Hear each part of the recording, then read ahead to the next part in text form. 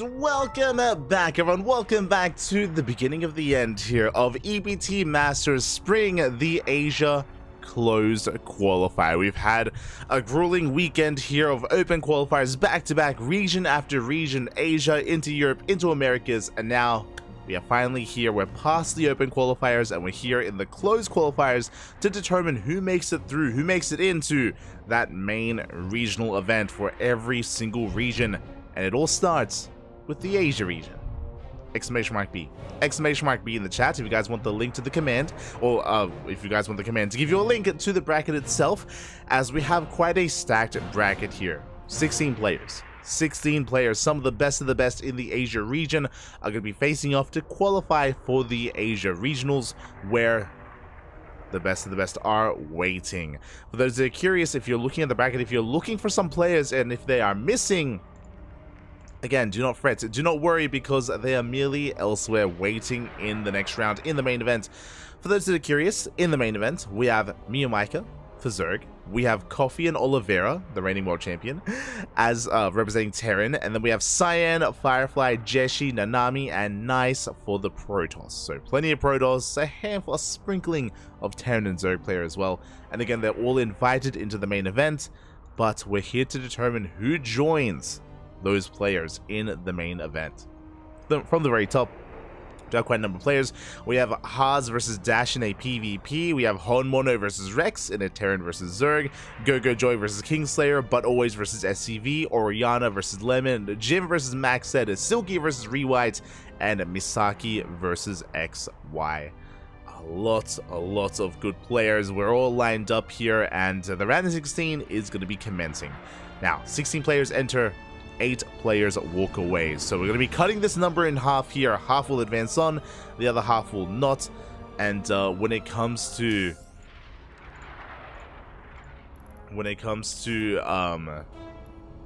the match ahead of us, you should already be able to see it here on the screen. Honmono versus Rex is going to be coming up first. Just one moment here as we are settling in. Vetoes are done, and I'm just making the lobbies.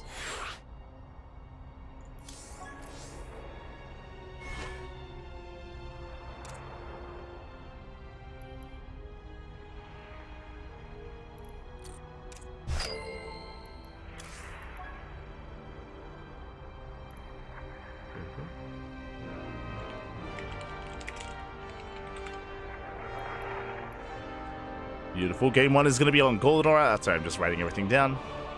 Site Delta, followed by Site Delta, followed by Oceanborn.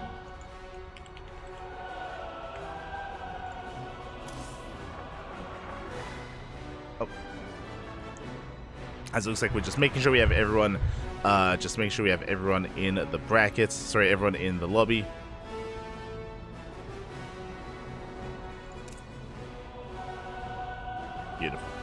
Beautiful. Okay, from here, again, hope you're all strapped in here. It's going to be a best of 3. Best of 3, Zerg versus Terran to kick things off. Rex versus Honmono. It's going to be a pretty intense one. GLHF. Beautiful. We do love to see it. We're loading on in. And if you're in the chat, predictions will soon be open, so you can place your bets on who you believe is going to advance on into a qualifying match. Now, the first round is best of 3. The second round, that's when the qualifying matches begin. That's when the best of 5s are upon us. Oh boy, it's going to be a spicy one. It's going to be a pretty intense series here to kick things off. I do not envy you for when it comes to round of 16. Do not envy you when it comes to predictions, just because this is going to be a close one to call. I want them both to make it through. That's my bias here. I'm a fan of both Rex and Honmono. I want them both to advance on. It is double elimination, so there is a chance that both can make it through, but it's going to be a tough one. It is not going to be easy here. And if you are in the chat, predictions are open. Place your bets. Predictions open. There we go. And spawning in the bottom right hand corner of Golden Aura, we have our Taiwanese Zerg player, the red Zerg representing Team Offside. It is Rex. And spawning in the top left-hand corner, we have as opponent, we have the South Korean Terran player living in the land of Japan, going for a proxy 2-racks already as SCVs are being sent out across the map, representing Team Hyper 1. It is Hon Mono. Here we go, Hon Mono versus Rex, and we're pulling back. Wait, what? Okay. I'm still unwell. I was caught a little bit off guard here as we're pulling back. Hon Mono second guessing himself a little bit here. This is a little bit risky. This is a little bit scary. So his SimCity, his placement of his depot 100% was, I mean, this is a really interesting placement because there is going to be no wall here at the ramp. The natural base is being thrown down. It is going to be a CC first out of Hon Mono. Crazy. We start off with a fake or a feigned out proxy 2-racks, now into a CC first. Very interesting build here, very interesting deviation. I was actually talking to Hon Mono before the broadcast, before the games, and Hon Mono did say he was nervous. Hon Mono, he is a little bit inexperienced. He has been an up-and-coming player throughout the rise of the COVID era of StarCraft, and Hon Mono, he did say he was nervous here, and I feel like the opening of this game shows that nervousness here, as it was a shaky start for our Terran player. We'll see if we can recover. I do like Hon Mono thinking on his feet and going for the CC first as a follow-up after the kind of, you know, disrupted all-in or disrupted proxy. As we're settling in towards our game, Rex going for a hatch gas pool, standard opener out of our Zerg player, shaky opener out of our Terran. From here, because it's CC first, we are going into our racks. You can see here, even then, a bunker should be thrown down just because we have no map vision. Again, Hon Mono, no SCV scout, no Reaper scouts because of the delayed gases. Again, no Reapers whatsoever. Going Marine first. Hon Mono's in the dark. He has no idea what's going on. He's playing blind right now, and he has to be safe, or he has to play as safely as possible as a result with that bunker. Meanwhile, Rex, he's just playing standard. If he knew what Hon Mono was up to, he could cut corners. He could even go for an all-in, throw down a Roach Warren, and just send it across the map. Could do whatever he so chooses, but for now, just playing it out safely. Oh, good. Here we go. Yeah, we are going to be fanning out our Lings. Rex just taking control of the Zelnaga towers for the time being. Behind this, gases are being taken and soon to be going for an add-on swap into Hellion production, I imagine. Now, Hon Mono as a player, maybe if you're a little bit unfamiliar, we cast plenty of Hon Mono on the channel, dubbed Hung Mono at times. He's a very, very adventurous player, does dabble in the mech, is very cheesy, very aggressive. I bring up the mech, but we're not going to be seeing it here in game 1 because that is double eBay. Okay, so Hon Mono, as often as he does play mech, and it does happen from time to time, he's also a very strong bio player as well. If he does lose momentum though, he is the kind of player that's more than willing to just turtle up, just wall up, turtle up, and just embrace a longer later game instead. It's happened more than once here for Hon Mono, and we could be in for a longer one as a result. He's more than willing to embrace that kind of playstyle. For now, fast Marauder production. This looks like a Hellbat push. This is an odd one here. It's an odd one because we went double eBay, so we don't really, I mean, the armory is cheaper because of the new patch, so it is going to be a little bit easier to invest in, but yeah, just really fast Marauders instead. Hellions are getting across the map. They're going to be dancing here with the army. They shave off some Lings, but they don't get into the mineral line. Queens are able to keep up. Hellions are deterred from the dive from the main mineral lines. Good defense out of Rex. Overlord goes in. Concussive Shell is getting prioritized here. Very interesting. So basically what Hon Mono is doing is that this is also kind of a hard counter to something like a roach-based push, but there it is. There's the armory now on the way. For those that are unfamiliar, in the new patch, the armory is actually cheaper. The army is actually cheaper, so this isn't as committed as it once was, and we can kind of settle into something a little bit spicier as a result with an armory Hellbat push initially. Speaking of, Hellions moving out, Marauders are chilling back at home for now. Queens are moving out, turning those Hellions away. Behind this, we are going for a lair. First lair into a Baleen nest, so a very safe build here out of Rex. Essentially what Rex is doing is just delaying his Eva chambers and delaying his upgrades, but these are very fast upgrades here from Hon Mono. He's going to kick in with 1-1. He's going to be able to get into 2-2 as well alongside this. So really fast 2-2 here out of Hon Mono. Meanwhile, Rex doesn't even have an Evo Chamber, has not even started 1-1. There we go, Evo Chambers are now going to be on the way, but Honmono has a massive upgrade lead. Is insane. How many Marauders? We made one? What? He made... Wait, what? Am I crazy? Wait, did he lose some? He hasn't lost anything. Did we invest into concussive? Okay, we canceled. Okay. We made one Marauder. Overlord did come in for the scout. It looks like we canceled concussive shell going into sim instead. Again, Honmono, very interesting play style here. And that armory, again, we're going to be able to make use of it just because of 2-2 that's already started up. And Honmono just transitioning into a more bio-heavy composition. Third TC now on the way, about to finish up.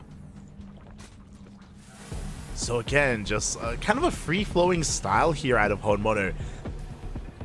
Not something you see too often, and I want to believe a part of it is maybe because of nerves, as the Overseer comes in, spots the Marauder, alongside all the Marine zone is going to be forced back. Oh, nice catch. Marines do catch the Overseer. Does supply block Rex for a moment. Hellions, they keep rotating around. Keep rotating around. Hellions getting a couple of tumors. Rotating into the mineral line as well. Just getting a couple of drones here and there. We can see Rex trying to wait to base the army further onto creep. Trying to go first around, but alas, Honmono does react in time. Does pull away.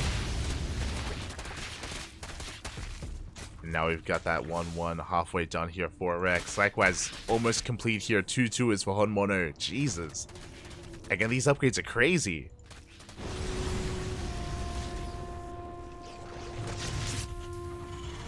And we'll see when Honmono does decide to move out with his army. For now, just only being active with his Hellions. Not really applying too much more. Medevacs are on the way. Second factory for continued tank production. We do see Honmono finally going to be moving out. This is lined up with 2-2.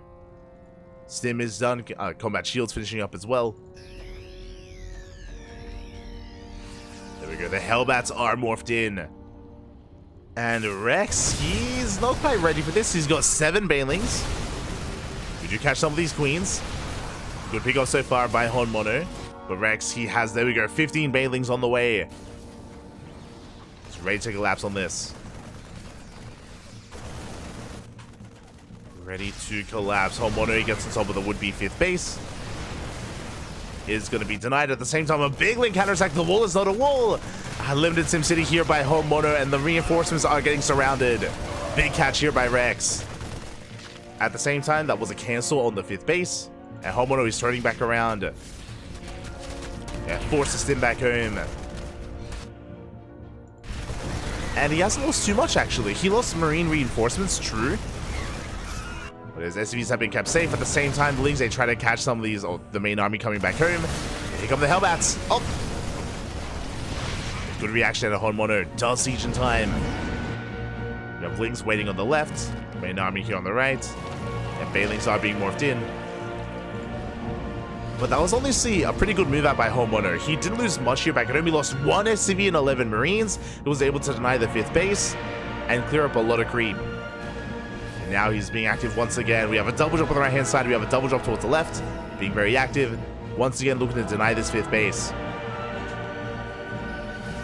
Limited creep available here for Rex. It's a lot of Ling Bane though. There's a lot of Ling Bane in position. Honmono. A couple of Marines getting caught out. We'll lose a handful of them.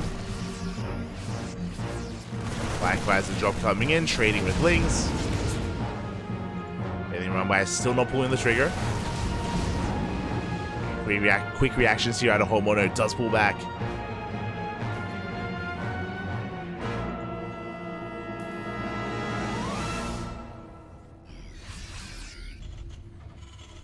Does a pullback.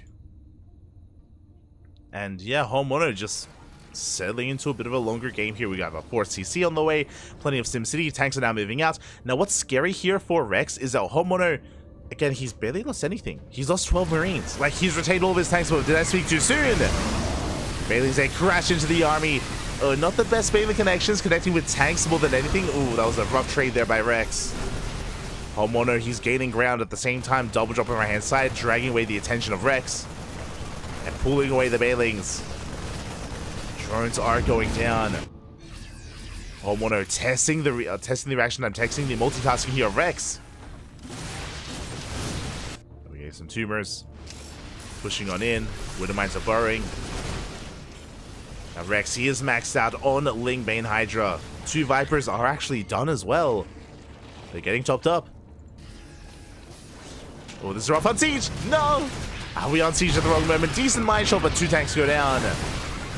And we collapse on the army. Tanks again late to siege here, and Homeowner, he gets caught out. His army gets caught. A decent cleanup here. The Marines will escape, but I can't say the same for the tanks. At the same time, double drop is being forced back. We do leave some Banelings in position, and Rex defends. Efficient trade here by Homeowner. Oh my god. Getting a lot of those Banelings. Remember, 3-3 is done at the same time. We're pushing on in. We're trying to break the 3rd base. But the SimCity's too good. The Concave is too good. Homeowner holds. Does hold on. A lot of Banelings went down earlier, and we are actually threatening this base. Only a handful of Marines, though. Yeah, Rex is okay. We'll be able to defend. Marines are being forced back. Homeowner, again, desperately trying to get his 4th base up and running. It is going to be a planetary. It is finishing up. The creep here is getting a bit out of control. Going to be able to deny some of it at least. Do shut some of it down. Little mines left over here towards the south. We're clearing up a lot of creep here in the center. Yeah, Homeowner does have that upgrade advantage, but it's slowly slipping away. Rex is working on his own 3-3. And the mines! Widow mines are not baited out. And Rex is going for a big Ling counterattack. Homeowner doesn't have much at home to defend. Homeowner is maxed out, doesn't have many reinforcements. Banelings are rolling in, and we are looking for some good connections. We do connect! The Concave is okay, but it looks like we do clean this up. Big Baneling connections. Widowmine's going to be going off. We clean up the tanks. Rex, he does defend at the same time. Lings are wreaking havoc at the natural base, denying any mining. And Homeowner, he's running out of steam. He was so efficient throughout this game. For the majority of this game, Homeowner, he was just so meticulous with his move outs, with his control, with how he was committing. But Rex finally took some good fights. And Rex's 5th base is up and running. He's got a 6th on the way. 78 workers. And Homeowner's in some trouble.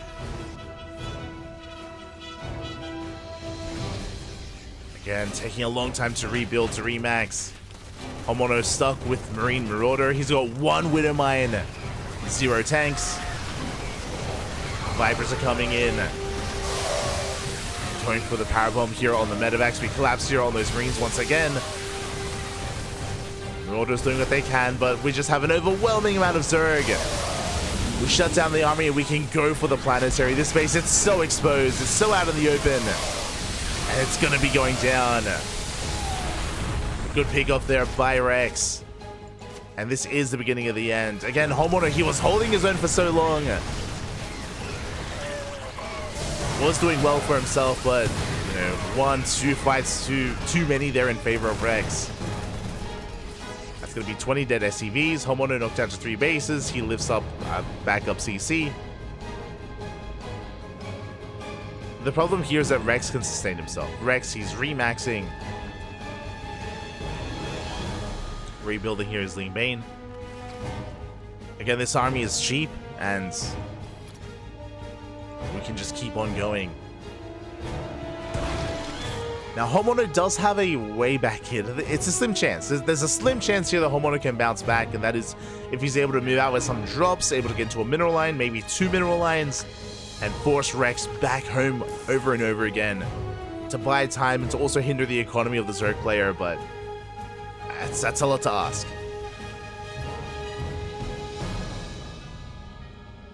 It's a lot to ask, especially with with Rex having map control.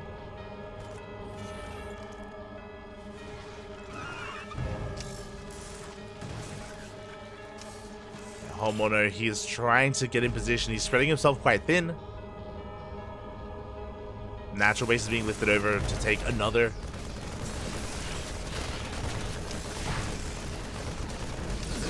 Trying to take another base, baiting out a couple of mine shots. Again, there's a world where maybe if we have like the most perfect wood mine connections, and maybe.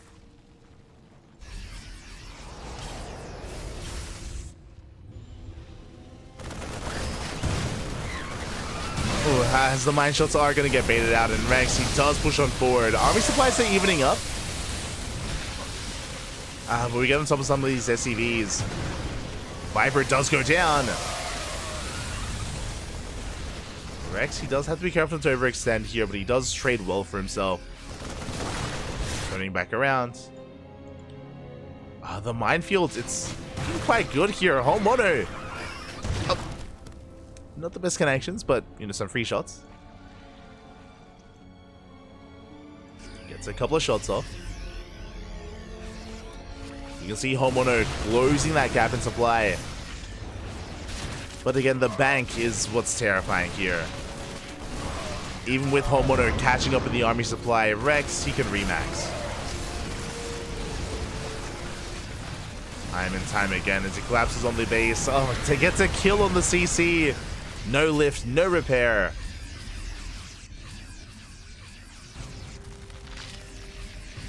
And that may just force Homono's hand. The lurkers, they have arrived. The lungers are here. We have upgrades. Liberator sieging up. Liberation zones, they will help, but lurkers, they're already here. We collapse here on these marauders. That big spine shot's going up. Oof. Rough losses here for Homono, bleeding out far too much. Only escaping with 2 medevacs full of Marines. Again, the Liberators that were left behind, they weren't a part of the fight.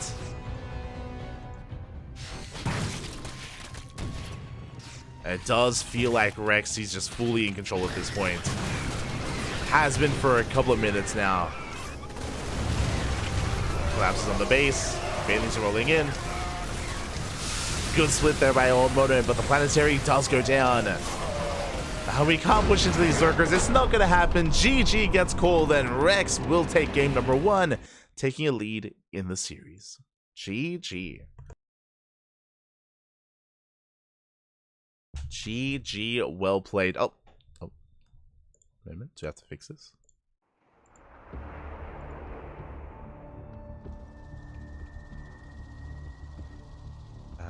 One moment here. There we go. But GG, well played. Rex does take game number 1, but it's a best of 3. Don't worry, it's a best of 3. Plenty of games ahead of us. Plenty of games to come.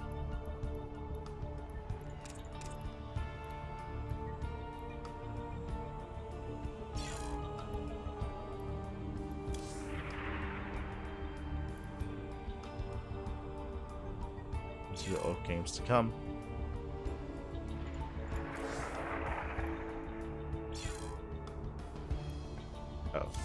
And it looks like game number 2 is going to be on site at Delta. It looks like we have some in-game issues, though.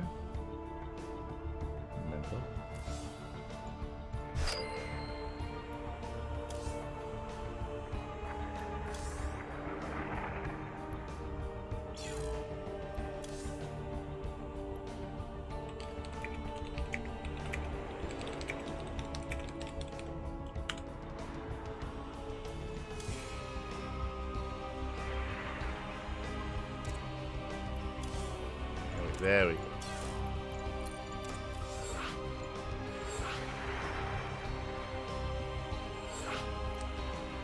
Weird. Looks like we had just yeah, we just had a weird bug.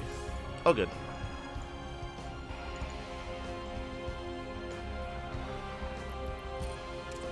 Just had a weird bug, but we are fixing things up.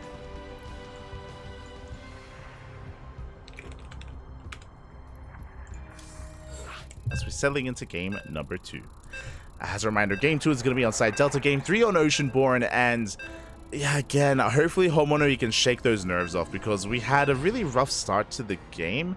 As I say that though, like the mid game was pretty solid by Homono. I was very impressed how he was playing, how he was engaging. But again, he was caught unsieged. There was that moment when he was turning back around and coming back home, and he was bleeding out tanks. He got surrounded, and it's one of those things where he didn't really have the most amazing economy behind it to be able to sustain those losses. So things quickly swung in favor of the Zerg player, but here we go. We're getting into game number 2, and spawning in the bottom right-hand corner of side Delta, we have the Taiwanese Zerg player, the red Zerg representing a team offside. It is Rex. And spawning in the top left-hand corner, we have his opponent. We have the South Korean Terran player living in the land of Japan, representing Team Hyper 1. It is Hon Mono. The most honorable of honorables himself, and this time we are keeping the depot back at home. We are not going for a proxy out on the map. This time it looks like our opener is a little bit more secure. Oh, this looks like the beginning of a 2-Rax. This does look like the beginning of a 2-Rax Reaper build, but we'll see if Homono does embrace something else. Meanwhile, Rex, he's going for a drone scout on the right-hand side. Wait, did I say drone scout? Because, okay, we're pulling back. I was like, are we going to skirt around the edge? No, we are not. Rex, very paranoid, checking the northern portion of the map before coming back home, going for a hatch first. So, again, Homono has a reputation. If you're familiar with him, you would know that he's very cheesy, very aggressive. And Rex, he's aware that he's very paranoid here. Scouting early on, looking for any kind of crazy nonsense here from Homono. And we can see that this is not a 2-Rax Reaper, this is a Rax Expand, or at least it looks to be. Okay. Yep, Rax Expand here from Homono. Looks like Rax expanded into a factory. This looks like the special build. We're hoping to throw down the factory and get into a setup here on 2 bases. As we are just going to be settling on in. But again, at least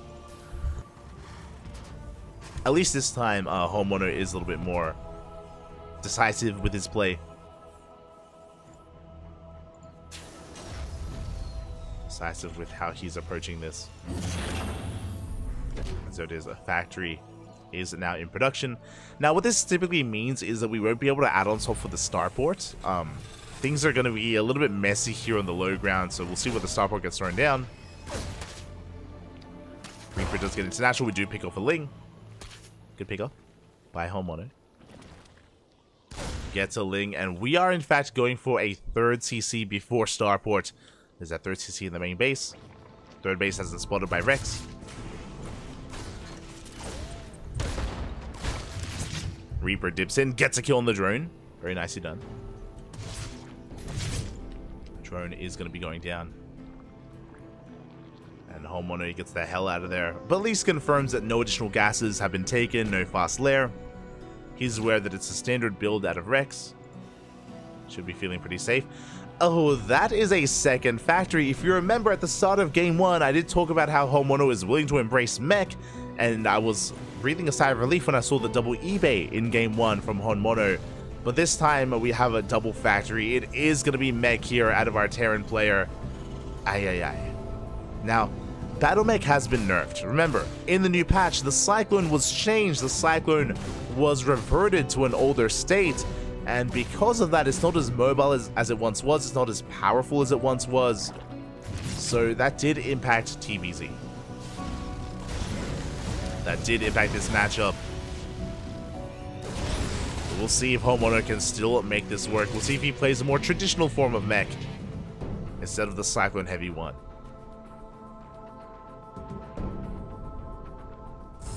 As Lings, they try to get a scout up. Limited vision here into the main. Lings are going to be forced back. Do see Homono trying to cut those Lings off.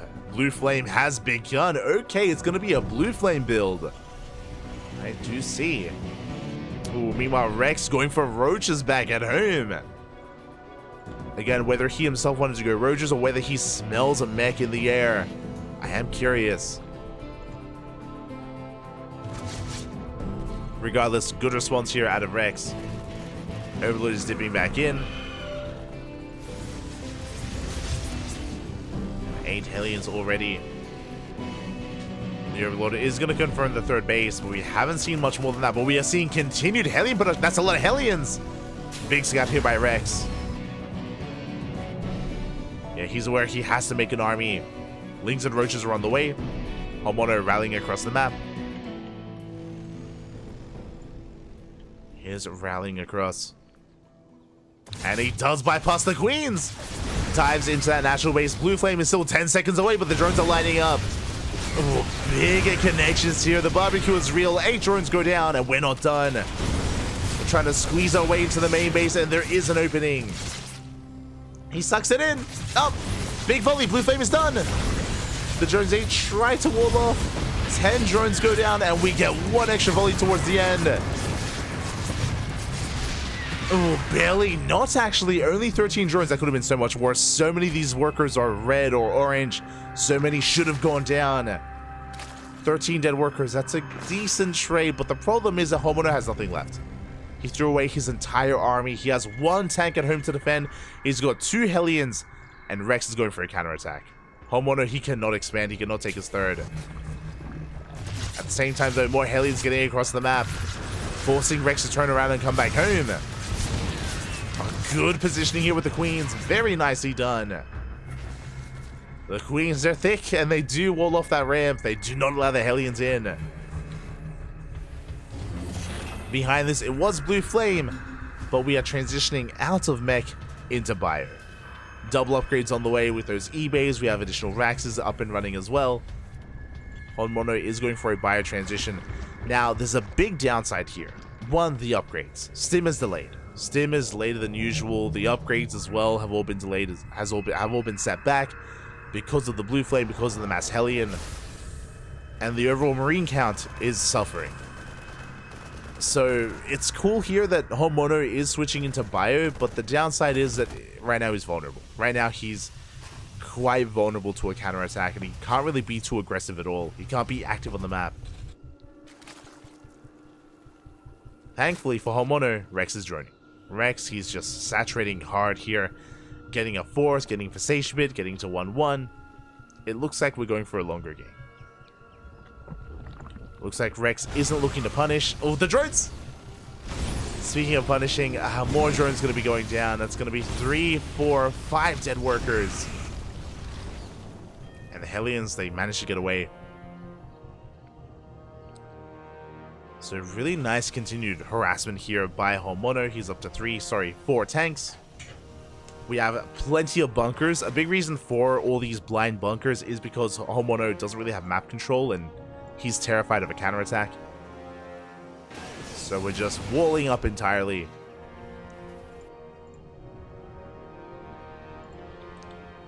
So here Rex looking for said Hellions. Looks like he was unable to catch them. And yeah, from here the game is going to be settling down. So Rex just happily joining on up. Likewise, Homono securing himself here on 3 bases. Now, Rex doesn't have to push into this 3rd base. Again, it's too heavily fortified. It would be suicide to try to break this position right now. At this point, deny the 4th. You know, just contain Homono to 3 bases. That's all Rex needs to do. Just max out, tech up, spread creep, and contain. It's not the most, you know, invigorating or exciting style here from Rex, but it's a very secure way to just secure his win here, secure his game. You should just be patient.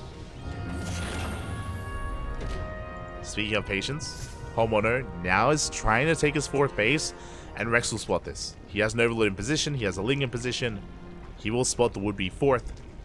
And it's going to be on Rex here to be active and to deny that base. Homono's moving out while he's expanding. Trying to keep Rex on the back foot. Again, moving out just so he can protect himself here, just so he can expand. Rex waiting for his Vipers. Hive is done, Vipers are on the way. These tanks are terrifying, but 1, 2, 3 blinding clouds, and we can cover every single tank here. And then Rex can just roll over this army.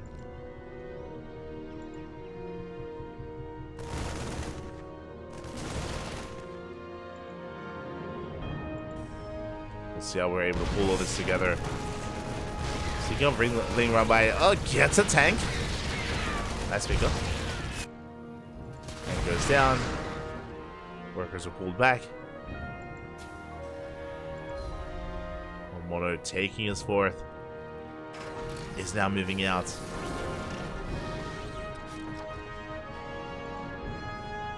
As he moves out, Ling Ranbai is being set up here by Rex. Does manage to lift up his natural, but oh, that third base is exposed. Third is exposed. Homeowner pushing towards that fourth. And he does catch some of these Banelings. Not bad. Gets a couple of Banelings. Vipers are moving forward. Big blinding clouds here covering every single tank. And that's what we were concerned about.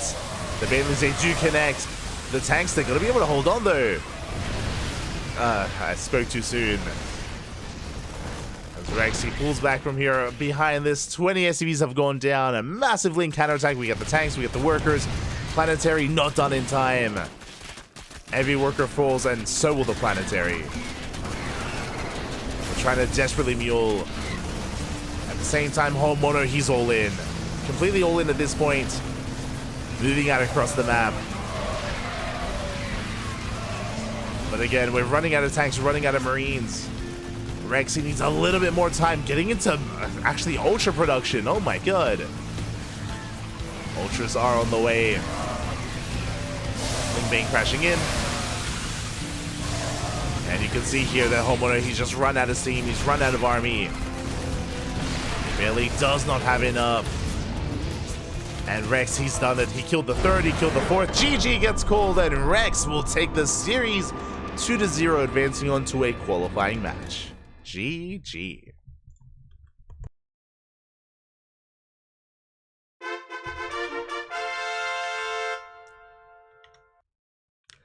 GG, well played. Congratulations here, as Rex will be taking the series. 2-0. Big win here for him. Homeowner did seem a little bit nervous in game number 1. Did seem a bit nervous. But here in game number 2, we saw that the build of Homeowner, unfortunately, just didn't do enough. The very committed Blue Flame Hellion build did kill 13 drones, but again, that wasn't game-ending damage. That wasn't the damage he was looking for. He was hoping for more. From there, Rex was able to resaturate, restabilize, and able to come out ahead. Able to take it in the end. GG. Congratulations here to Rex. And this means that Rex has moved on into the next round. Does he have an opponent? He does! Let's go. I need to slip into some DMs. I need some DMs here.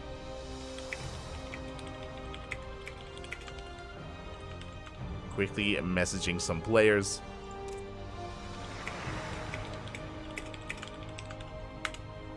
As we quickly catch up with the bracket. From the top here, we had a PvP. Haas took down Dash 2-0. It was a 2-0 win in favor of Haas, and that means that Rex moves on to face off against his countrymen, to face off against Haas. Let's go.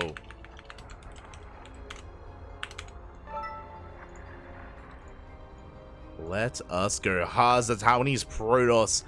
A very unique player, a player with a legacy behind him here. He's just notorious for being hyper cheesy, hyper aggressive, for his own unique play style as well. At least that's what he was known for in years past. Nowadays, Haas has mellowed out quite a bit, but he's still an amazing player, and I'm looking forward to this rematch. I say this rematch because for many years, Rex was the best Zerg player in Taiwan, and Haas was the best Protoss. Nowadays, in modern StarCraft, I would say Nice has superseded, has surpassed Haas. I would say Nice has surpassed Haas, but Haas is still, you know, a good player in his own right. He's still threatening, he's still one to be respected. So, yeah, a bit of an old school matchup here. Rex versus Haas. Do love to see it. Taiwan on Taiwan action is here. Scrolling down, Go-Go Joey is still mid-series against Kingslayer, but always still mid-series against SCV. Lemon took down Oriana 2-0. Lemon has been looking very impressive as of late, and all the other matches are still ongoing. Now, if you're a fan of Honmono, and I mean, I am a fan of Honmono as well, do not worry, do not fret. He is still in the tournament.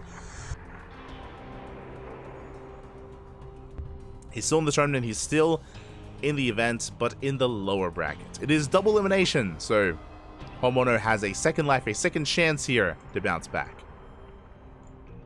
Meanwhile, let's get those predictions ready. As a reminder, qualifying match. Now, personally,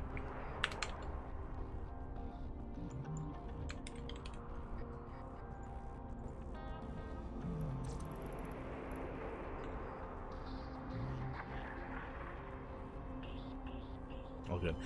Personally, I would favor Rex here just because I do think that Rex is more in form.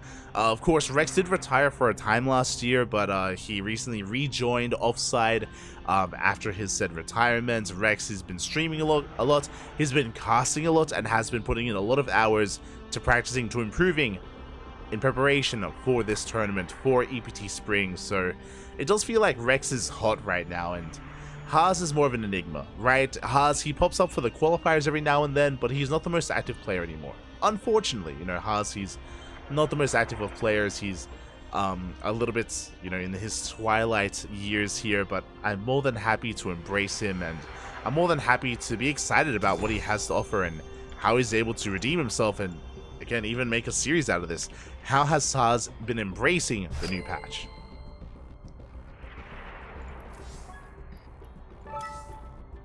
There we go.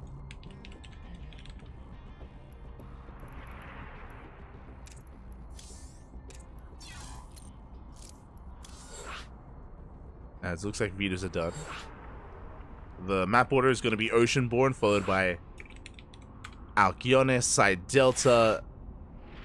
Oceanborn, Alcyone, Side Delta. Golden Aura.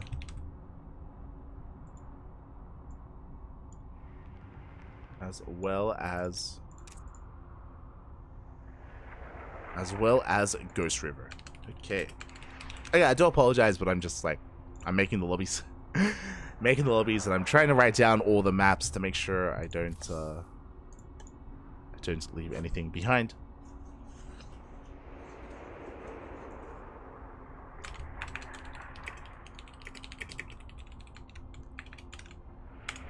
Just letting everyone know what's going on.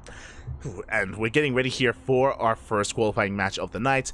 Now, after this series, after we crown our first qualified player, we will most likely be following the loser into the lower brackets, or we might try to find another qualifying match. Again, we have a limited amount of English broadcasts here, and we're going to try and spread out. We're going to try and cover as much as we can.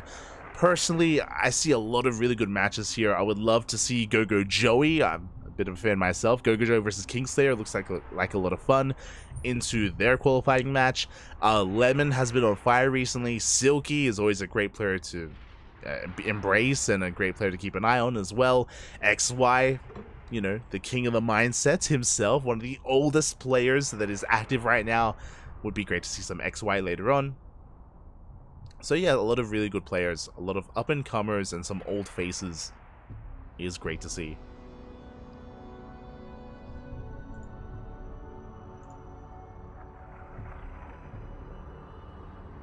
Here we go.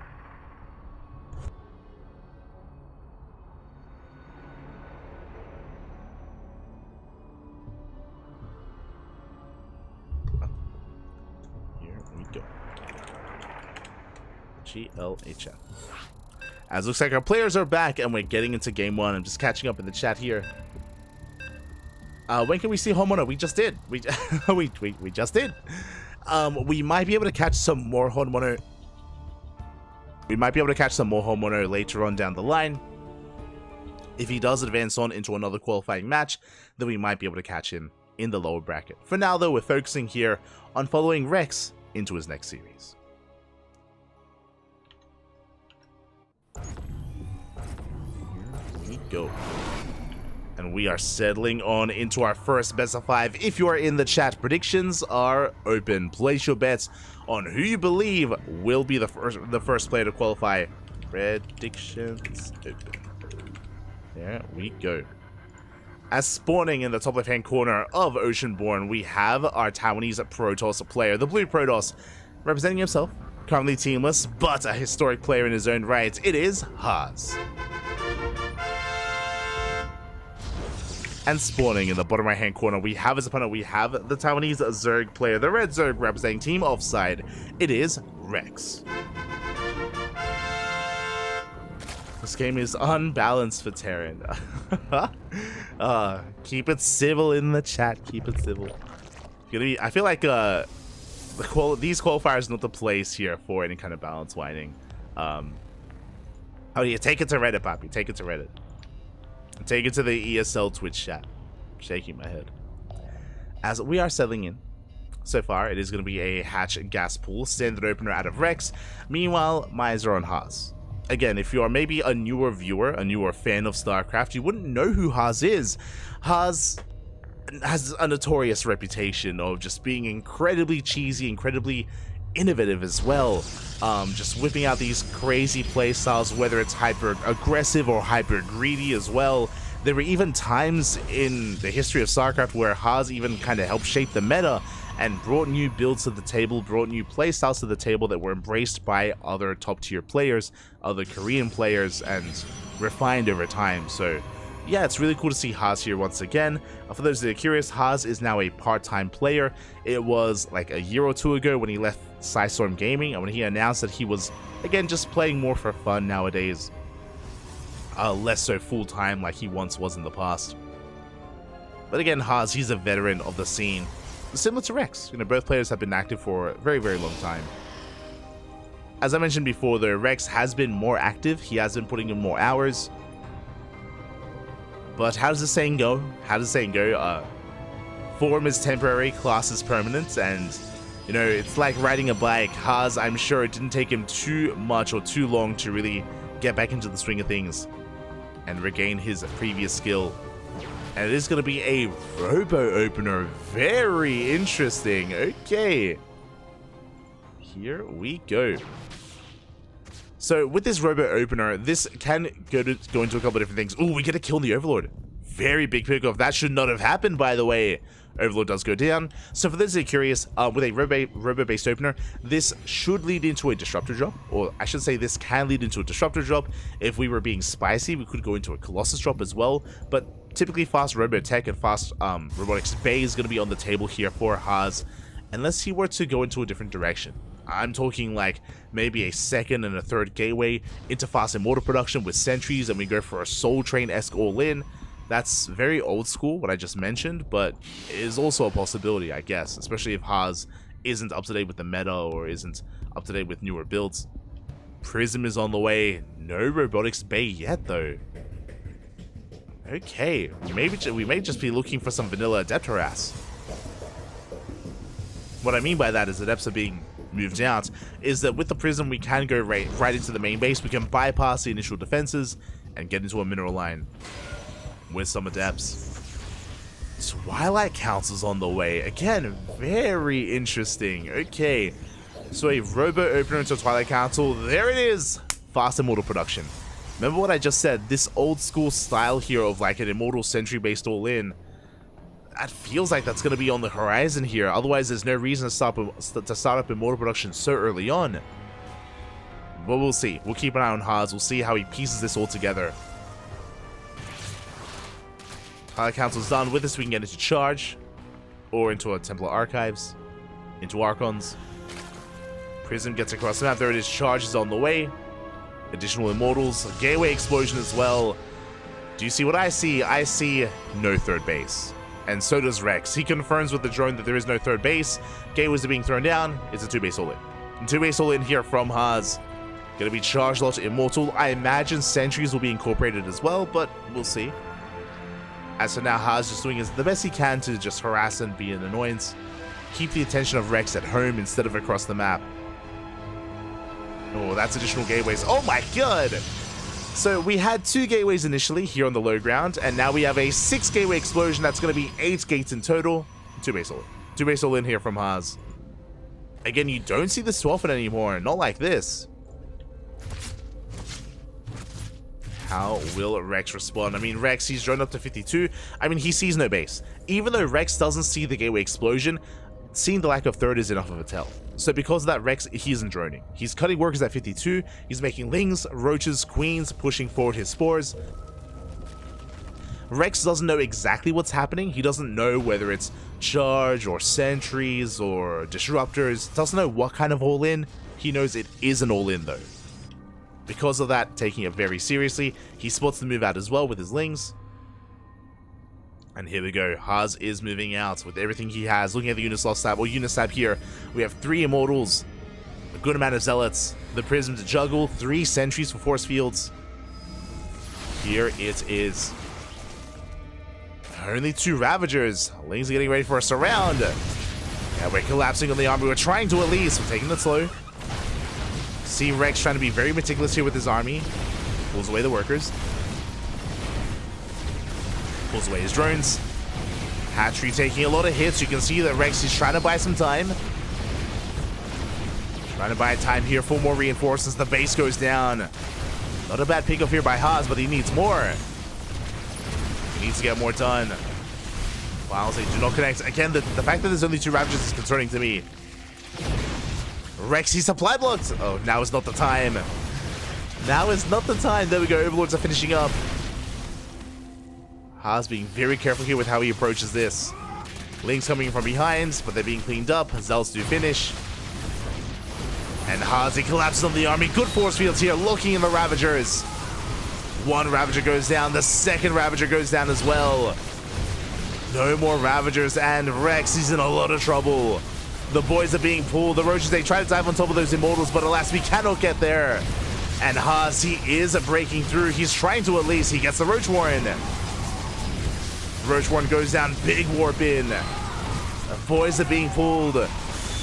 Rex trying to get on top of this, but he's losing too many Roaches. He's losing too much. Zelset getting out of hand.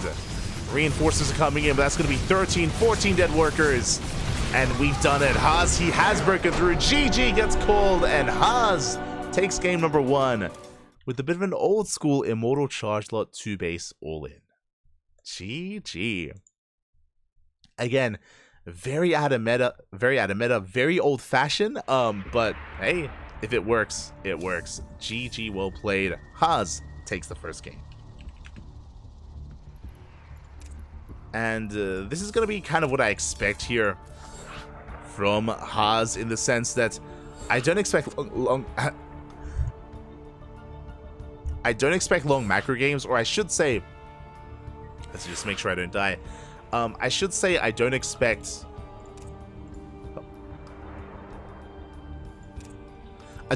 standard games out of Haas. We could see a longer macro game if Haas, for example, rushes into Sky Toss, rushes into or is able to be hyper greedy or something of the like. There is a world where Haas could try to embrace a longer game, but again, I don't expect standard play.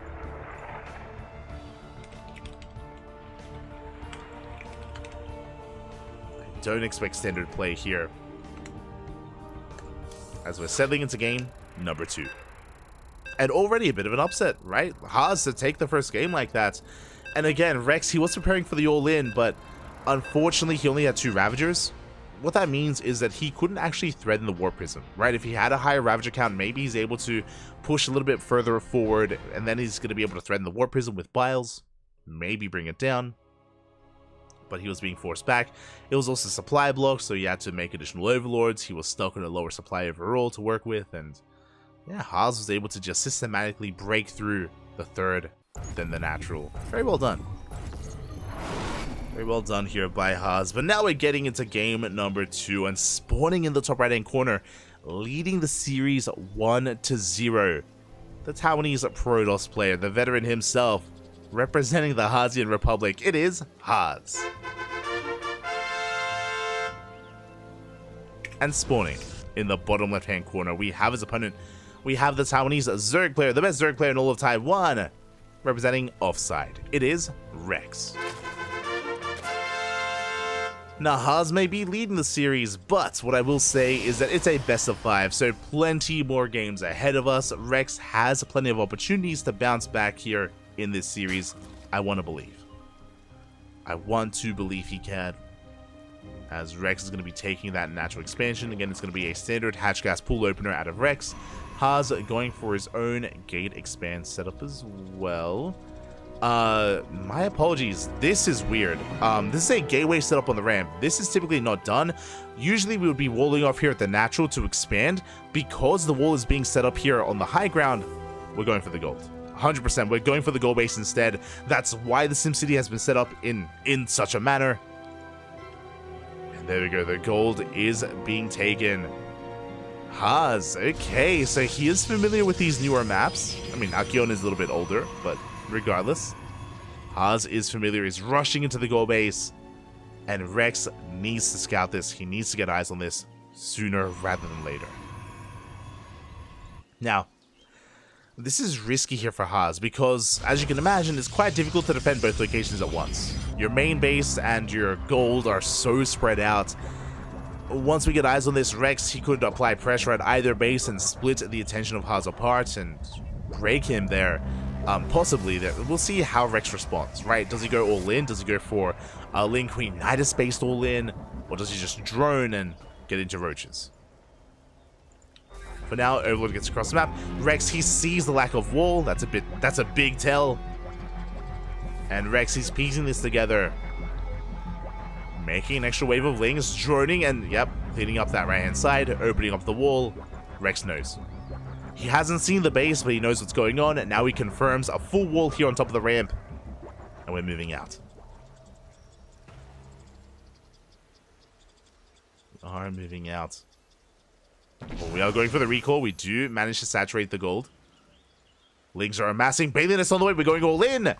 Rex is going for a Bane Bust, and Haas has no idea. Now he's setting up SimCity. We have a Pylon, we have a Gateway, we have a Robo.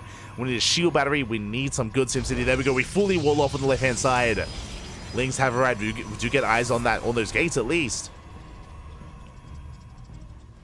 We do get eyes on them. There we go. Shield Battery on the way. Haas, the Architect himself,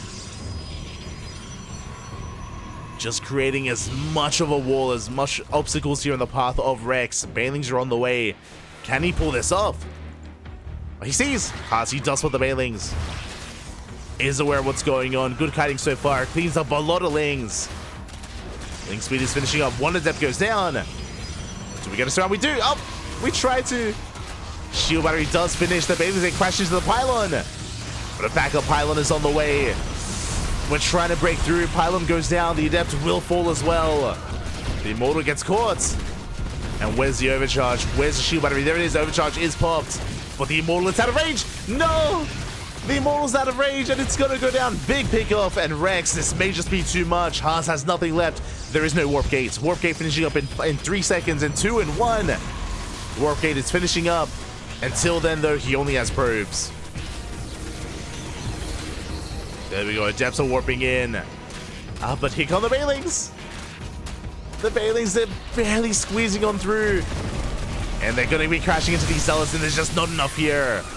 Rex, he's done it. He's broken the gold. And with that, Haas, cheeky move going for the gold base, but he won't be able to save it. Won't be able to hold on.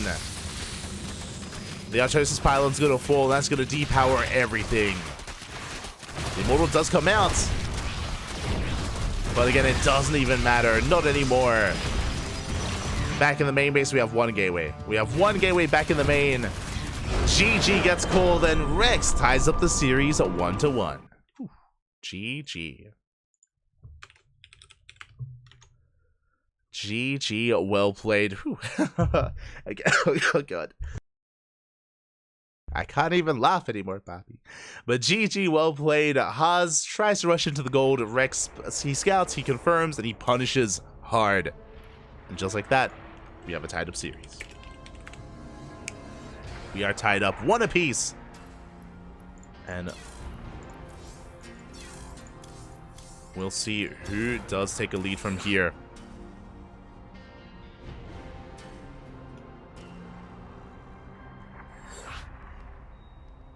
Who takes the lead? Who's able to gain momentum here?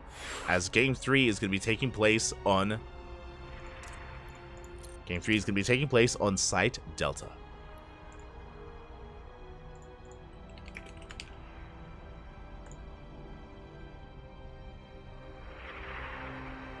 we go.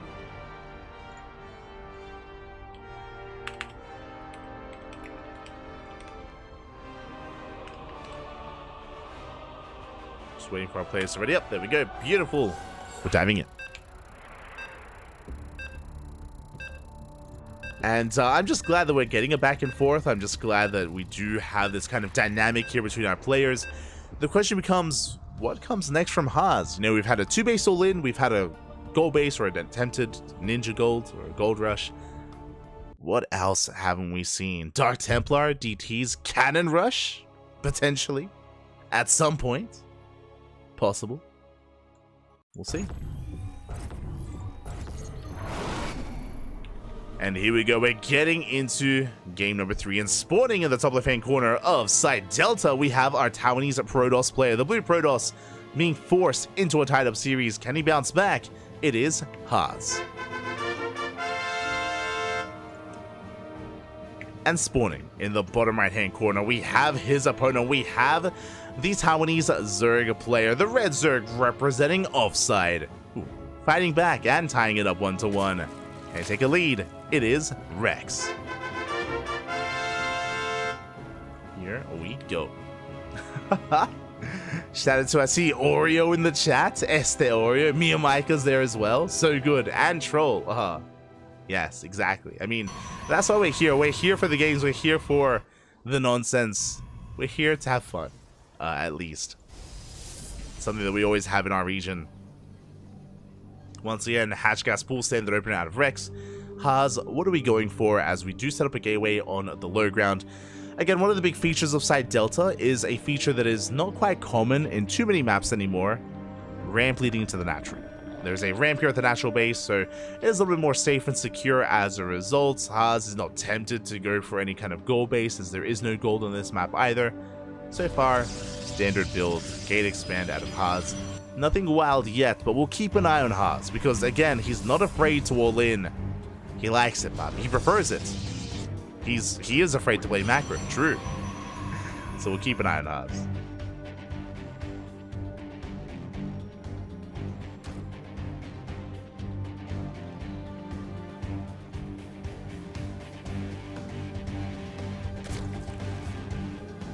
Just catching him in the chat. Haas might have messed up the SimCity a little bit.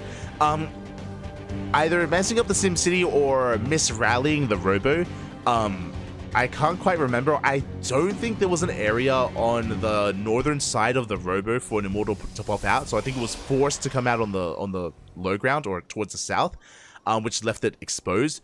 So either the Immortal there had to be room for the Immortal to pop out in the mineral line, or the shield battery had to be a little bit closer towards the left-hand side to be within range of the Immortal, either or, right? Like, one or the other would have been preferred. And if the overcharge was within range, if the Immortal survives there, potentially a different outcome. Potentially, right? I'm not going to say that if the Immortal had been within range, then Haas defends, he holds, and he wins the game. I'm not sure if we can go that far, but, you know, it would have made for a very different game, regardless, and there was an unfortunate moment when the Immortal was out of range. Meanwhile, once again, Robo Opener. 2 games in a row. Now, sorry, I said 2 games in a row. Second time in this series. To wind it back, if you weren't here for Game 1, in Game 1, Haas went for a Robo Opener into a Twilight Council, into an Immortal Charge, 2-base all-in with 8 gateways. But I was a little bit surprised that was the case. I was expecting like a Robo into a Bay, into Disruptor Drop or Fast Colossus. I was expecting something a little bit more normal and a little bit more standard. A little bit more, maybe common is the better way to say it, from a Robo Opener, but we'll see as once again, there's a Twilight Council. So far, this looks like the same build as Game 1. This looks like Robo into Prism, into Immortal, into Charge, into a 2-base all-in. We'll see. We'll keep an eye on Haas, see if he does deviate. And I'm sure he will. Again, Haas, he isn't a one-trick pony, and I would be surprised if he embraced the same build again in this series. Overlord goes down, that does supply block Rex, at least for a moment. 4 Overlords on the way. Ooh, a brutal supply block there for Rex. Prism is coming out, again to harass across the map. Twilight Council is done, and what are we going for? We are once again going for Immortals, but this time we don't go for Charge. This time we're going for Dark Templar. So the opener was the same as Game 1, but the build has changed. This is a new adaptation here by Haas, going for the Invisible Man. The Invisible Man is going to be on the way, and Rex has to be careful because he may misread this. Rex, he lost his Overlord, and as he's piecing this together, he may kind of fall for it. He may believe it's going to be the same build as game 1, and if that happens, he might skip his Spore. Now, he is going for a lair first. Bold move here.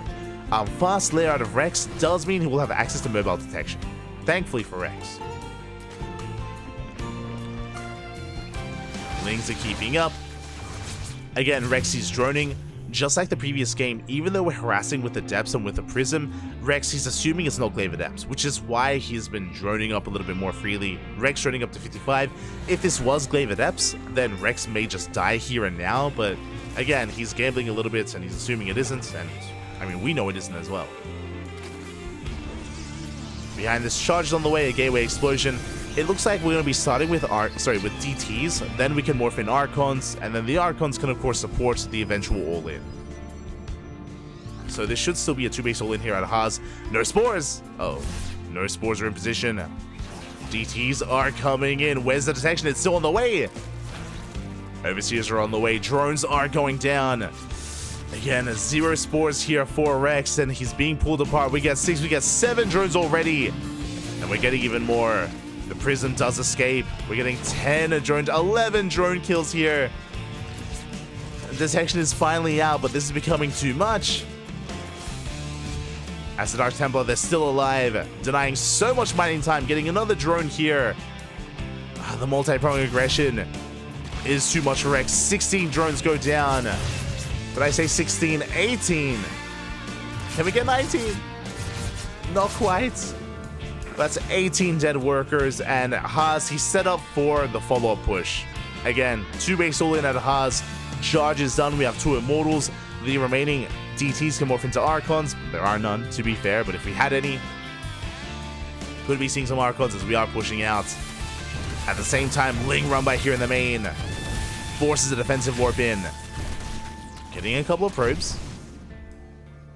But Rex, can he survive? Can he hold?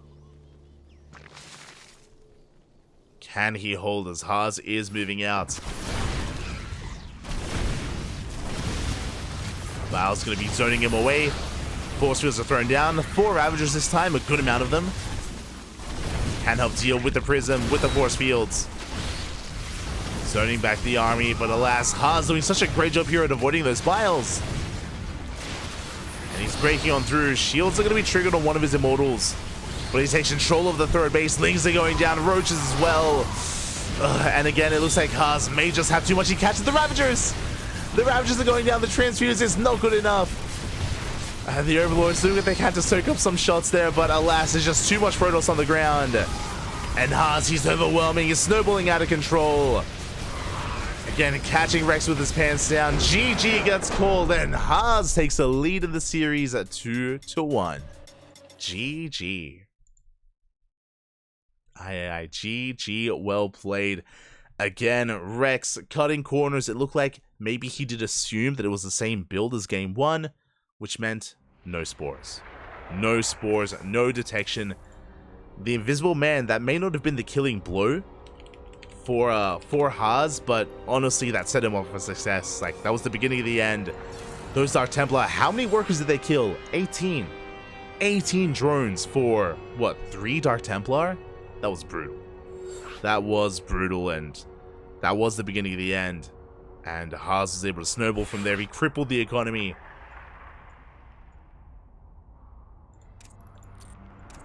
Did cripple it and was able to just knock Rex down from there. And now Haas is 1 game away. 1 game away from winning it all. Haas needs 1 more, and Rex needs to fight back here and now to force the ace match. The pressure is on. The pressure is on. Meanwhile, as we settle into our next game, a big shout out to Gemini SC2. Oh my god, GGE Mini in the chat. Ga, papi ga. Gracias, thank you so much for the raid. Hope you had a great stream. Hope you had a great time. Assuming you were laddering or maybe hosting something related to all things Protoss. Thank you so much. A big shout out to Gemini again. He has been a pretty key part of the StarCraft community for many, many years, now living his life in Korea, but still helping where he can. You know, more recently he did post a wall-off guide for Protoss players out there in the new map pool, so thank you so much for all that you do, Gemini. Thank you so much, and thank you for the raid. As we're settling into our next game, and spawning in the bottom right hand corner of Golden Aura, we have our Taiwanese Protoss player, the blue Protoss, representing himself one game away from making it through and qualifying for the main event for the Asia Regionals of EBT Spring.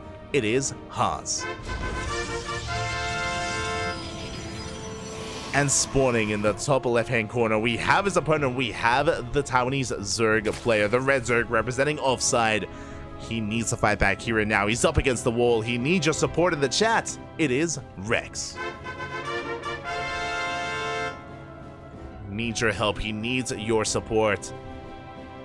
Personally, I would love to see an ace match, regardless of whether this goes the way of Rex or Haas.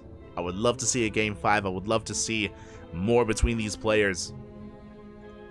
But again, it's not on me. It is on Rex.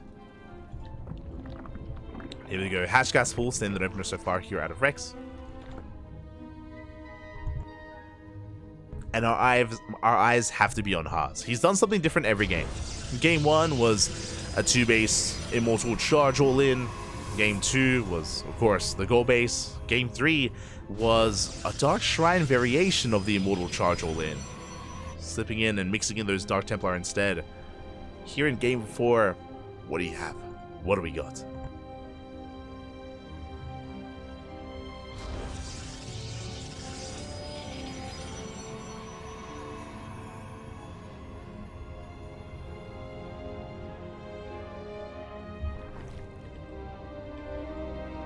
We go. So now we're just going to be settling into set game. Probe Scout coming in, just confirming the timing of the hatchery, just making sure that nothing amiss is going on. To get eyes on the gas geyser or the spawning pool timing as well. So Haas should be feeling pretty safe. Once again, going for the robo opener. Okay, this has been his go-to. Now, as I mentioned before, this robo opener has traditionally led into an all-in, into a 2-base all-in, but different variations. Game 1 was just Immortal Charge lots. Game 2, the last game was Immortal Charge, but we started off with Dark Templar to kind of pave the way for the all-in. This time, what do you have? This time, are we finally seeing a Disruptor drop? Are we finally seeing a fast bay into Disruptors? Or are we going for something more tried and true? Are we reverting back to just Charge lots and Immortals? We shall see.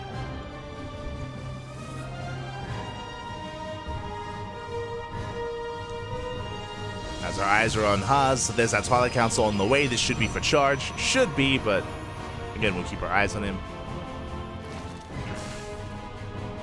Should be for charge. We could go for another Dark Shrine, but I imagine that Rex is going to be a lot more wary of detection this time. And I wouldn't be surprised if he goes for a safety Spore. 3-minute 30 Roach Warren. Very early Roach Warren here by Rex. Coming in from behind with that Overlord, and looks like he does get eyes on the Twilight Council. Yeah, he's aware of the more aggressive build here from Haas. Prism is on the way. Charge is being researched, as we have seen in the past. But this time we're prioritizing Charge. We're not investing into a Dark Shrine. Okay, so Charge lot Immortal based all in here. This so far looks just like game number 1. We're going back to basics, back to game 1. Now, Rex, he saw the Twilight Council researching, so the likelihood of there being a Dark Shrine is quite low. It's quite low, so we can skip Spores. There we go, Lair is on the way. Getting into Roach production, into Lings. I wanna believe here that Rex can hold this time. I wanna believe. He is droning up a little bit further. Droning up to almost 50. Adepts, they do get across the map into the mineral line. We do zone that Prism away.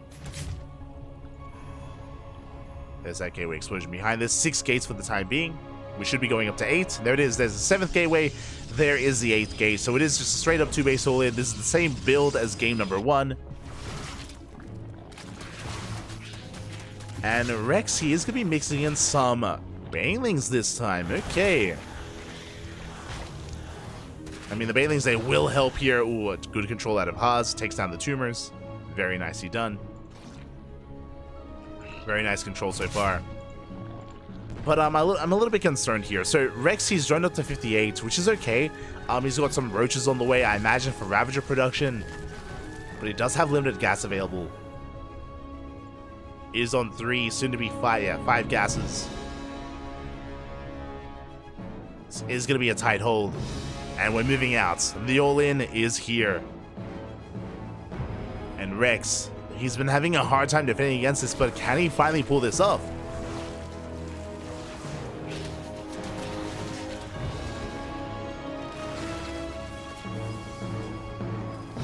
Again, this time it's a lot more straightforward. This time Rex is far better prepared. Plenty of Banelings, they are slow though. Haas has to be careful, he can't just ape in. He can't take the Banelings to the face. Oh no!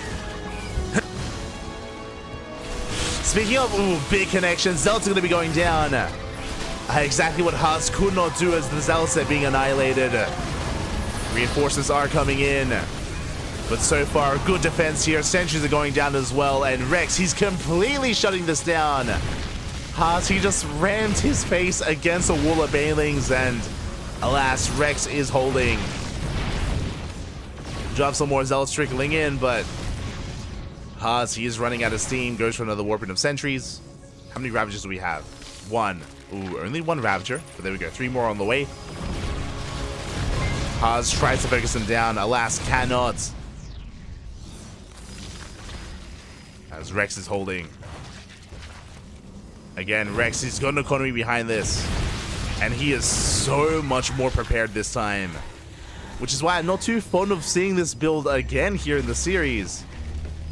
We saw it work in game 1, but again, Rex, he won't be fooled twice. Not like this. Haas going into the main. Jumping into the main base. Overlords, Immortals doing what they can, but there are queens in position, and Haas, he has to pivot back. Rotates back around. Banelings are waiting for him. Rex, he can afford to drone at this point. I'm gonna say that. Haas, he's still doubling down, still all in. No transition, no way out. On the bios, they connect. Ooh, the prism goes down. Massive connection. And Haas, he's just running out of steam. Things looking worse and worse. Dire and more dire here for Haas. Overseer Scout confirms that there is no third base. There is no transition. Speaking of transition, we're going for a bay. This is going to be for disruptors. It is a Hail Mary play here for Haas. And again, Rex, he is free to expand, take a 4th, tech up, throw down some Evo chambers. He can just work towards a longer game, or just build up an army and go for the kill. Rex, he has options. And it looks like he's going for the army. 13 more roaches on the way. Rex is just massing up and moving out.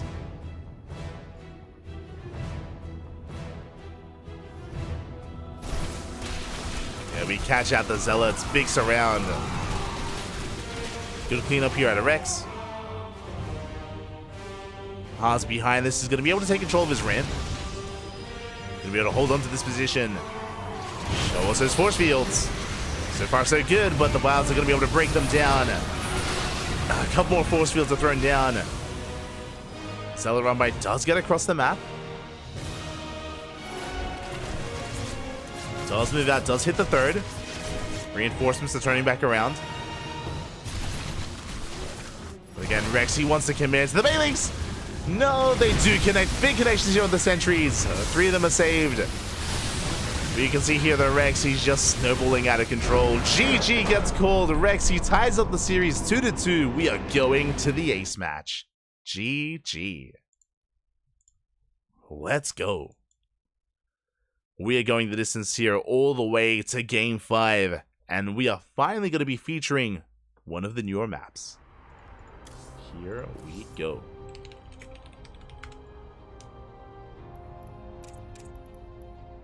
One of the newer maps here.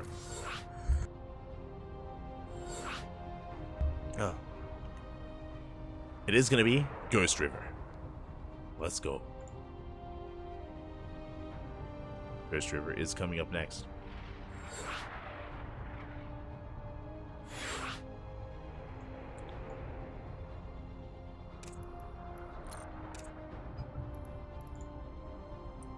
It all ends here. It all ends in the ace match.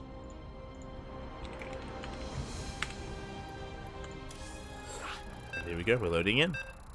We are loading on in. Again, I wasn't too happy to see the fact that Rex had gone for the same build 2 times in the same series. I was gonna say that one of the strengths here of Haas is he has so many builds up his sleeve that I'm sure he can bring something new to the table every single game. That was not the case though in that last game. And the question becomes, is he tapped out? You know, does he have anything else up his sleeve? Does he have another build available? Or are we gonna see more of the same? As we're loading into Ghost River. Shortest rush distance map in the map pool. Here we go. And as we're settling into the ace match, a big shout out in the chat to Chileno Singaporean. Ga, papi, ga. Thank you so much, Chileno. Gracias, papi, gracias. Thank you so much for the gifted bits here. For about 500 bits in the chat.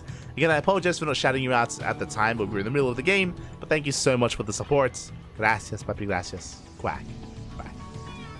As spawning in the top left-hand corner of Ghost River, we have our Taiwanese Protoss player, the blue Protoss, being forced into the ace match. Can he bounce back? It is Haas. And spawning in the top right-hand corner, we have his opponent. We have the Taiwanese Zerg player, the red Zerg, representing offside, fighting back, forcing the ace match. And can he keep the momentum going in his favor? It is Rex.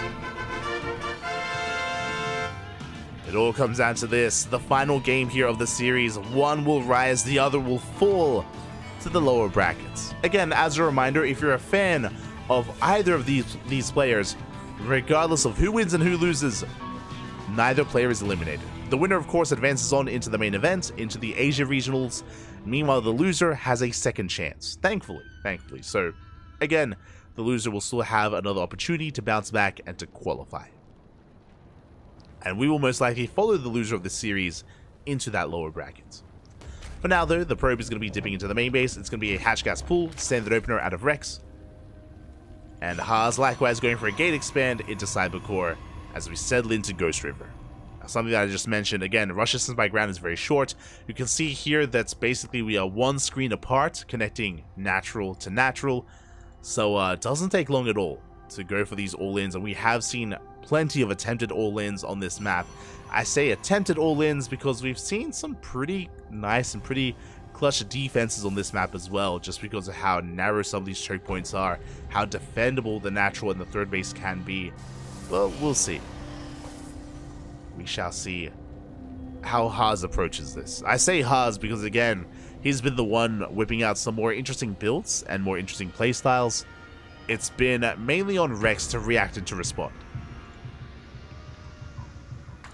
Speaking of, though, we are amassing a lot of lings. That is a good amount of lings coming out early on. Rex going the long way around here, skirting around the edge of the map, or at least avoiding the main attack path. It's going to be another robo opener, by the way. Every game, almost every game so far, robo-based opener out of Haas. Looking like another 2-base all-in from our blue Protoss player. Lings, they have been spotted. At least a handful of them are. In total, it is going to be 12 lings. Rex is going to be moving out, applying some pressure, and keeping Haas honest here back at home.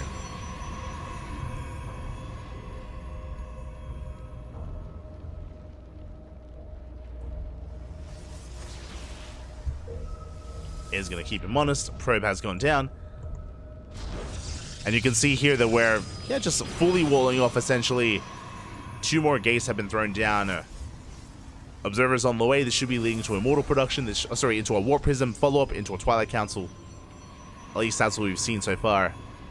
There's a Twilight Council, and soon we'll see the Prism as well. Again, so far the same build from Haas. And this looks like charge lots once again. As I say that, where is that Warp Prism? We are going to be skipping it. Meanwhile, Rex going for another 3-minute 40-ish Roach Warren. So an early Roach Warren here out of Rex. It looks like Rex is anticipating an all-in. He's preparing for it. Back at home, no Warp Prism. It looks like we do start the Immortal instead. Okay. This is looking like a lot more of a traditional Immortal-based all-in. I'm feeling a Soul Train here with charge lots. Yep, there we go. So there's a bit of a give and take. Basically, this time we are not, or this time we were forced to warp in a sentry early on and forced to respond here with a wall. Because of that, we skipped the Prism. Does mean faster Immortals. We have 4 gates on the way. 6 in total. We should be seeing 2 more for 8, and it's just going to be another 2-base all-in. Now, again, I'm not fond of this because it has been just pretty similar playstyles from Haas time and time again. And the problem is that Rex is getting used to it. That's the problem right now. Rex is getting used to defending against these all-ins. He's getting used to responding. Now, Spores are on the way, so it looks like Rex is paranoid. It looks like he's concerned it's going to be Dark Templar again. Overlord Scout did confirm the tech. But roaches are amassing. Rex, he's cutting workers a little bit earlier this time. And Haas is pushing. Haas is moving out. Now, bearing in mind, no War Prism. No way to reinforce across the map. This move out is a lot more committed as a result. And you can see Rex preparing back at home. Massing Lings, massing Roaches. Alair is done. Roach speed is on the way. Haas is backing off. It looks like he does want to wait for the Prism. Overseer Scout confirms everything in the main. Does confirm the 2-base all-in. And I mean, Rex has been here before. He's been on the receiving end of a loss and a win against these all-ins. He does collapse on the army. There's no Prism. We can pick up some of these units ahead of time. Haas just walling across the map. Prism is on the way. Rex trying to mass up a couple of Ravagers. Lings as well. But this is looking quite scary here. This is looking close. That is 3 Immortals. And you can see Rex trying to get a better angle. Moving forward with that. Spore is going to be going down. Good pick up. That's a lot of Zealots. Haas is coming in from all, trying to come in from multiple angles. Zealots are getting caught out. The Queens are getting surrounded.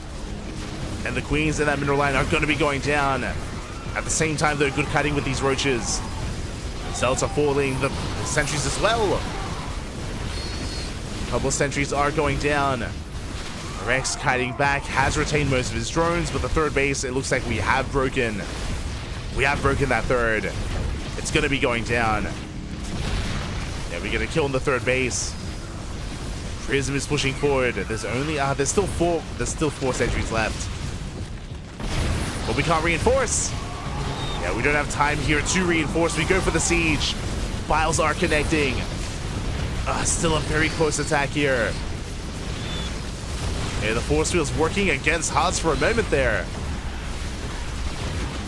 The Spore going ham on that Prism. But Haas, he's backing off. The Biles! Biles are up!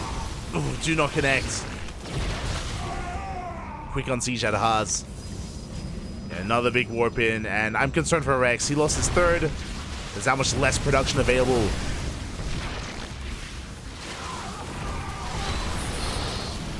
Less production as Haas is breaking through. A lot of Roaches going down. The Immortals, they have been retained this entire time. 0 Immortals have died. Really nice control here out of Haas, only bleeding out Zealots and a handful of sentries. Does overextend for a moment. But he's breaking through.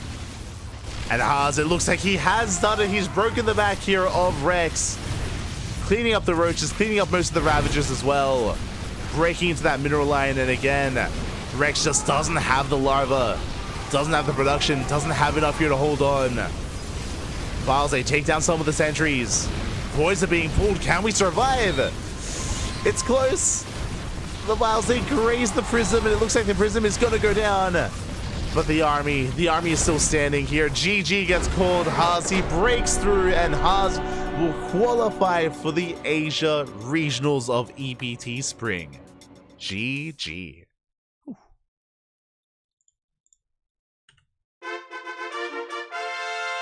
GG, well played. Congratulations to Haas as he does qualify for the regionals. My condolences to Rex, as he is going to be knocked down into the lower brackets. He fought his heart out, went all the way to the ace match here. But the all-in from Haas, it hit a little bit harder because of the short rush distance by ground. On top of that, we did see that Rex, unfortunately, was unable to really get on top of the army ahead of time. Only had 2 Ravagers, was unable to deny any warp-ins, and was having a really hard time engaging overall. We saw the angle of attack there at the third base, where it was a lot more wide open. Did allow Haas to get on top of that third, get on top of those queens early on, and was able to shut it down. GG. GG, well played. Congratulations here. Congratulations to Haas. My condolences to Rex, as again, it did feel like he was a little bit more scared in that final game, just because he was investing into all these spores, just because he was cutting drones earlier on as well. Didn't have as much economy to sustain himself, and with that, GG. GG, well played. Congratulations to Haas. And where is Rex headed? That is the question. Does Rex have an opponent? How has the rest of the bracket been progressing? We're here to find out. We are here to find out, as it looks like we have another qualified player. Oh, looks like we do have another qualified player here. Lemon took down Jim 3-1. And Lemon has qualified for the Asia Regionals over Jim. Meanwhile, of course, so has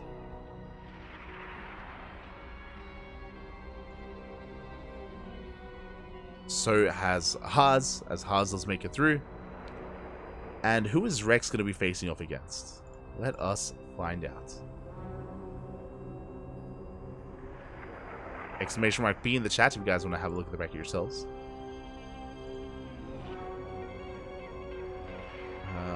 Lower bracket here. Rex is waiting for the winner of Misaki and Rewhite.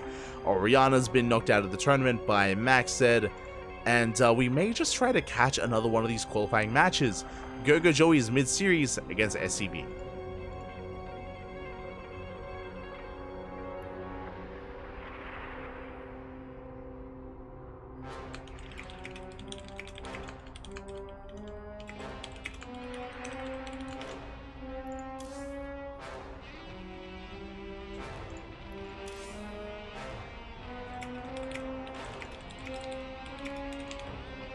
We go. Okay, so I'm just trying to keep up with everything that's been going on. So yeah, it looks like we have plenty of matches currently underway. Nothing is available yet, nothing is open yet, but I do see that Gogo Joey and SCV, they're 8 minutes into their game. Likewise, I can see that But Always and Kingslayer, they're 6 minutes into their game. So I think I'm going to be waiting. I think I'm going to wait for Gogo Joey and SCV. Just because, you know, we have quite close ties with Gogo Joey. I would love to be able to feature him here at some point. And then after that series, we'll go down to the lower brackets, and we might try to follow Rex as well. Again, we might follow Rex, we might be able to catch some Hon Mono.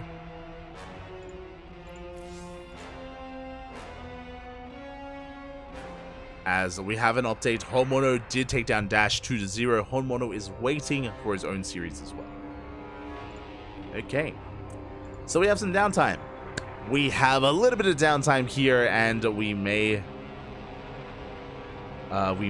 just go on a short break as a result. I'm just catching up with the chat.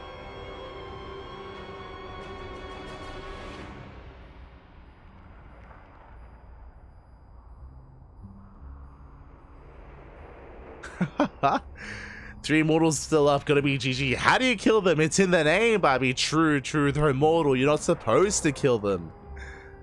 Aye.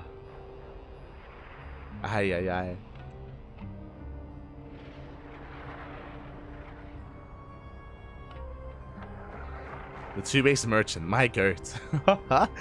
Man, who needs a third base in PvZ? That's the thing. All these people trying to macro, trying to take a third. Nah.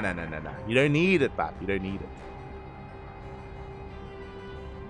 Let's be real, ESL Asia without Haas would feel wrong. You're not wrong. Haas, I mean, he has a legacy behind him. Would feel weird to not have him a part of the main event, so great to see him advancing on. And as I just did mention, we're going to be going on a short break. Here.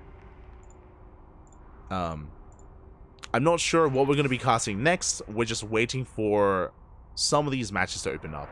Again, we're just waiting for some of these players to finish up their games, and then we'll find a series here. I'll try to keep you guys updated in the chat. I'll try to keep you guys in the loop.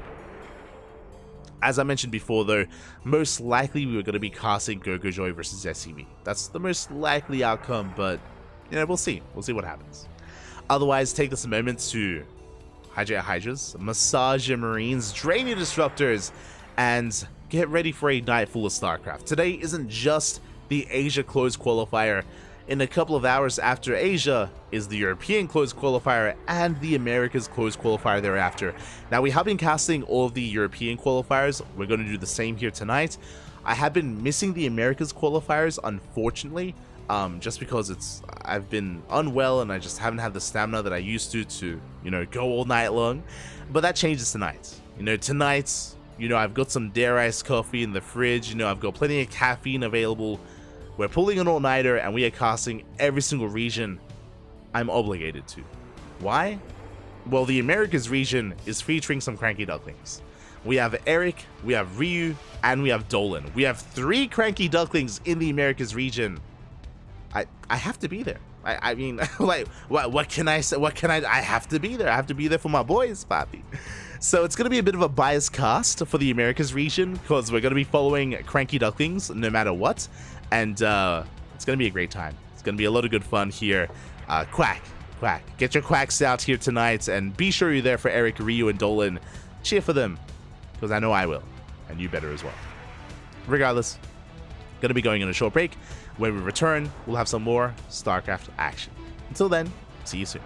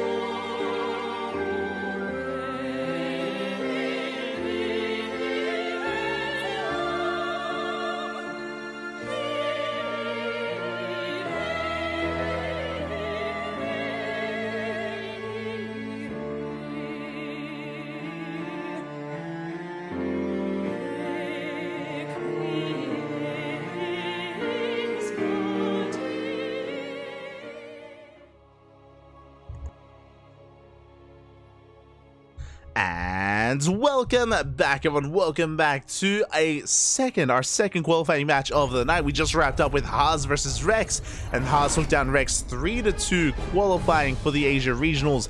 But now we have our second qualifying match, and we are jumping in mid-series into a best of 5. And as you can see here on the screen, we are in a tied-up series 1-1. We're tied up 1-1.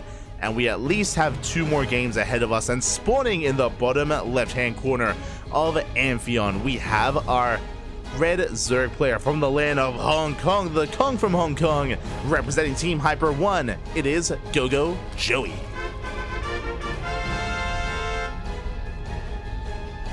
And spawning in the top left-hand corner, we have his opponent. We have the Chinese Protoss player, the blue Protoss, representing Mystery Gaming. It is SCV.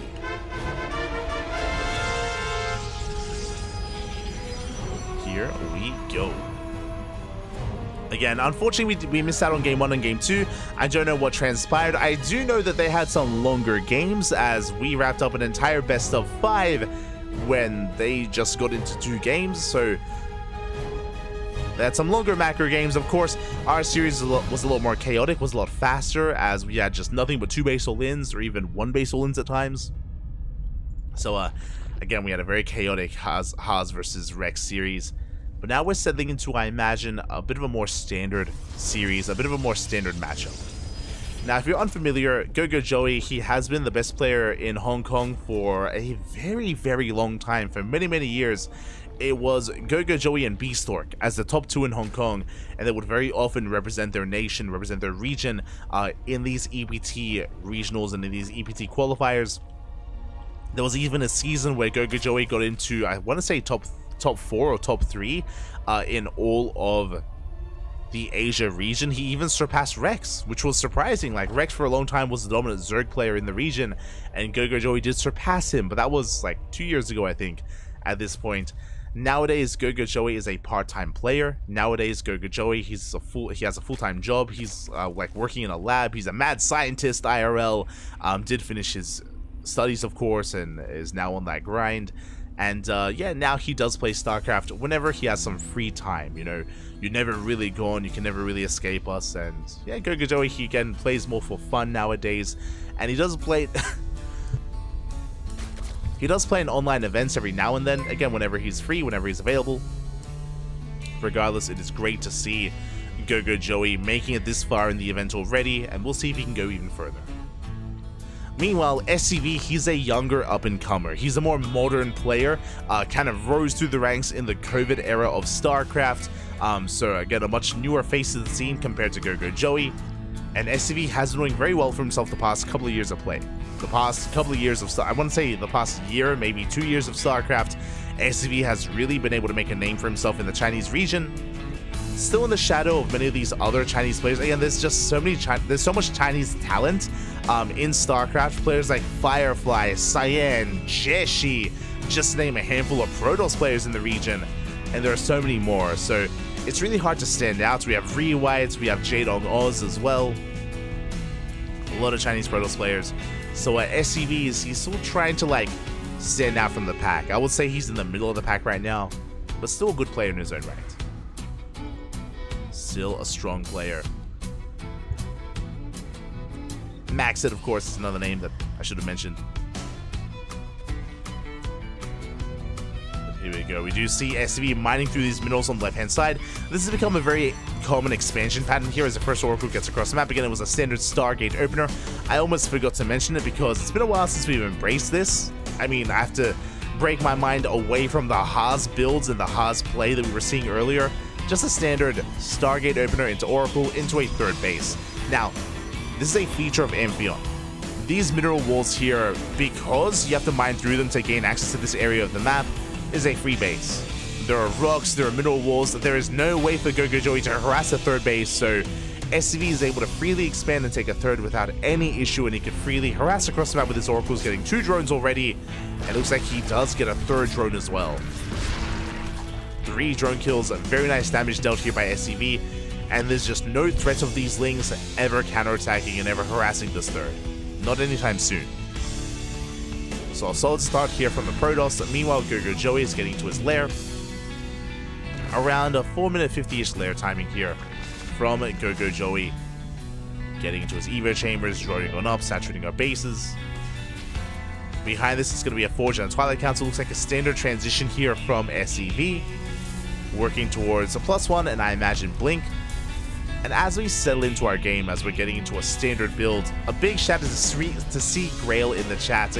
Ga, Bobby, ga. Thank you, Bobby, thank you. Thank you so much. A big shout out to see Grail for gifting a sub in the chat. We do appreciate it here. Gifting a sub to Jimmy Jam Jars. Oh, Jimmy Jams. What is it? What is a Jimmy Jam? Is that like an American thing? Jim. Like, I've heard of Jimmy. Is that like a sausage? Am I crazy? What is a... Oh, it's a music producer. Never mind. I don't know. Never mind. Oh, regardless, thank you so much for the gifted sub.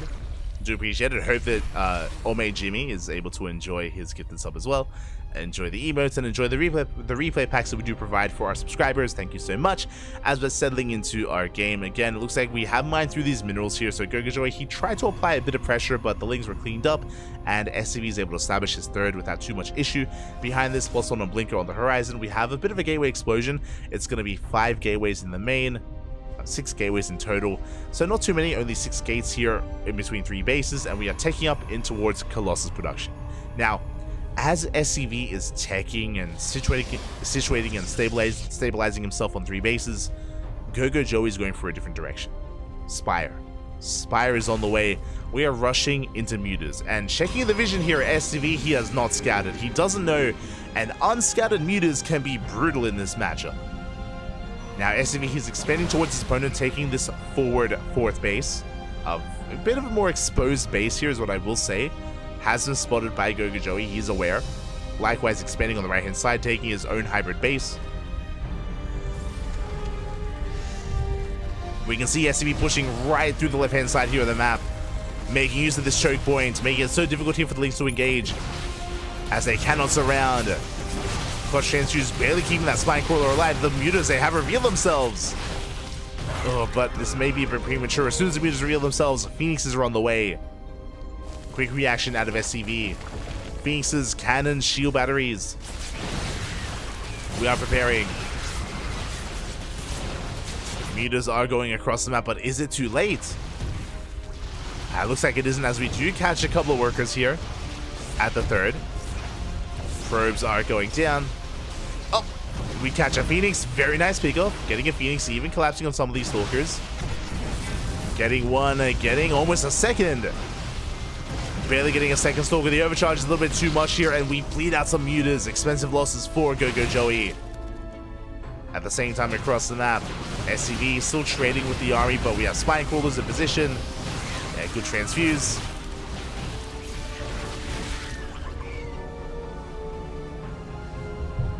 Clutch transfuse there from Gogo Joey. It does hold on, does maintain this position. The mutas haven't done too much of themselves though. They got a handful of workers, a handful of units. These mutas, they haven't gotten the damage they were looking for, not yet. We'll see if SCV is able to stabilize here, is able to build up. How many mutas do we have? 22, soon to be 27. At the same time, second Stargate, fleet beacons on the way. This should be for Phoenix production, for Phoenix range. And again, Gogo Joey just doubling down on mass muta.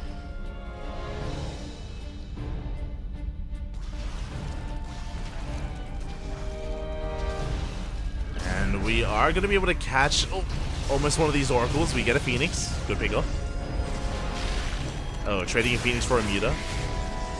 Stasis Trap's going to get triggered, but SCV, his economy has been left untouched. Like, he's barely lost any workers. 75 probes up and running. SCV, he's keeping up here in the supply. In the production. Cranking out 2 Colossi at a time. 2 Phoenixes as well. Gogo Joey trying to break the defenses here. He does open up the wall. Lings are flooding in. New collapse here on these Stalkers. Shield battery is going to get targeted down as well. Good pick up here by the mutas. Gogo Joey, he's collapsing on this.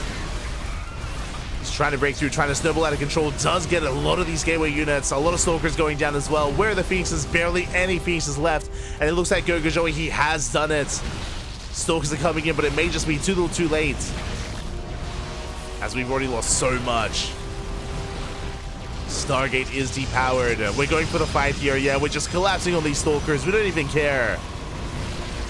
The mutas, they're getting out of control. They're getting out of hand. Again, SV, he had almost stabilized, but played out a little bit too much. GG gets called. The mass muta gets out of control, and Gogo Joey takes a lead in the series. GG. GG, well played. Oh, my apologies. I just realized I didn't update the players. There we go. Go. But Gogo Joey does take a lead here in the series. Again, mutas, they did get a little bit scattered early on. I would say that initially SV was reacting quite well, but he was bleeding out Phoenixes from time to time, and unfortunately he didn't have much to support his army. He had stalkers, yes, but with the Lings surrounding the stalkers, with the Lings busting into the natural, that was the game-winning move. That was the game-winning move there by Gogo Joey. If it wasn't for those Lings getting on top of those stalkers, then honestly, SV would have held onto his natural, and it would have deflected those mutas, and we would have seen a very different game. Very different game there instead. And now we're getting into potentially the final game of the series. Joey needs one more uno mas to advance on to qualify for the main event for the regionals. SV has to fight back here and now to force the ace match. Let's go.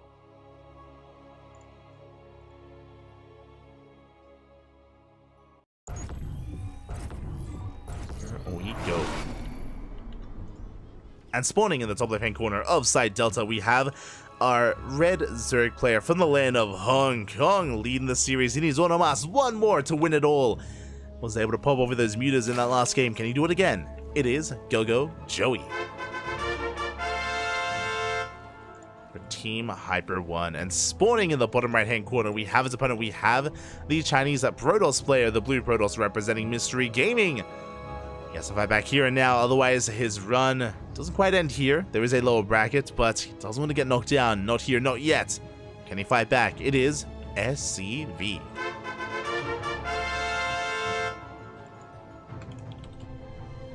Will get on it.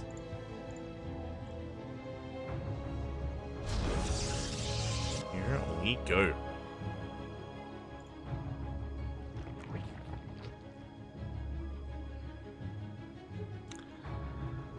As we do have SCV selling into his 2-base setup here, going for the gate expand. Meanwhile, Gogo Joey going for a hatch gas pool, forced into the unnatural natural. So a bit of a more awkward setup here by Gogo Joey.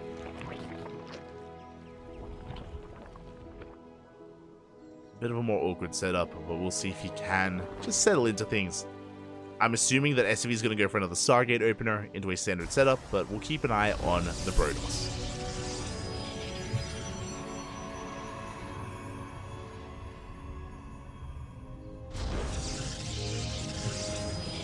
We will keep an eye on him.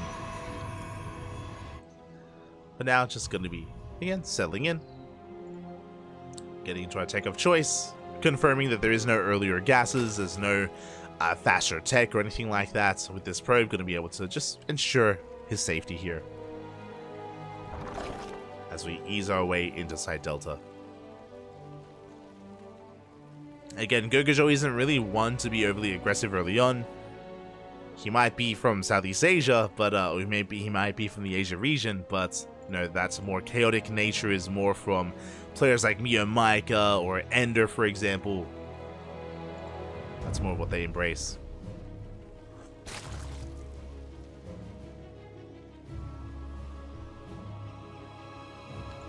As we do have that Stargate. As we mentioned, again, SCV isn't really one to go for Twilight Council opener, so it's going to be another Stargate. This should be for an Oracle-based opener, and this should be leading into a third base behind it. So far, a standard setup here by SCV. Again, Twilight Council openers are not unheard of, but they're a little bit more out of the norm. And it is more of a stylistic choice here. players like Nightmare, players like Classic, Hero, they're more than willing to embrace Twilight Council-based openers, but SCV, he's not really that kind of player. Not that aggressive. As the Adepts, they do threaten that natural base. So far, Lings, they do pop out just in time, and we do shut down one of those Adepts' big pick off. Oh, that's pretty huge. Doesn't look like a lot, but ideally, you don't want to waste your warp bins. You don't want to make additional Adepts. These Adepts are supposed to keep your third base safe. They're supposed to keep it safe and sound, as we are going for a Twilight Council before the third. And more gateways. This looks like Glaives. This screams Glaive Adepts here. A very committed build here by SCV. Additional gateways on the way. They're very committed. No third in sight. Oracle gets across the map. Queens are, for the most part, in position. We do manage to get a couple of drone kills. 4, 2, 3. 3 drones go down. 5 in total. Very nicely done. Oracle gets the hell out of there. Lings are checking for the third base, and as we mentioned, it is Glaive Adepts. Glaives are on the horizon here for SCV. I spoke about how he wasn't really wanting to go for a Twilight Council opener. True, but it was a Twilight Council follow-up. Now, this is not an all-in. We can... Oh, God. We can still expand behind this, and there we go. Third base is on the way, but this is still quite committed. So, essentially what's happening here is we are delaying the third base, we're delaying Blink, we're delaying +1, we're delaying a lot of tech in favor of Glaive Adepts. As a reminder, there's no Robo. Because there's no Robo, there's no Warp Prism, there's no way to reinforce across the map. Basically, SCV is going to be warping in a big wave of Adepts here at home. He's going to be building up and backing it up here, and then he's going to be moving out across the map with everything he has, and he needs to trade well. Because SCV has delayed so much, these Adepts have to get economic damage done. If they don't deal enough damage, then it's going to trigger a counterattack out of Gogo Joey, and it's going to be quite a challenge here to hold on to the third. So this is a risky build here out of SCV. Very risky. We'll see if it pays off. Adepts are moving out. They have been spotted. Roaches are on the way. Lair is finishing up. Roach speed should be on the horizon behind this. Lings, oh, they collapse here on some of these transferring workers. We get one, we get two. 2 probes go down. Adepts, they get across the map. Where are the Roaches? Oh, boys are under fire here. We go for the Queens. First Queen goes down. Second Queen as well. Roaches are coming out just in time, but the Queens are still falling. Yeah, we get 2 Queen kills, a couple of drones. Ooh, even more workers caught in the transfer as well. And Roach speed has not started. Stasis trap into the natural. Very nicely done. Catching 3 drones. And SCV, he doesn't lose many Adepts. We'll get the lost tap here. He lost 6, but he still has another 6 left over. And more on the way. So SCV is keeping the pressure up. And what's important here is that this is keeping Gogo Joey at home. This is allowing SCV to expand, to get into his third base, and to tech up into Blink and +1 to work towards the next step towards the mid game. Good target firing here. Drones are being focused down. But they shade in towards the natural. They catch more workers. Gogo Joey, he's bleeding out a lot, and Gogo Joey is actually falling behind in the economy. Oh, that's a kill, not a cancel. And Joey, he's down to 53 workers. He might be forced all in. Oh my god, as we're getting even more drone kill. Oh my god! We spoke about how this build was risky from SCV, but it has more than paid for itself. How many drones have gone down? 25 workers in total. That is game-ending damage. And we're not even done. It was 25 drone kills, and we're getting even more damage. As they just keep on shading in, and Gogo Joey cannot keep up. Even with the stack defense, even with the spine crawlers, it is not enough. 29 drone kills. And these Adepts, they don't matter anymore. They could be thrown away. They could just die here and now, and it doesn't even matter because we have a Stalker army back at home. +1, Blink, Gateway Explosion, charges on the way, robot production for Immortals for Colossus.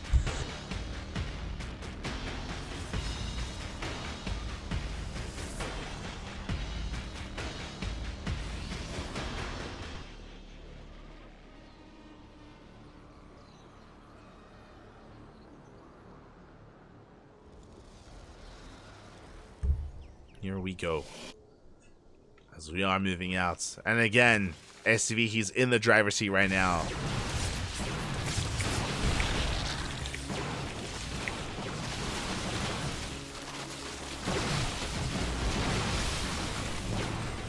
As yeah, Stalker's gonna be trading here with the Roaches. We have Adept shading in towards the natural as well. They do shade in, they do get cleaned up. Again, the Adepts they've more than paid for themselves already. No big loss for SCV. Stalker's a trade out with more of these Lings.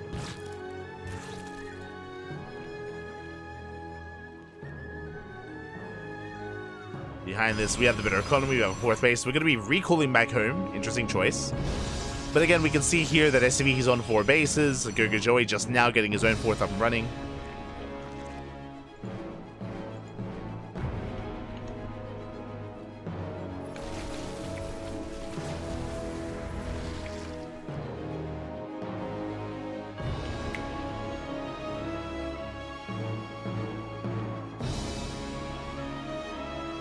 In chat, because Raynor Zerg, true, feels bad, man. Really, it's all Raynor's fault. Why is Raynor Zerg?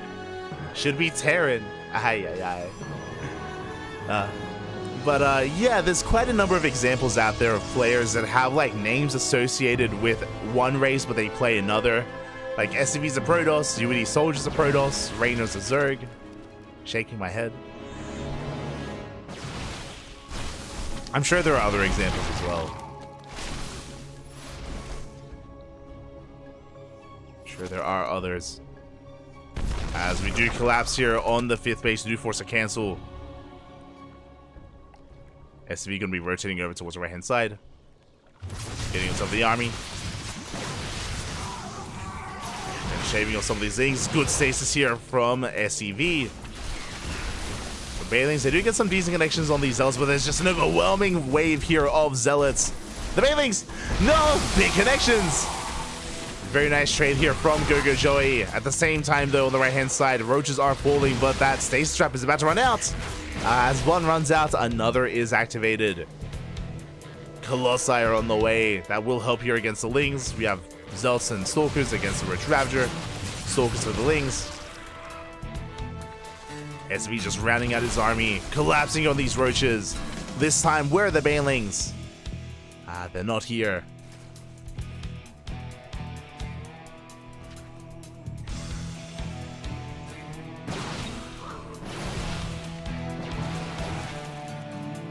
Here anymore, as Gogo Joey is going to be getting supply blocks here. I mean, Gogo Joey, he's trying to keep up. He's able to get into 1-1. We have +2 upgrades on the way.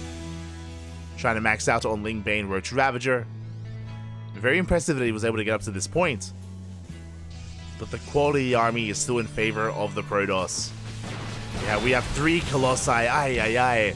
Can we set up a surround though? We see Gogo Joey coming in from behind, collapsing on these Colossi. Does attempt to collapse on top of them. Lings and Bailings, they're going to be annihilated here. The Roach Ravager becoming a little bit more exposed. And SCV, he can keep pushing, getting up to 4 Colossi. Oh my god. And again, the Ling Bane is just going to melt before this. And without Ling Bane, without a buffer force, this Roach Ravager is just so much more vulnerable. As we do collapse here on top of those Banelings. Yeah, forcing Gogo Joey to collapse on this. Banelings, they do finish. They are done just in time. It looks like 1 Colossus is going to get targeted. The second Colossus as well. We go for the dive. But you could see here that Gogo Joey spends so much supply to kill 2 Colossi. And we still have 2 left. Behind this, we're getting into Immortal production. We have +3 about to kick in. SCV, he has a better economy. He's on 5 bases compared to the 4 base setup of Gogo Joey. So again, it's just an uphill battle for the Zerg player. Ever since he depped her ass. Again, from that moment, the Protoss has been in the driver's seat. Gogo Joey once again trying to set up a surround.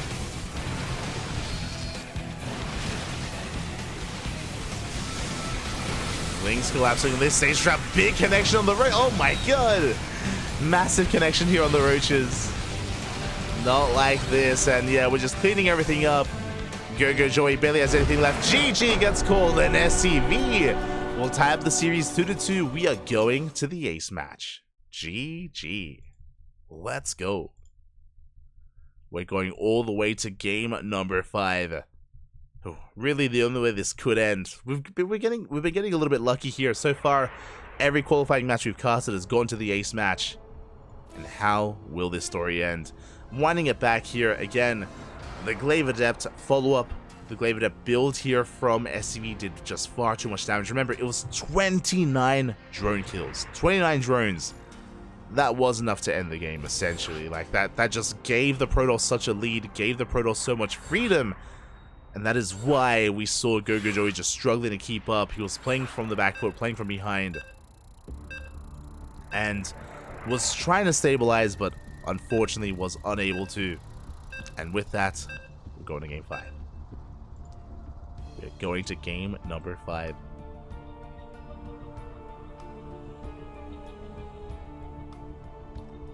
Here we go.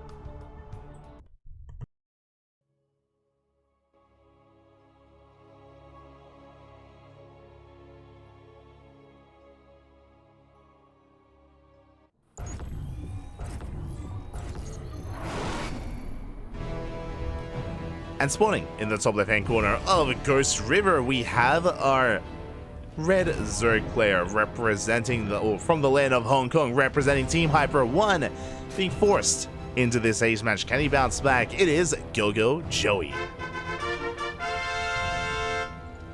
And spawning in the top right-hand corner, we have his opponent. We have the Blue Protoss player representing Mystery Gaming, tying up the series 2-2, forcing the ace match. He has momentum on his side. Can he go the distance? Can he qualify for the Asia Regionals? It is SCV. Here we go. As Gogo Joey is going to be going for, interesting, he's going for a 15-15. So a 15 hatchery into, I imagine, a 15 spawning pool. So a very safe build here from Gogo Joey. Does make sense on Ghost River. For those that are curious, is the shortest rush distance map in the map pool. There it is. Do have that spawning pool on the way. So a very safe build here out of Gogo Joey. For those that are curious, basically this build is going to delay your gases. Your gas is quite late in comparison, but we have a late gas in favor of a faster natural base on location, not being forced to expand in a more awkward position instead. So because this link speed is going to be delayed, this means that SCV is going to be a little bit more free to harass early on. It means that his window where he can be aggressive and be active with his adepts is a little bit longer. It's a little bit of a larger window that he can make use of. And his third base is going to be a little bit safer as well. So we should be looking towards a bit of a longer game. Based on the opener as well, I would think it would be ill-advised to go into Glaive Adept again, but I mean, it was quite successful in the last game, so SCV, he might be tempted. He might be tempted to embrace the Glaive Adepts again, as they, again, won him the game in Game 4. They crippled Gogo Joey early on.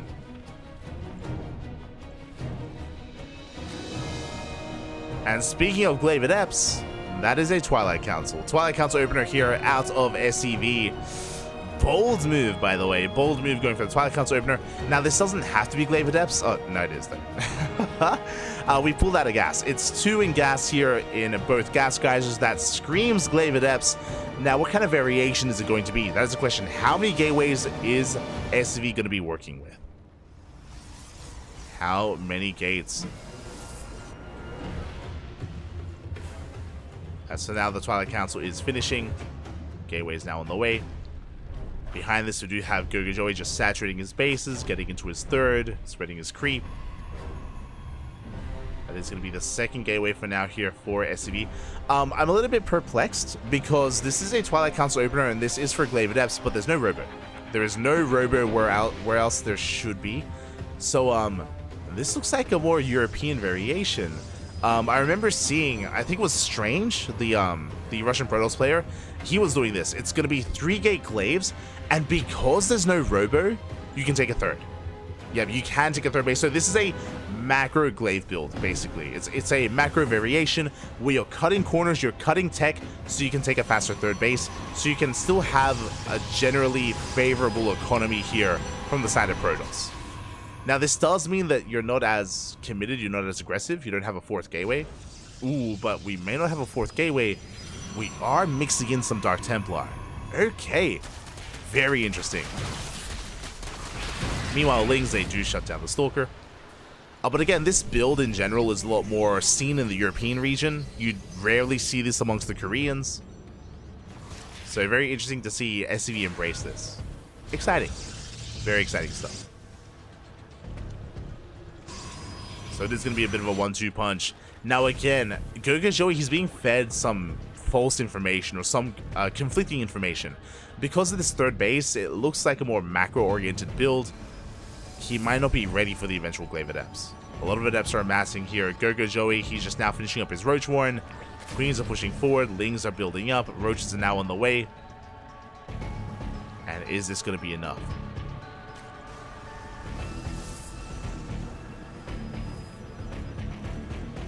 Is this going to be enough here? As the Adepts are moving out. And now, just like the last game, as I mentioned before, because there's no War Prism, there's no way to reinforce. At least not on the front lines. You have to be careful. Adepts, they are moving out. As the Adepts move out, Lings are moving in. I love this counterattack out of Gogo Joey. There's only one Adept to defend, and we may even force the army to turn back around. It's too late for that, though. Adepts, they are committed. And they shade in towards the natural base. Lings are across the map, which means they're not home to defend. Lings, they do take down a lot of probes. 6, 7 probes going to be going down. A nice trade for Gogo Joey. But the Adepts, they're not done. They're shading in between the bases. Ooh, they're going to get 10, 11 drones. Oh, and even though Gogo Joey, yes, he killed 7 probes, it doesn't matter. It doesn't matter as he's lost even more across the map. Now, thankfully, because he killed 7 workers, he's not too far behind. He's not as far behind as the other way should be. Thankfully. You can see here that he has enough roaches. He is going to be able to build up, and here come the Dark Templar. Where's the detection? No! No spores, no spores, no detection. DTs, they're waddling into the main base, they're waddling into the natural, and this could just be game. It could all end here and now. Detection is on the way. We have an Overseer morphing in, but the Overseer takes so long to build up, and this is game-ending damage. 11, 12, 15 worker kills. We're getting more worker kills here at the 3rd as well. Ay, ay, ay. The Invisible Man, it's just becoming too much. We saw Haas take down Rex with a similar playstyle. And SCV, maybe he was a little bit inspired by Haas. As the DTs, they get 22 kills. Remember, it was in Haas versus Rex, Haas killed, was it 29 drones? So pretty comparable. Pretty similar outcome here. As the Adepts shade in once again. Oof. And we're going to be able to clean this up, but again, this was just so much done. And now Gogo Joey's all in. He's down to 26 drones. He has no economy. His economy has been crippled. It's non-existent. Our Zerg player is completely all in. All SCV has to do is survive. Easier said than done. We have 3 shield batteries. 3 shield batteries. We have an overcharge as well. Blink is done. Plenty of Stalkers, and again, Stalkers, they can trade quite nicely here against these Roaches, especially with good blinks. Yeah, overcharge is popped. Gogo Joey cannot touch this. He cannot break the army. Triggers in with a handful of Lings. We still have the overcharge, keeping everything alive. And we're running out of steam. We're running out of army. GG gets called. The writing is on the wall. We have nothing left. And SCV will take the series 3-2. GG.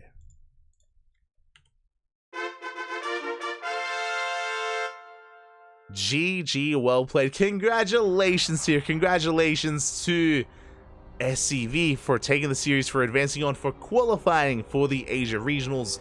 Very well done. My condolences to Gogo Joey. He put up a good fight. It went all the way to the ace match, but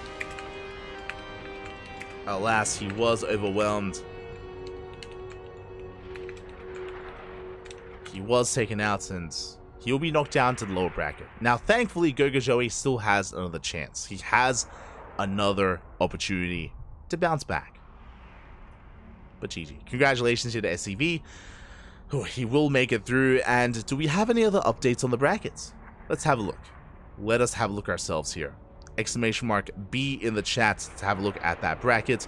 We can see that Haas and SCV have made it through alongside Lemon, and it looks like XY took down Misaki 2-1. Silky versus XY is currently ongoing in a Zerg versus Terran matchup in a ZVT. Let's go. Looks like we have one qualifying match left in the upper bracket. Meanwhile, the lower bracket is getting underway. Jim took down Kingslayer. Jim qualified. Jim qualifies very fast 3-0 over Kingslayer. Very well done. Congratulations, Jim makes it through. Meanwhile, Homeowner, he's still waiting for his next opponent. Rex, he's up against Misaki in a ZVZ. And Go-Go Joey has his next opponent. And we are going to be following Go-Go Joey. Again, Homeowner, he's still waiting for his opponent in the lower bracket. Still has quite some time.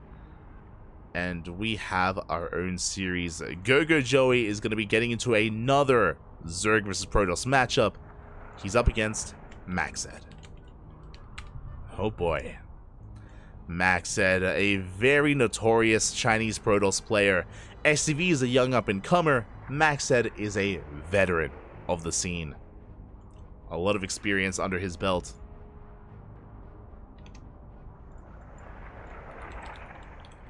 A lot of experience. What I will say is that nowadays Maxed has been casting a lot more. For those that are curious, Maxed, he's a guest caster for WTL and for SC Boy events. Maxed and XY, they are featured from time to time on the casting couch, on the desk over on their channel, which is always a lot of fun. So Maxed, he's less of a player nowadays, a little bit more of a personality, a little bit more of a caster. But he's still a strong player in his own right, so this is going to be a hard one to call. It's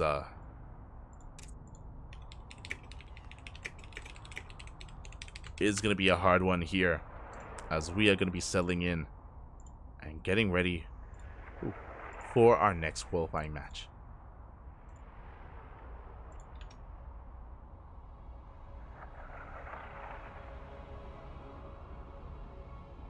Here we go. Vetoes are underway.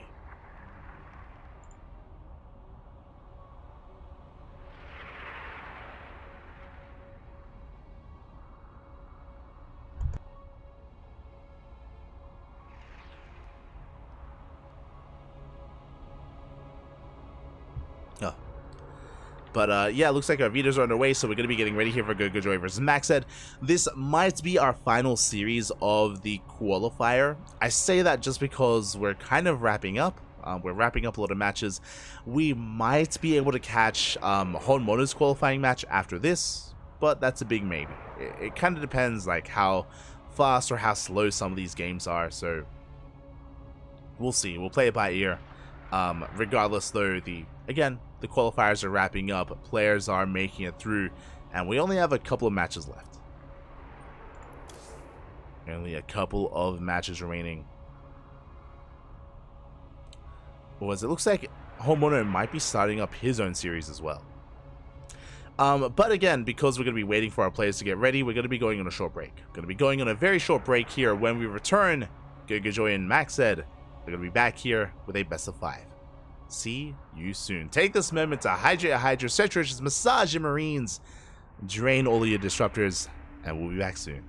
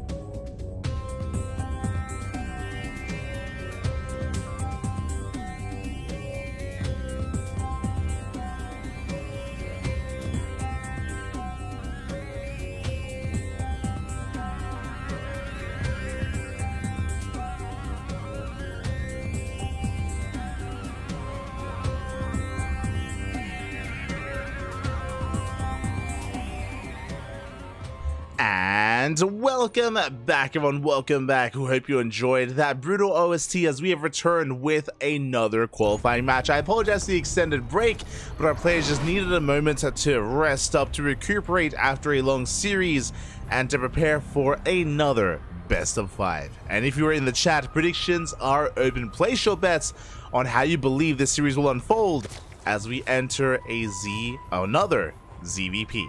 And spawning in the bottom left-hand corner of Crimson Court, we have the blue Zerg player from the land of Hong Kong, representing Team Hyper 1. It is Go-Go Joey. And spawning in the top right-hand corner, we have his opponent. We have the Chinese Protoss player, the red Protoss, the veteran himself, representing Invictus Gaming, IG. It is Maxed.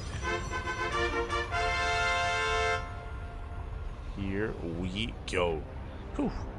As yeah, the ZVPs, they do continue here, and it's been a while since I've casted Maxed. I mentioned before that nowadays Maxed is a little bit less of a player, more of a personality, as he has been, oh my god, as he has been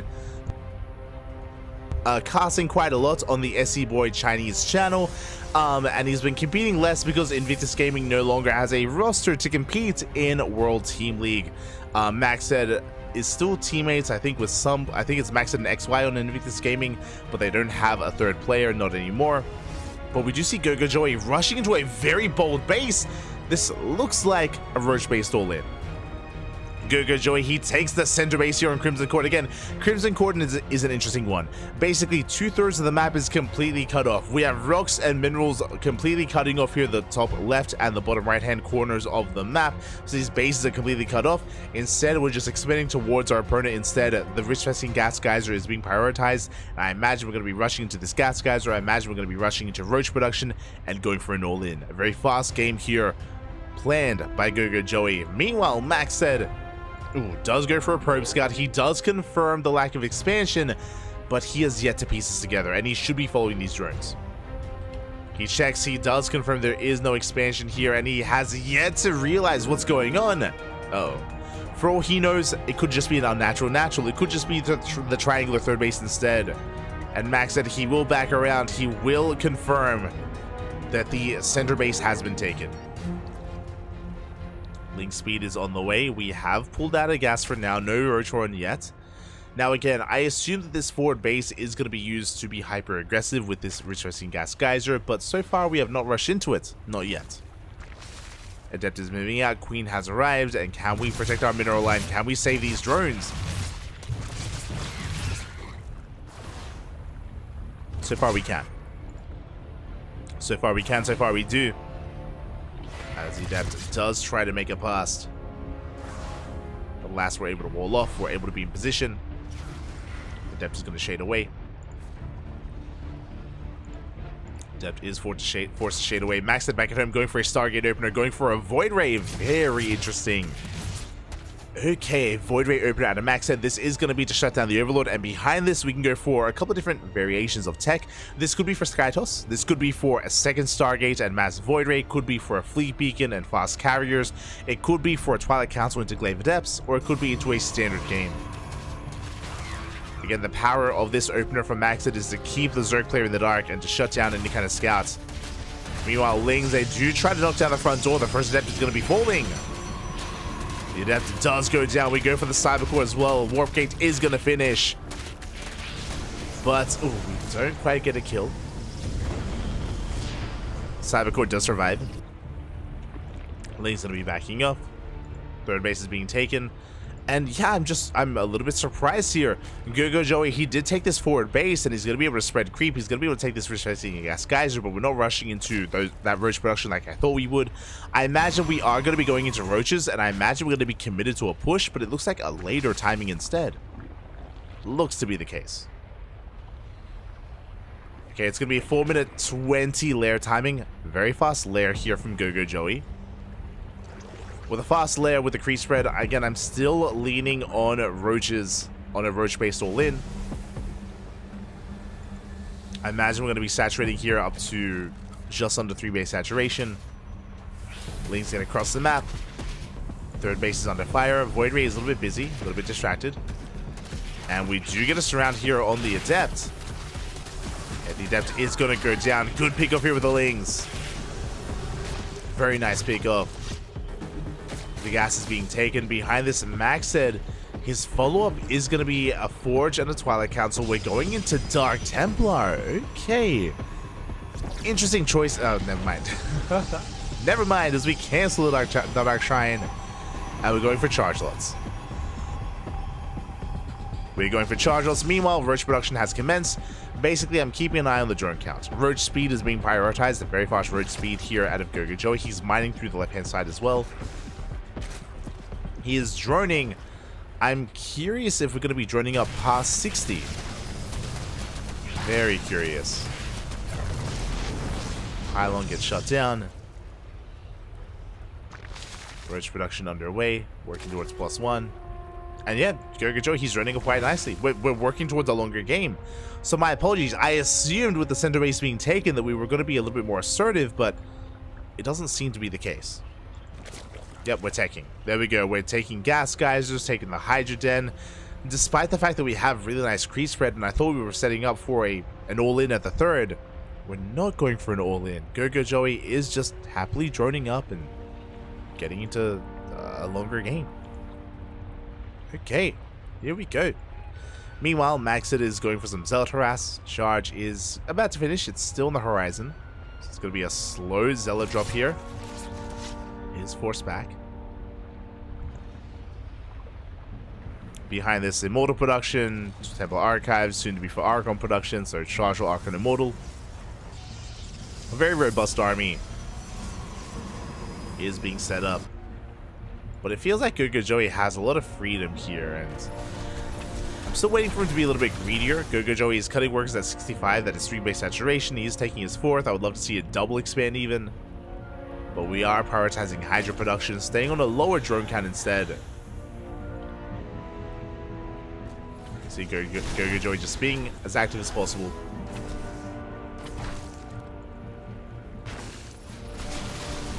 Trying to be active. Creep is receding, as we do take down most of the active tumors here. Take down most tumors out on the map. Drop going to be skirting around. Headed towards the main. Rocks are being knocked down as well, just in case we are expanding on the right hand side. So Gogo Joey just opening up the map. And he's taking into lurkers. Okay, so we're selling in for quite a longer one here. The biggest concern for me is the low drone count from the Zerg. Like Gogo Joey, despite taking up quite heavily, we stayed on 64 workers for quite some time. Whereas we could have been greedier and we could have droned up a lot harder earlier.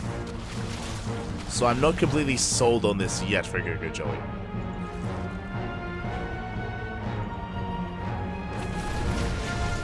Now we do see Maxon moving out. Now this army can't really threaten the base. It can't really threaten Gogo Joey much at all. We're just poking in. As Gogo Joey's getting into lurker tech. At the same time, disruptors are on the way for Maxed. Do we have a hive? We do not. No hive yet, only a lair. That is a little bit concerning. Hive would be ideal. Stage trap going to be going up. We zone away the army. We get on top of that cyber core. Nova's going to be going off as well, though. Ooh, big connection on the roaches. Second Nova will barely not connect, though. As we do focus it down. But these are some big losses for Gogo Joey. He bleeds out a lot of roaches. At the same time, Zella run by catching reinforcements. Queens are getting picked off. These are some pretty good trades here for Maxed. Pretty good trades overall as he's building up his army. Didn't lose any immortals, only lost 1 disruptor. But thankfully, Gogo Joey, I mean, I was gonna say thankfully he has lurker tech, which is kind of true, but these are lair tech lurkers, and this hive is late. It's a late hive, and again, late droning, late saturation. Finally, we're droning up and saturating the 4th, but this is so late. And this just means that all the tech was delayed. It means the hive was delayed. The max out is a little bit later than we would have liked. Gogo Joey fighting with half his army. Never goes off. have another Nova available. Do head for that center base. And going for the gas geyser. Gas geyser goes down. Oh, Nova doesn't quite connect. Gurgajoy, he's holding on. At the same time, going for a big counterattack, going for the 5th. So going for the 4th even. On the front lines. Oh, expensive losses here as disruptors are going down. And Max said, I feel like we're overextending quite a bit here. It looks like he's committed. That is going to be a kill on the base back at home. 4th base has been denied, and you can see here we're running out of steam. There's no War Prison to reinforce. Only Immortals do survive. Big Nova here back at home, but again, one good Nova, I don't think that's going to be quite enough. We dive on the Disruptor, it goes down. Maxed does kill the center base. This is getting really scrappy. On the one hand, Gurgajoy doesn't have the best economy, but at the same time, neither does Maxed. Like, both players are really struggling to maintain themselves. And we catch out the Immortals. One Immortal goes down. We don't quite get the other, though. Gurgajoy bleeding out a lot of roaches. This could still go Maxed's way. It could still go his way. He wants that queen. And he's gonna get it. Oh, barely doesn't. Queen escapes. Stasis goes off. On said queen. And where's that splash damage? Either Colossi or Disruptors. We need something to deal with those Hydras. Big Zealot warping into the main base. Drones are going down. Max said pulling Gurgajoy apart. The Prism goes down. We're going for the main. Can we get it?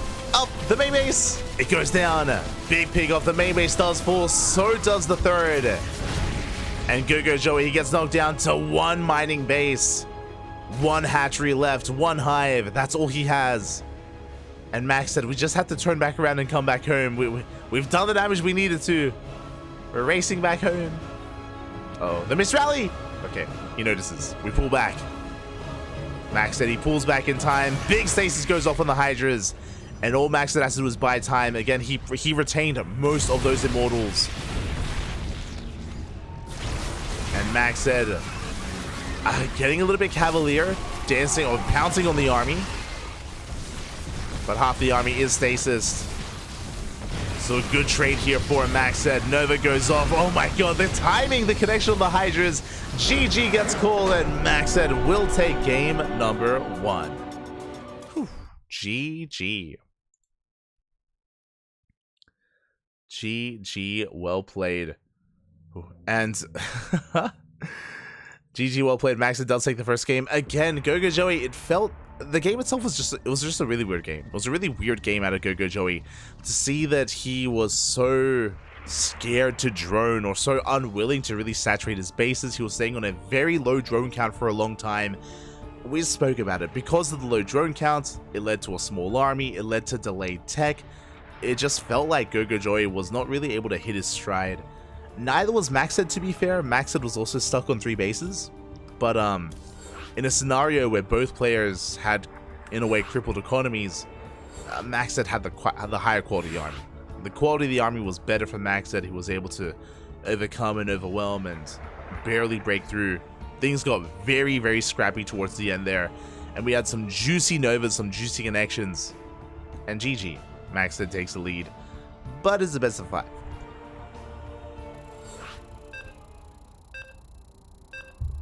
But it is the best of 5, so we do have plenty more ahead of us.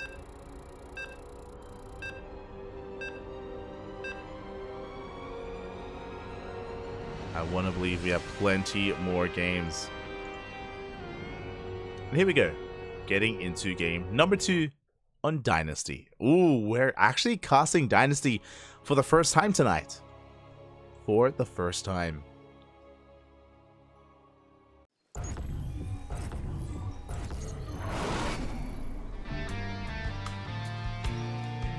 Go. I am ready for it. And spawning in the top right hand corner of Dynasty LE, we have our red Zerg player from the land of Hong Kong down to the series, but it's still a best of 5. We still have plenty of opportunities to bounce back. Representing Team Hyper 1, it is Gogo Joey. And spawning in the bottom left hand corner, we have his opponent. We have the Chinese Protoss player, the Chinese Protoss, the blue Protoss player representing Invictus Gaming IG. It is Maxed. Here we go. As we're loading into Dynasty, and one of the big reasons why this map is very often vetoed, and this is the first time we're seeing it here tonight, is because of the pocket gold base. We get a free pocket gold here. As I say that, Go-Go Joey, he's crazy. He's going for the gold, but on the other side, and Max said he is looking for the expansion. He has not found it, not yet. Go-Go Joey, now this is the thing you can do here. If you take the standard gold pocket base, you gain access to a regular gas geyser. Meanwhile, you get a rich Vespene gas geyser if you do take it on the other side instead. So Go-Go Joey going for a very exposed expansion here. Will he get away with it? As Maxed is looking for the expansion. Remember, Maxed, he confirmed there was no pocket base. He checks the natural, checks the triangular third, checks the linear third base, and I'm sure Maxed, he's scratching his head. He's like, what's going on right now? He's looking, going for a gate, cyber expand. Bit of delayed expansion there. Just trying to get eyes on things, trying to figure out what the hell is going on. The Maynard is here. And Max said he did get eyes on the Maynard. I think he should be aware. Yeah, drones are headed for the gold base, and Max said he's going to be checking that area. Yeah, he's following the drones, and he will come across the gold. Now, I think I like this if we're going for an all-in. What I mean by that, the problem with taking this gold base here as a Zerg player is that you can be harassed and you can be abused by adepts, right? A handful of adepts, a handful of range units on the other side, and you can deny mining. But what if you're on the same side as the adepts? Then suddenly you can defend it a lot easier here, at least early on. Still a very exposed base, still easy to lay siege upon. And again, now Max said it knows what's happening, or has an idea.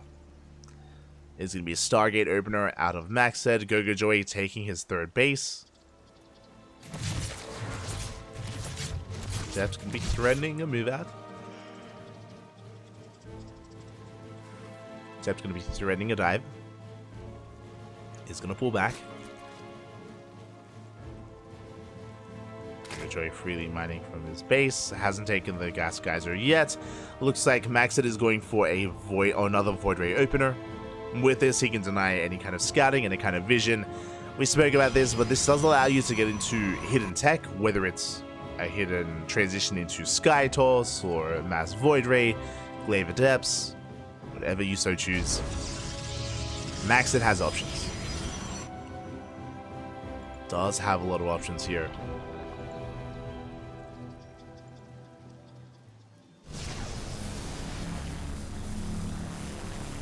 Void Ray going to be able to shut down one of those overlords.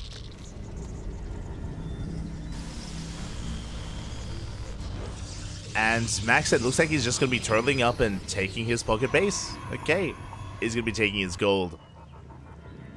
Settling down here on his 3-base setup. And I'm just going to be waiting to see his follow-up tech. And there it is, Twilight Council. Okay, Twilight Council and a Forge. Now, in the previous game, this was +1 in charge. Could be +1 in blink this time. I would not be opposed to blink stalkers here, given the map itself, given the features of the map, but we'll see.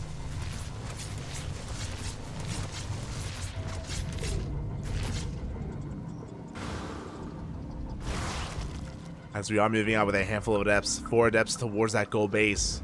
Things are amassing. Max said just going to be threatening a shade. Even shading towards the 3rd base instead. Again, good positioning here out of Max said. Does just wiggle his way behind the gas geyser. Very nicely done. Max said going to be able to hold. Meanwhile, behind this, it is going to be a robo-based follow-up. When we have the robo on the way, there's that charge, there's +1. Big gateway explosion as well. I don't quite get the adept either. And where exactly is Go-Go Joey headed? Okay, it's going to be Ling Hydra. No Roach Warren, no commitment into Roach production or Ravagers. Just straight up Ling Hydra instead. Straight up Ling Hydra here out of Gogo Joey. And I think I kind of like this. Ling Bane Hydra can lead into eventually Lurker tech as well. A much more seamless transition into Lurkers as we are working on +1 range. Overseer gets shut down. And we'll see who strikes first. We'll see if Maxed can hit Gogo Joey before he can hit his stride, before he can get into any kind of Lurker tech or even Banelings. But now just Ling Hydra. And I'm concerned. I feel like Shajal Archon can actually work quite well and work wonders against Ling Hydra. Again, it's a very fragile army. There's a lot of DPS, but it is a glass cannon. Can be quite vulnerable here. Max said now aware what's going on, does see all the Hydras. With this, he can try to go for Storm. Storm would be ideal. But for now, just investing into Immortals. Second Robo as well. Zealot run by here towards the left-hand side. Lings are not too far away, though. We can respond. At the same time, it looks like we get eyes on the Prism. Big catch. Prism goes down the Archons as well. Very nice pick off here by Gogo Joey. As he does clean up the Zealots on the left-hand side. One Archon will escape, but that was a very nice catch nonetheless from the Zerg player.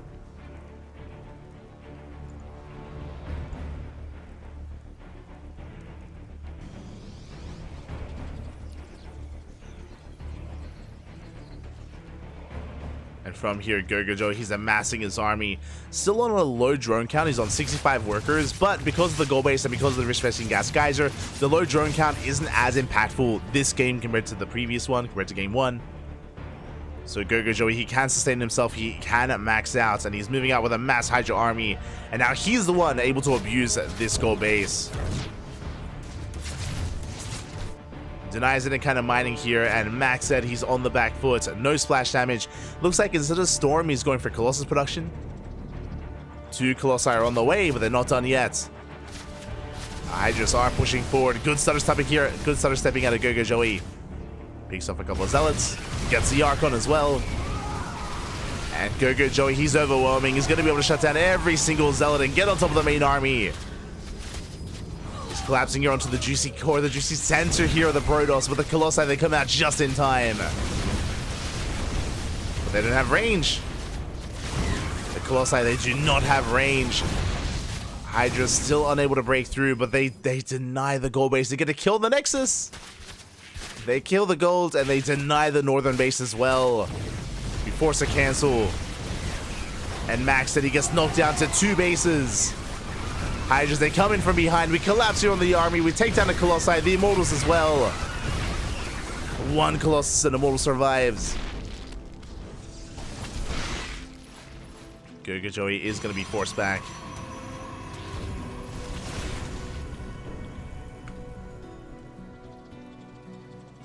He's going to be forced back, but he traded so well here, taking down 2 bases.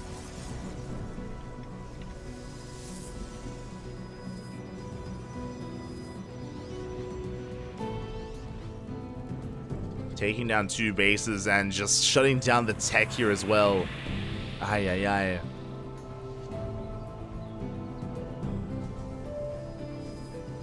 Not like this.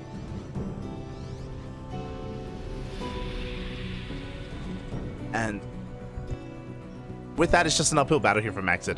I mean, Gogo Joey, he thankfully is expanding. He's just focusing on resaturating his bases, droning on up even further, up to 75 workers. Hive is done. Vipers are out. No Lurker tech, by the way. I say no Lurker tech. Lurker Den is done, but no Lurker upgrades, unfortunately. So still technically Lair tech Lurkers. But regardless, really, Gogo Joey has everything going his way here. The only thing we're really lacking is the Hive upgrades. Upgrades like Adrenal +3. There it is. Lurker upgrades are now on the way. That's all Gogo Joey was missing. And he's under no threat. Because of all the damage he's dealt, because of the disrupted economy, Max said he cannot push out. He cannot max out. He can't really have a strong enough presence to be out on the map. So he's stuck at home. And this is giving Gogo Joey so much freedom.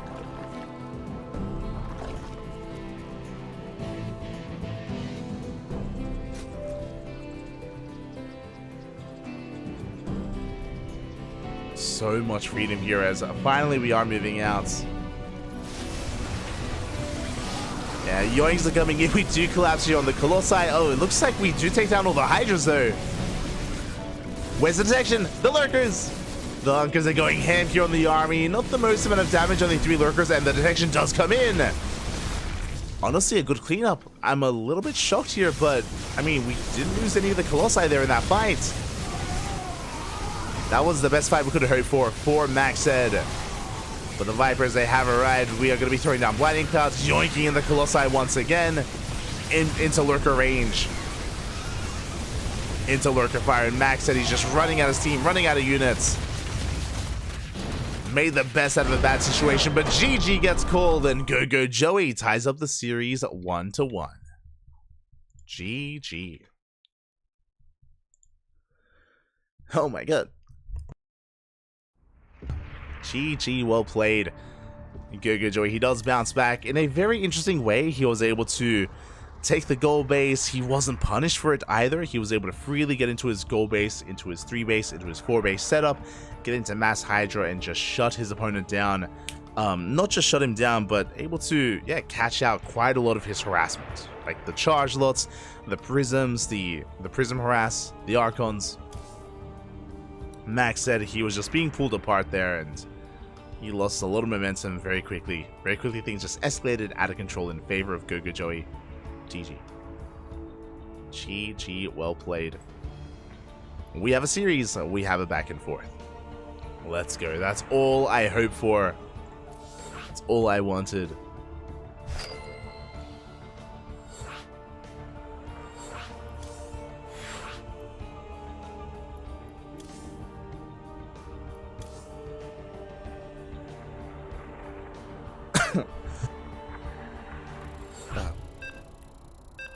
Do apologize. The cough snuck up on me, Bobby. It snuck up on me. But wait. We are getting into our next game, into game number 3. Once again on another newer map, a map that is traditionally vetoed. What is going on between these two? We casted Dynasty for the first time here tonight, and for the first time tonight, we're also casting Post Youth as well. 2 traditionally vetoed maps. But it's not vetoed between these two. They're crazy, Bobby. They're wild. And here we go. Spawning in the bottom left-hand corner of Post Youth, we have our red Zerg player from the land of Hong Kong fighting back, putting a point on the board, tying up the series 1-1. It is Go Joey.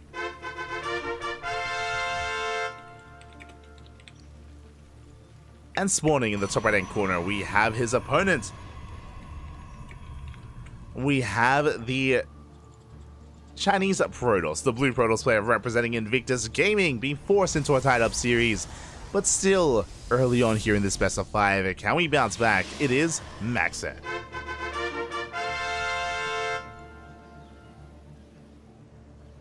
Here we go. Oh. We are going to be settling into this. And one of the big reasons why this map is so often vetoed, as you can imagine, is that we have not. I'm not even sure what to call it. It's not even a pocket base. It's just two in one. It's 2 in 1 here, where we have a free natural base in your main, and it's not just a free natural. It's a hybrid base with gold minerals. That's how crazy this map is.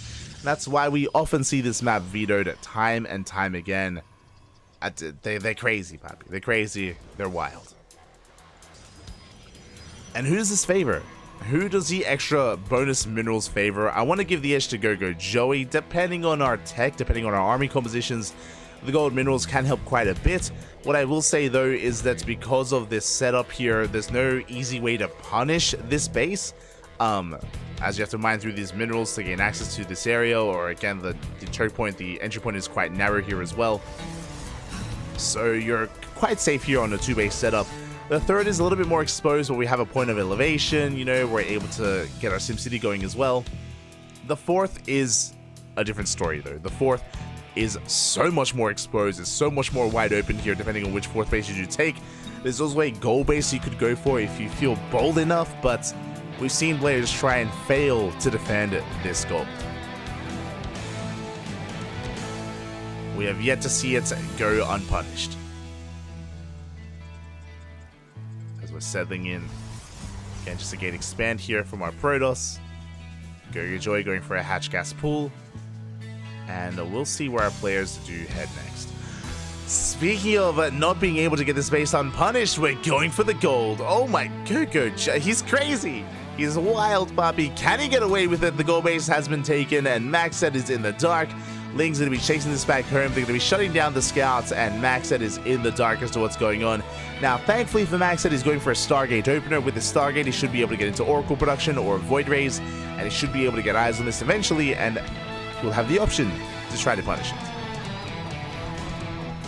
Here we go. Go, Joey. Oh my god. Let's go. Base the Ling Hydra Enjoyer. True base, baby bases. This shouldn't be a surprise. Every game so far, game 1, game 2, and now game 3, Maxed has gone for a Stargate opener into Void Rays, as the first Void Ray is on the way.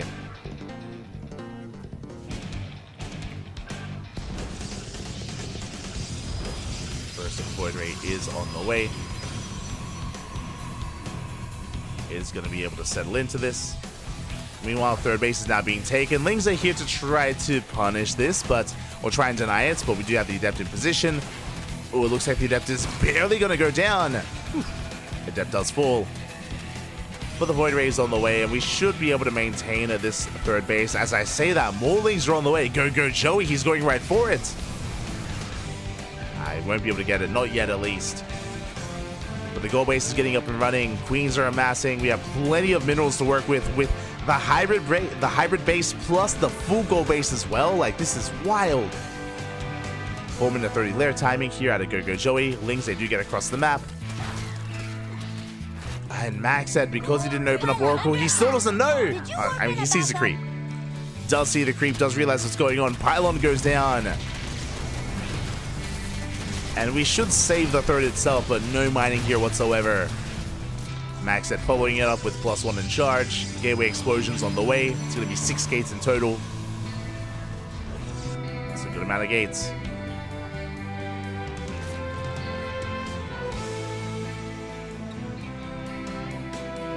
It's going to be a good amount of gates here.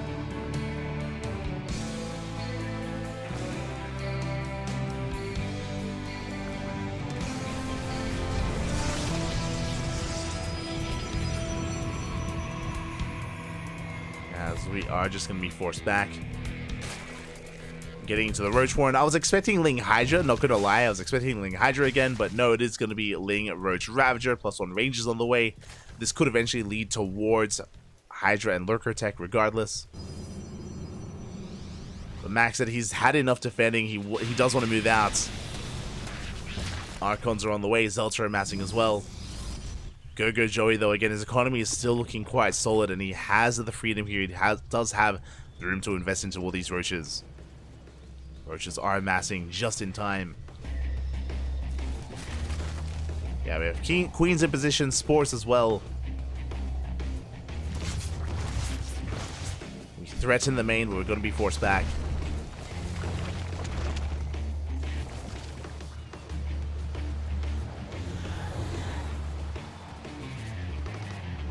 The Archons, they do end up catching some of these Overlords.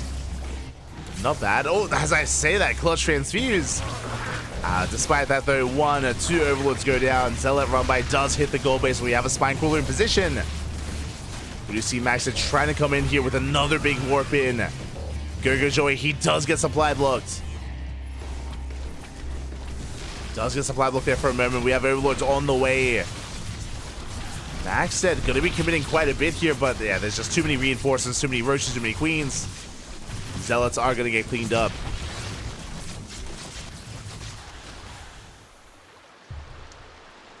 And Joy will hold. In saying that, he did bleed out some queens and roaches here, and Joy is still not quite saturated on 4 bases. So Maxed is holding his own. Thankfully, doesn't lose any Archons, only lost Zealots. Ooh, and that is going to be the Hive on the way for Joey. Okay. I would love to see droning. I would, as it usually is the case with Gogojoy, as he's taking a 5th base, I would love to see some saturation here. I'd love to see us drone up to 70, if not even more. But now, though, Gogojoy, he's hyper-fixated here on moving out with his army, on pushing with his roaches. But I'll be honest, I don't think we can break this. Again, we have so many Archons and Immortals. We have shield batteries, we have shield batteries, we have overcharge. There's no breaking this. And now we start droning. Again, the droning has been delayed. And now Maxit is going for his own push. Still a tense game. There are no Ravagers, by the way. Yeah, only 3 Ravagers. Rocks are being knocked down. Max said unable to gain too much ground.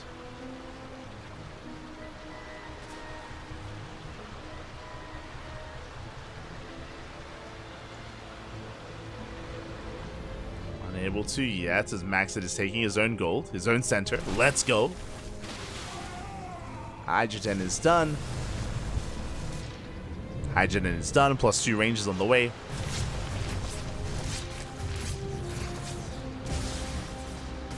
Plus 2 ranges on the horizon here.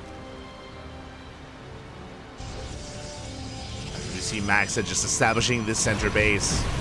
He's on how many? 5 Immortals. Jesus. It's a good amount of Immortals. The Roaches, they try to dive on top of them, but they are unable to. Gogojoy, he's almost maxed out, and he wants to trade out some of these Roaches. Needs to free up supply for Hydras.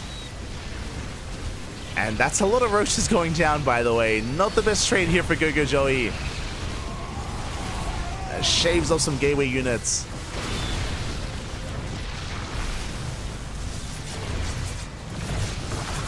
And shaves off a couple of gateway units, but we do see Maxet diving on top of this. And is Maxet overextending? The Void Ray taking a lot of hits. The Archons are going down. As I say that, Zealot Reinforcers coming in, and Max said he is breaking through. And Gogojoy, this was not the fight to take.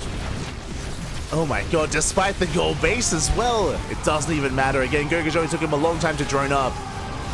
And Max said he smells blood in the water. How many Immortals does he have? 8 Immortals.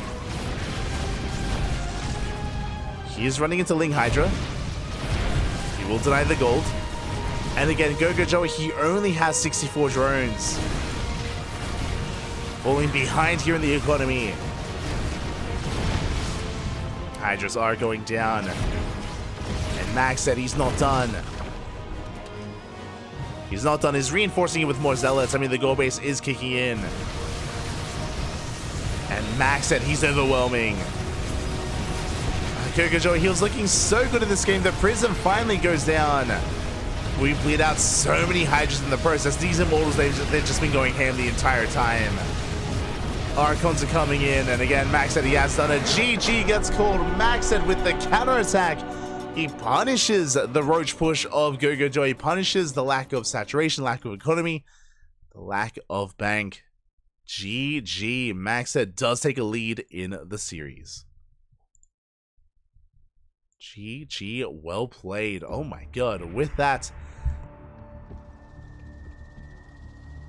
he doesn't need much more. He needs one more game, uno más, to advance on here, to qualify for the EPT Spring Asia Regionals. Gogojoy, this is his final chance, by the way. We are in the lower bracket. It's all or nothing, and Gogojoy, he needs to win this game to force the ace match. The pressure is on. The pressure is on.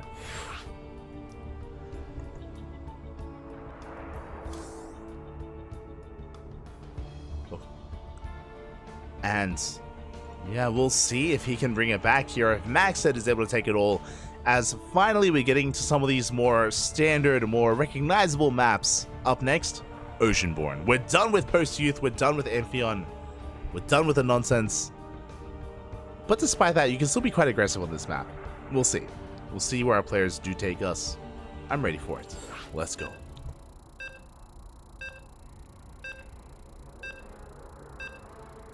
Let us go. Meanwhile, we're getting some other updates here from the other portion of the bracket, it looks like XY takes down Silky 3-1, qualifying for the Asia Regionals. Misaki takes down Rex 3-2. Oh, my condolences to Rex. He went all the way to the ace match against Misaki. Also went to the ace match against Haas, and Rex barely doesn't make the cut. He does not qualify for the Asia Regionals. There are only 2 series left. There's our series as well as Homono versus Silky, which I believe is being casted by the other streams. I believe TKL is casting in French. I believe Steadfast is casting in English. And we'll be able to jump into that later on as well, potentially.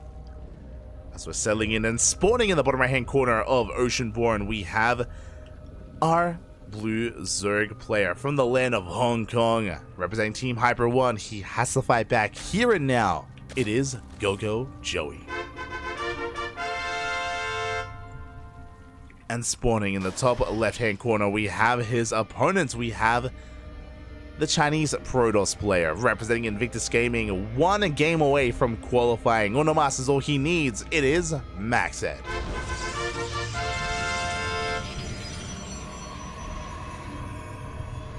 Here we go. I did mention before, depending on when this series does wrap up, we could be able to catch the tail end of Honmono versus Silky. We might be able to catch that as well. We shall see. We'll be keeping an eye on that other series.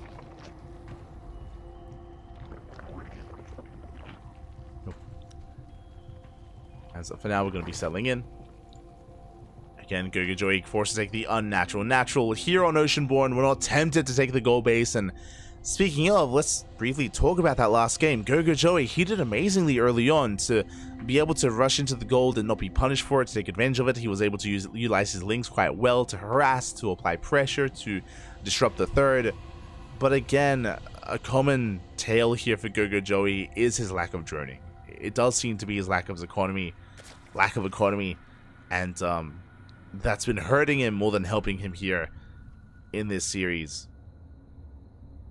Again, I understand the reasoning why you would stay on a lower drone count. It does feel like Gogo Joey has just been a little bit paranoid of the pushes of Maxed, but it does make you pretty all in. It does make you quite committed.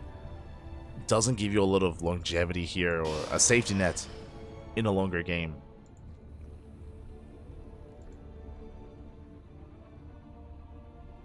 And we saw Maxed overwhelm. But we'll see how this story ends. We'll see where this does take us. Maxed once again going for a Stargate opener. This does feel like another Void Ray. Again, we've been seeing purely Void Ray openers out of Maxed in this series. So I don't see him changing that anytime soon.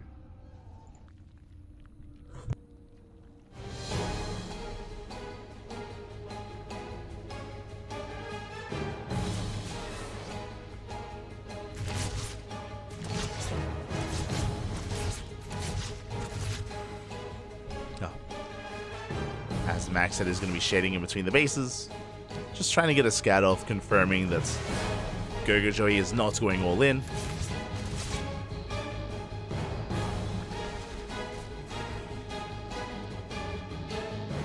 As Maxed is going to be pulling back, and lo and behold, as we mentioned, it is going to be another Void Ray start here from Maxed. Going to be shutting down these Overlords and looking to expand and take his third. Behind this, typically we have seen Blinks, sorry, not quite Blink Stalkers, but Chargelots out of Maxed.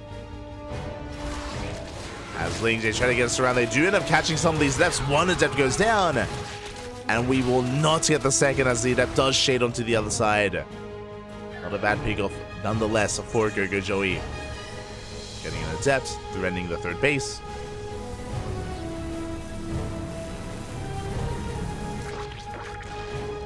Does threaten that third.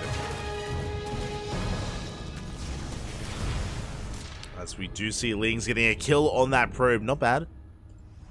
The dead worker, that means the third base is going to be delayed by a couple of seconds. Ooh, fast lair once again out of Gogo Joey. That was what, a 4-minute 15 lair timing. So a bit of an earlier lair. Again, usually this does lead into roaches and fast roach speed. But we'll keep an eye on Gogo Joey, as Oceanborn is known for some committed roach pushes. We have seen plenty of all-ins in the ZVP matchup on this map. So we'll keep an eye on the saturation for Gogo Joey. As the Depths, they threaten the shade into the third. They get a drone. Did I say one? They get a second, a third drone as well. Yeah, workers falling left and right. Late reaction out of Gogo Joey, pulling back those workers. That's going to be 6 dead drones. Almost getting a 7. 6 workers for 3 adepts. Pretty good damage there by Maxed. Couple of adepts went down earlier. There's +1 in charge, as we mentioned. Gateway explosion on the way. Third base getting up and running. And Ling's here to try to punish it, but we have the Void Ray in position and we should be okay. Now, I assumed the faster layer was going to be for roaches and roach speed, but my apologies, it is not. No roach horn whatsoever. That is a Hydra Den. Okay, so Ling Hydra from Gogo Joey. Very fast Hydra Den here from our Zerg player. And I'm sure we're going to be looking to hit a very crisp, very strong timing as well. But we'll see if it's going to be enough. As we can see, Gogo Joey, he's run up to 62. And typically in this series, we have been seeing him cut workers at around 3 base saturation, which is around 65, 66 drones. So I would not be surprised if Gogo Joey does soon cut workers and decides to max out on Ling Hydra. Overseer Scout confirms the third. Confirms saturation. Prism gets across the map. Again, you can see Gogo Joey, he's making like 1 drone at a time. He's not really too focused here on a longer game. It doesn't feel that way. Still focused on Ling Hydra. Big weapon of charge ults here. We're going for the 4th. Ooh, and do we have enough to save it? Looks like we do not. The base is going to be targeted. Clutch Transfuse. Clutch Transfused. Again, the Transfuse that had been used up, which means we're going for the Queens. 2 Queens go down. We managed to catch 2 of those Queens. The base is saved, but that was not the worst trade for Maxed. Getting 2 Queens, 23 Lings, 7 drones. All up. Again, pretty good trades here from the Protoss. Behind this, we're getting into our Robotics Bay. Working towards, I imagine, Colossus production. Upon confirming the Ling Hydra. Meanwhile, Gogo Joey, for the first time, we're droning up even further. Let's go. 10 workers, infestation bits, and a lurker den is on the way. It looks like Gogo Joey, he's going for the Hive Tech. He's going for Hydra Lurker Viper. Let's go. We're finally embracing a bit of a longer game. Or at least we're trying to.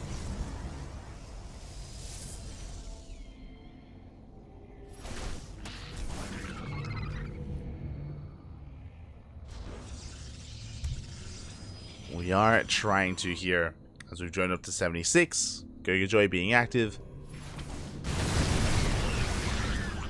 Not quite finding a way in. But there's that Colossus production underway. Second Robo as well. Max said, looking quite sturdy here on his 3 bases.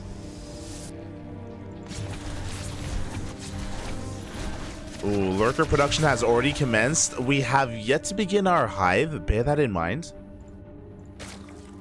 Still have not started Hive Tech, still have not started upgrades either. We're committed to Lair Tech Lurkers for now. But there we go, now we're droning. Could do with another base.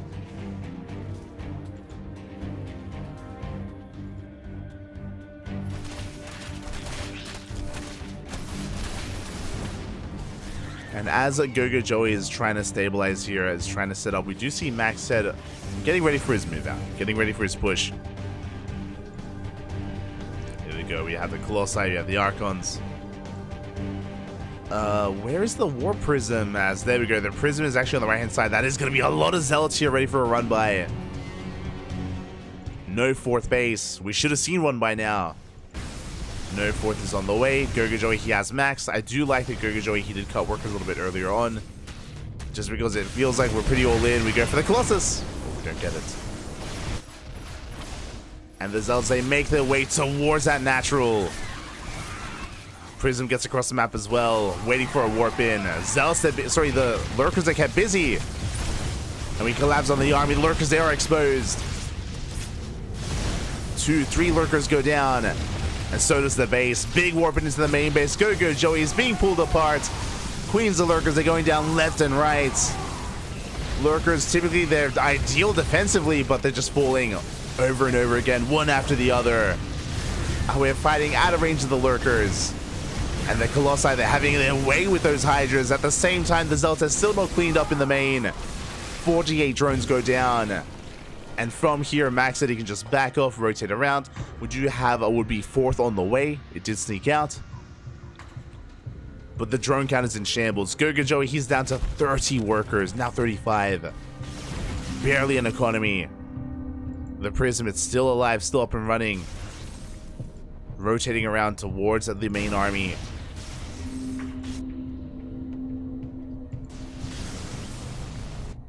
Yeah, there we go. We're going for another warp in. Now, we do have some lurkers in position. How many lurkers in total? 5? 5 lurkers are here. Did I say 5 lurkers? We're down to 4. We're down to 4. Now we're down to 3. You got one Colossus. Down to 3. We're down to 2. 2 lurkers left, and it looks like we have just too much Protoss here on the field, on the dance floor. As we collapse on the army, Zelt's coming in from behind. GG gets called, and Go Joey gets overwhelmed. Maxed will qualify for the EPT Spring Asia Regionals. GG.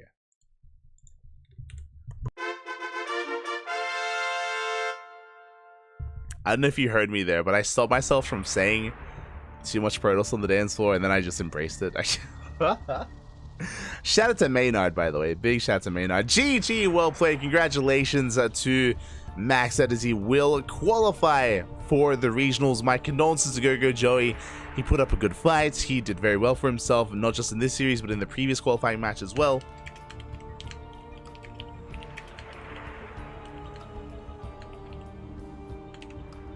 But alas, he could not hold a candle here to Max said.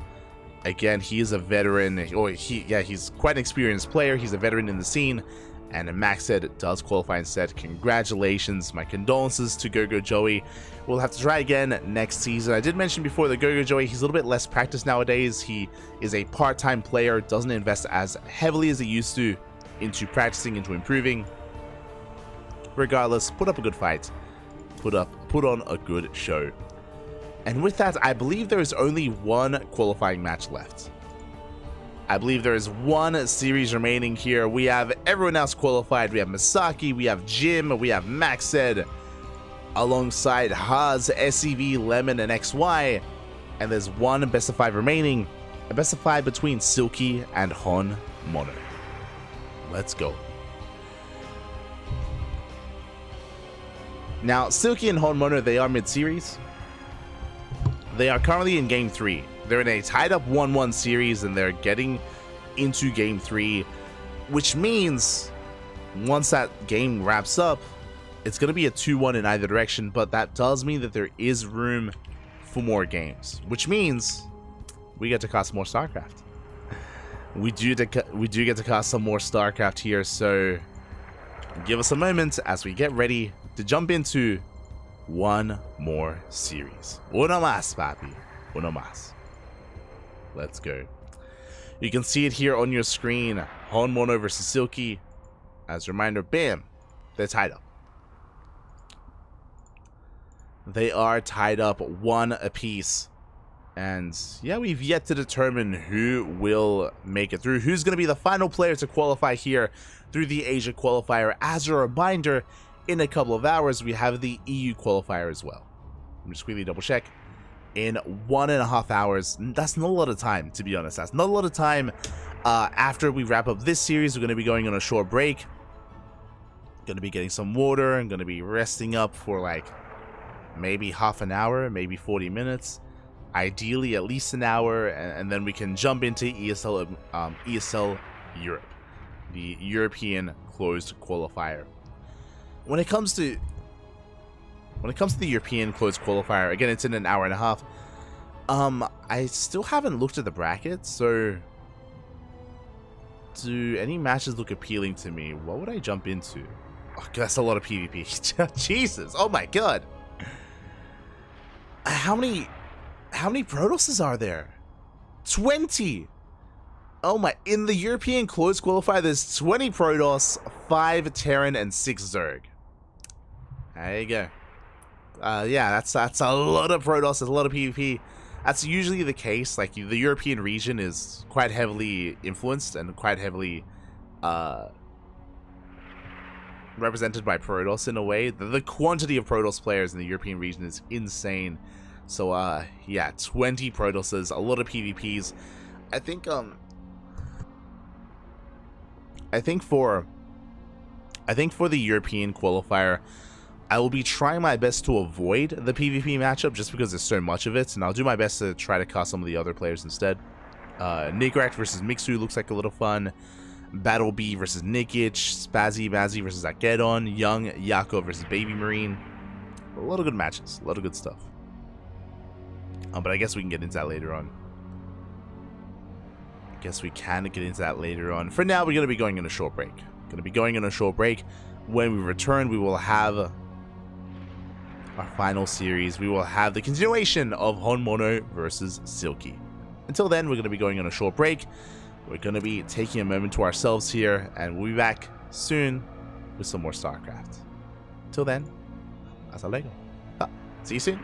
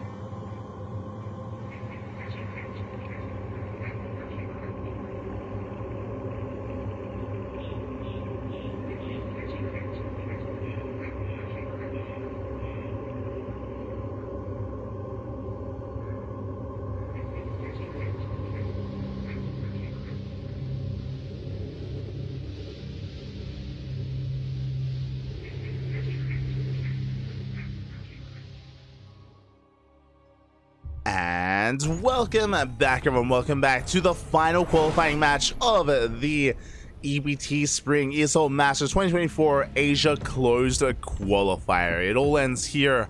One more player left to make it through into the main Asia Regionals. Who is it going to be? We're jumping in mid-series as we're getting to game number 4. And spawning in the top left-hand corner of Side Delta, we have the South Korean Terran player living in the land of Japan, representing Team Hyper 1 down in this series. Can he bounce back? It is Hon Mono.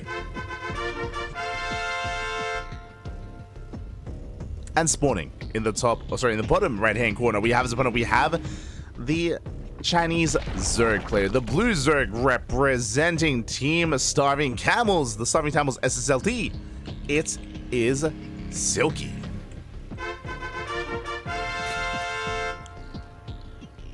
Bam. There we go. Silky, he is leading the series 2-1, going for a 15 hatchery. Interesting. Very safe way to open up. 15 hatchery into a 15 spawning pool. Very safe build here from our blue Zerg player. And to apologize.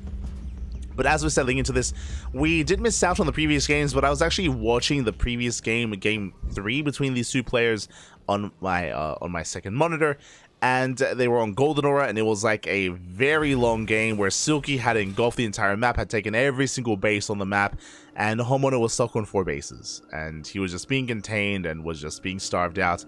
And that sounds like a Homono series. It was a lot of fun seeing the chat react to it, and they were like, what's happening right now? Why isn't he leaving? What's going on? We even saw it against Rex, where Homono, he refuses to leave games. He does refuse to leave games. He will stay in there until he's down to like a handful of units and he lifts his buildings. Like, it's just it's just what he does. It's just how he does play this out, regardless of who he's up against. He will stay in for as long as he can, and yeah, we'll see if he's able to whittle away at Silky and bounce back in this series. For now, we do see some Lings moving out. Remember, it was a faster spawning pool opener, 15 hatchery into a 15 spawning pool. Lings are moving out. The goal here is to try and disrupt the opener, but we have a full wall off here at the natural. Lings should not get much damage done. As long as we're able to get into the other side of the wall. Ooh, Hon Mono moving out with his Marines, looking for the Overlord, and he gets caught out by Lings instead. But we do have 4 Marines, and we should be okay. We're kiting back here, back to the other side of the wall. We do manage to break in, though. We take down 1 Marine. We're down to 3. Down to 3 Marines. A couple of boys are being pulled here. 2 SCVs go down, and a second Marine as well. Hon Mono, he will hold. Not a bad trade here for Silky, trading, that was 8 Lings for 2 SCVs and 2 Marines. But at least he gets a full scout off as well. Oh, and we are going for a Hellbat push. Okay. Now, in a way, Hellbat pushes, they have been buffed a little bit in the new patch. Those that are maybe unaware, the armory is now cheaper to build. So it is a cheaper armory here, so it does allow us to get into this overall Hellbat push a little bit easier, a little bit less committed. As we have a 1-1-1 follow-up, I imagine we're going to be incorporating medevacs with this. We could even go into libs, but I imagine medevacs are going to be on the horizon here for Hon Mono, as they can support these Hellbats. For now, we're moving out with a handful of units. Silky trying to get his 3rd base up and running, but we do have some Marines and Hellions to apply some pressure. More Hellions on the way. Did invest into a Reaper just so we have a little bit of extra DPS. The Hellbats, they do morph in. How many Lings? 3 Lings to defend. How many Queens as well? Only 3 Queens. Silky, he is vulnerable. Spine Crawlers are on the way. Big reaction here out of Silky. We dive on the Queens. Do we have a transfuse? We do not. Lings, they come in first round. The Lings are getting roasted, and it looks like we will be able to catch another Queen. Oh, boys are being pulled. Drones are going down. Can we chase the Queen down? Looks like we can. Second Queen falls. It's going to be 5 dead workers. Spine Crawlers, they will finish up. It looks like we will defend the natural. Yeah, we try to catch another Queen. We won't be able to. And Hon Mono is going to be cleaned up, but not without killing a lot of Lings. Transforms, and he tries to get the hell out of there. Escapes with 1 of those Hellions. Does escape with one Hellion, gets the hell out of there. Behind this double eBay, it's going to be a bio transition. Third CC is on the way.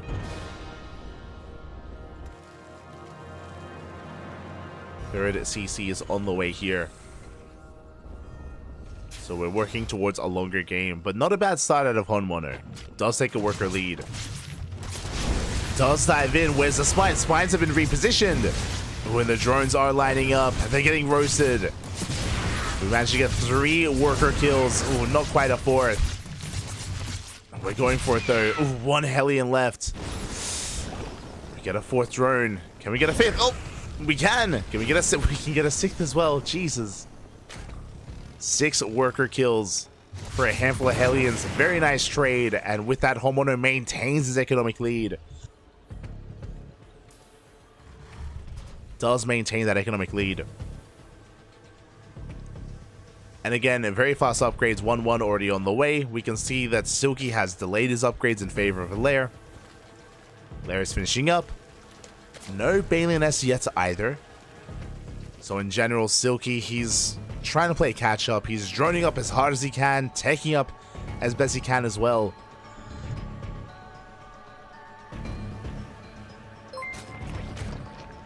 I was curious. I was waiting for the Balin Nest. And alas, it is not going to be a Balin Nest. Instead, we have the Spire on the way for Silky. Okay. Yeah, all the gases are being taken. Very risky maneuver here out of Silky. Banshees are coming in. And it looks like we will get eyes. Oh, no, never mind. We don't get eyes on the Spire. Banshees are forced back. As the Banshees are forced back, a big shout out to Dave Testa. Vapi, oh my god. The Dave himself, thank you so much for resubscribing for 14 months, over a year of support. Thank you so much, Papi. Thank you so much.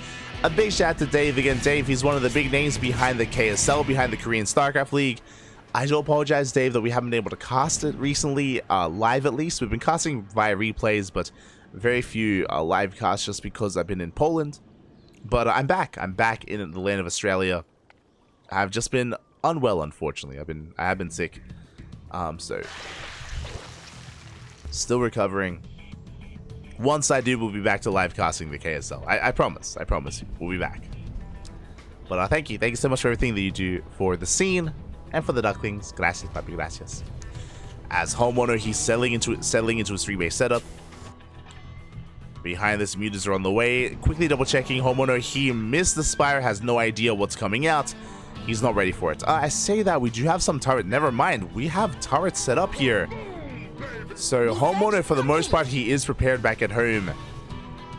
Turrets in the natural, turrets in the main. No turret at the 3rd. But he is covering his bases.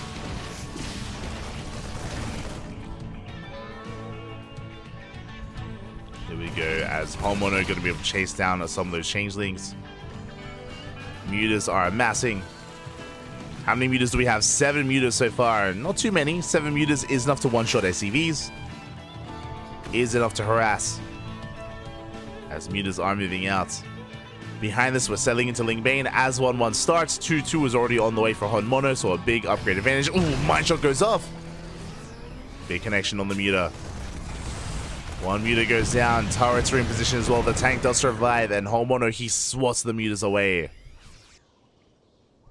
They get nothing done. Banshees are still being active. As the mutas are moving out, Banshees are moving in. They can find a couple of drone kills.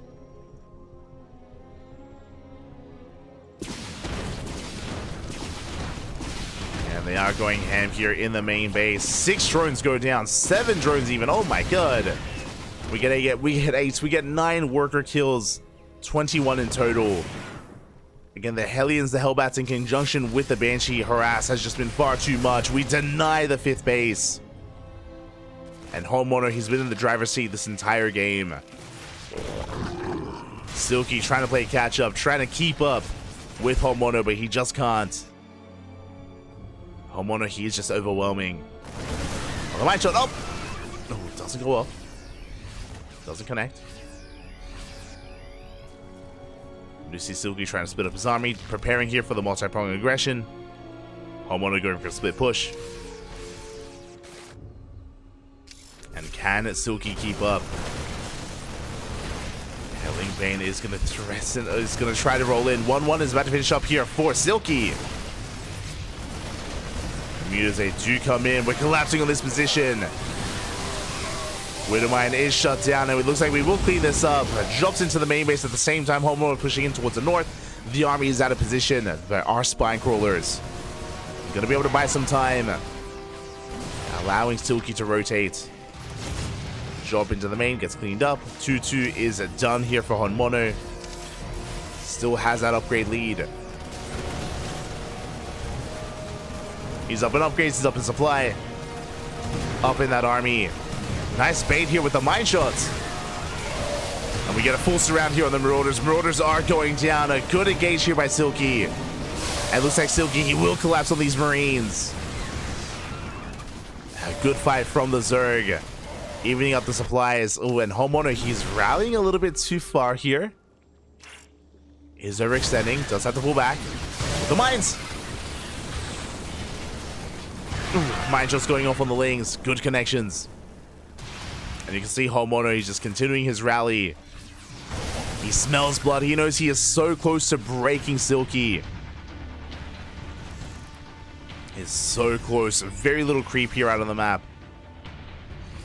Better creeps right here towards the south, but barely any here towards the north. Ling Ramai is moving out, potentially trying to catch some reinforcements. At the same time, Muta's doing what they can to hold the line.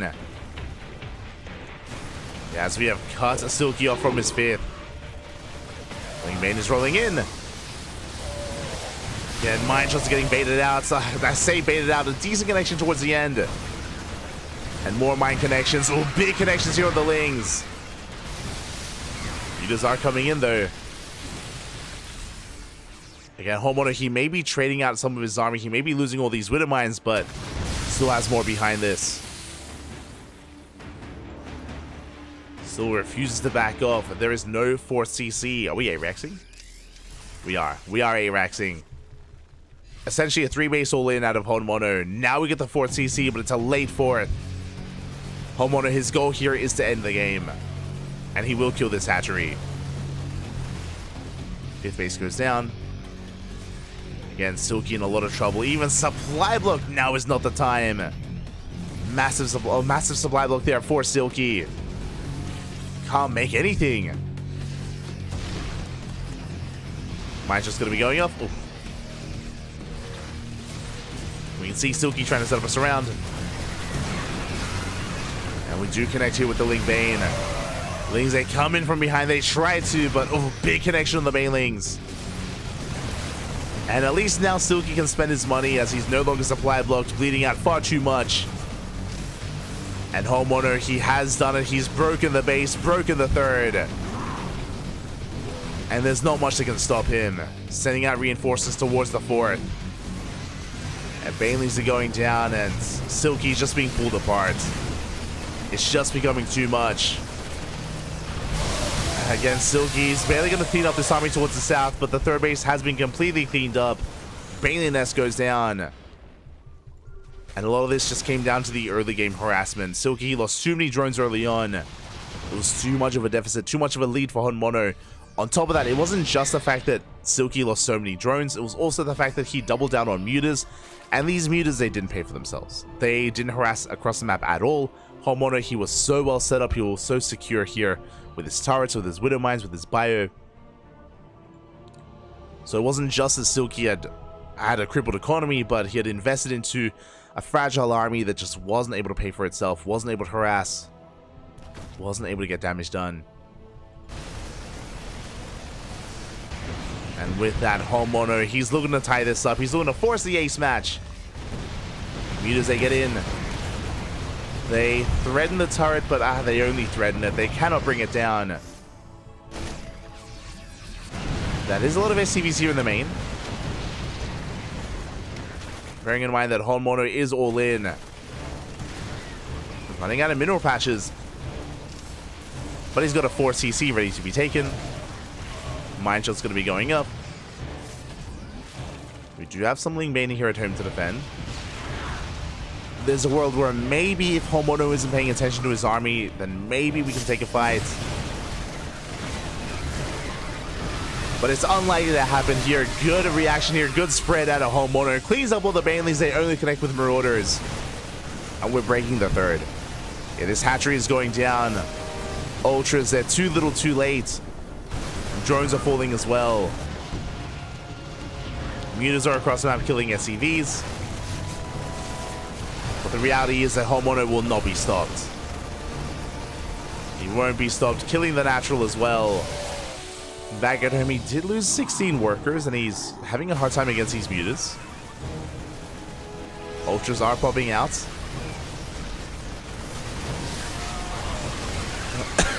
Lingbane coming in. Good kiting here from Homeowner. Takes down the Ultra, and yeah, again, there's just no dealing with this army. We have 2 more Ultras on the way. The army is overstimmed. 1 big swipe goes off, but only 1 swipe. Yeah, as we go for the Ultra Cavern, we deny Kindness Blading.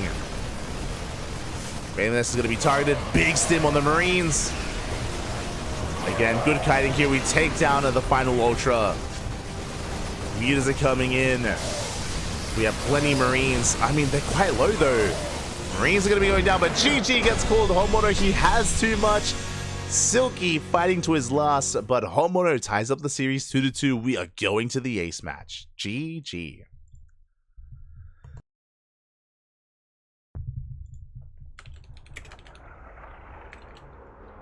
Ahí están. Ay. I see you in the chats. Elias has been under the weather since he returned to Australia, but if he stayed in Poland, would he have been above the weather?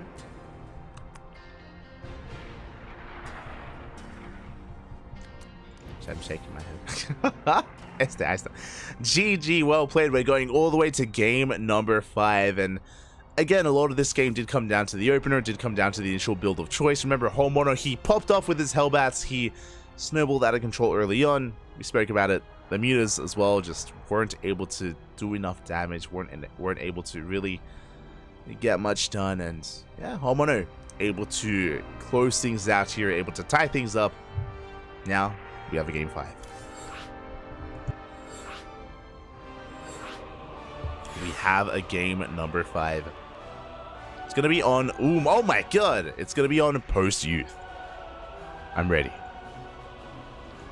Beautifully sunny weather in Poland, 26 degrees. Oh, let's go. Sunny, Poppy, sunny. I mean, the weather's fine here. It's nice, but still trying to recover. All good, Dave. All good. Slash shout out at Dave. There we go. Shout out to Dave Testa. Shout out.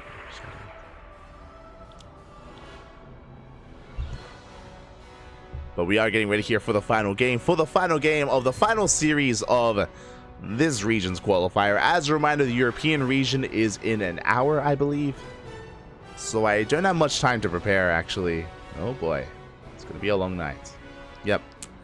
European region is in 1 hour and 5 minutes, so I'll do my best to be a part of that qualifier as well. Oh boy.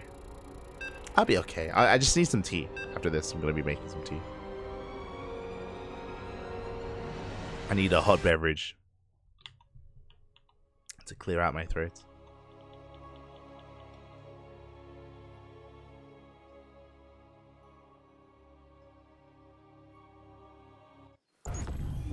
But here we go. We're getting into the final game of this series. It all ends here. It all ends on Post Youth, and spawning in the bottom left-hand corner, we have our South Korean Terran player living in the land of Japan, representing Team Hyper 1, the Red Terran. It is Homeowner.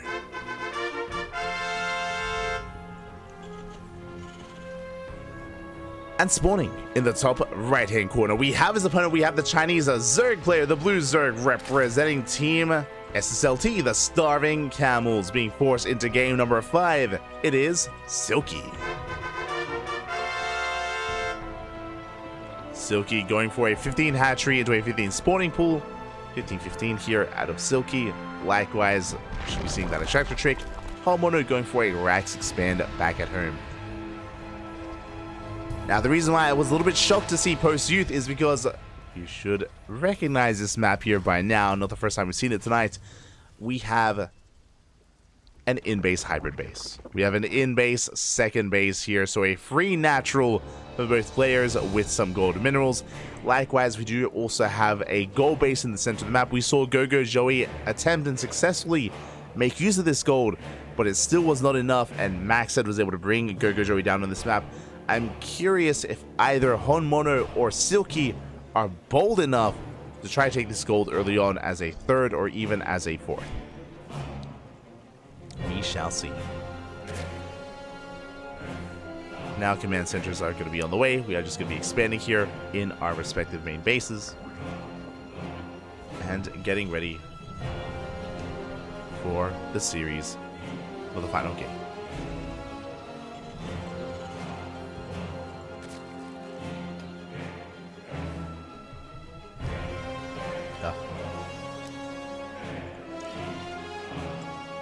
Catching up in the chat. Yeah, exactly, Bobby, exactly.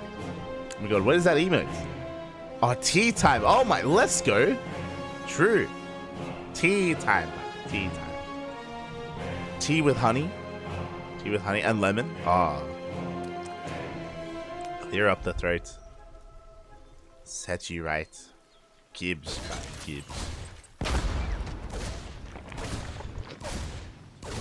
As Reaper does get across the map, he's going to be disrupting some of the mining here. Forces out a Spore, forces out a second Spore and a Gas Geyser as well. Oh my god. As we're rushing into a fast lair? A 2-minute 40 lair timing. Oh my god, Silky, this feels like a Ling Queen Nidus all in. Very fast lair here. This could be a couple of things. Okay. Could be Ling Queen Nidus. It could be 2-base Spire, 2-base Muta.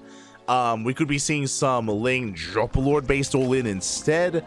But regardless, aggression is going to be upon us here. A second Gas Geyser has been taken. Off of 2 gases, this feels like not enough for a third gas is being taken.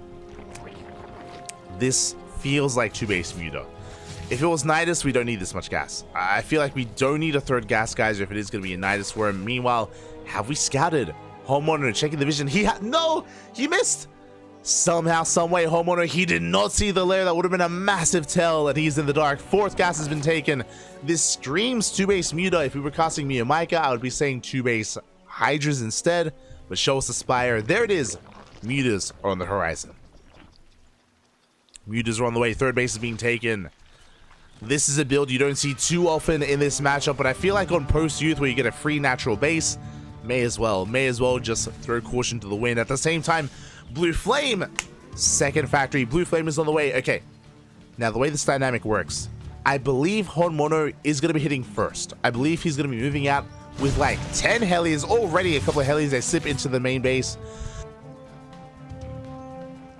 They slip in the main. They get a couple of drone kills and they get a full scout. They do get eyes on the lair and on the Spire as well. Big scout here by Honmono. And how does he react? How does he respond? Again, with the massive amount of Hellions here that we're building up, I do believe that we're going to be hitting first, and I believe the Mutas will not be able to help. They will not be able to help here in the defense. Already you can see that Silky's having such a hard time keeping up with these Hellions. Link speed was delayed. Remember, Link speed was delayed because of the lair. Without Link speed, how do we keep up with the Hellions? How do we keep up? We're roasting up the drones. Drones are going down left and right here. Lings are barely coming out, but it's not going to be enough, and we are just getting so much damage done. As we barbecue the mineral line, 12 workers go down. And this is only the beginning. This is merely the beginning here as we deny more mining time here at the natural in the hybrid base. More Hellions rock up. 16 workers go down. And is this how the series ends? Is this how Homeowner qualifies? As Blue Flame kicks in and more drones are falling, we get 20 worker kills. And we might get a couple more. Ooh, 21 drones go down. Mutas come out, but the economy is non-existent. The economy is in shambles. How many mutas do we have? 6. 6 mutas, that is it. That is all we have. And Homeowner, he's got Widow Mines, he's got turrets, he's got Marines. Remember, he scouted everything. He knows what's coming. And we have a trap. We have a trap laid up here towards the left-hand side. The mutas, no! Big mine shot goes off. 2 meters go down. Big connections already. Not a good start for Silky, as he gets knocked down to 4 meters. Ooh, almost loses another. Again, a rough start here for Silky. The economy has been crippled. The mutas as well, not able to pay for themselves. And Homono is taking his third. Homono, he has a worker lead. You can see here in the economy deep in favor of the red of the Terran. And once we take that third, we can mule our hearts out. We can just go to town here.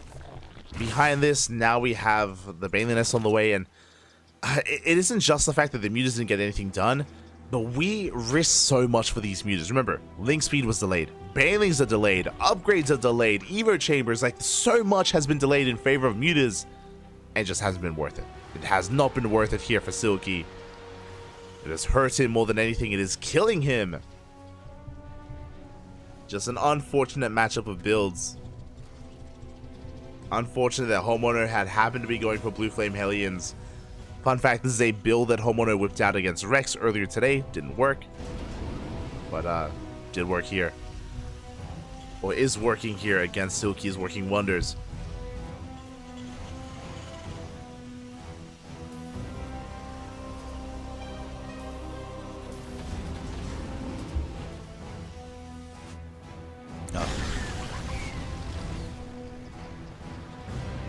We do see Homeowner just being a little bit active with what little Hellions he has left.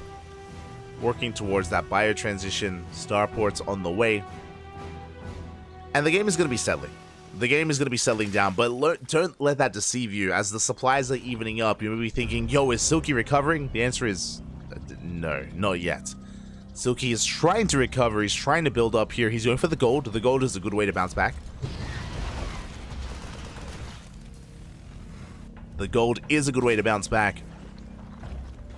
But he needs to get this gold base up and running. He needs to get it saturated. And he needs to join up from there. Silky, he needs time. Silky does need time. Meanwhile, he's just starting up 1-1 as we speak. We catch out some of the Hellions.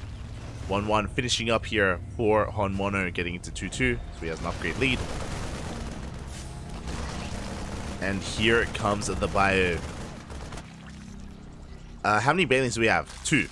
We have 2 Banelings ready. We have 10 Banelings on the way. There's no saving the space. There's no saving the 5th. Hatchery is going to be denied. Mine Shot's going to get baited out. Oh, that's a kill, not a cancel. A kill on the hatchery. We're pushing on forward. We still have a couple of Mine Shots ready to pop off.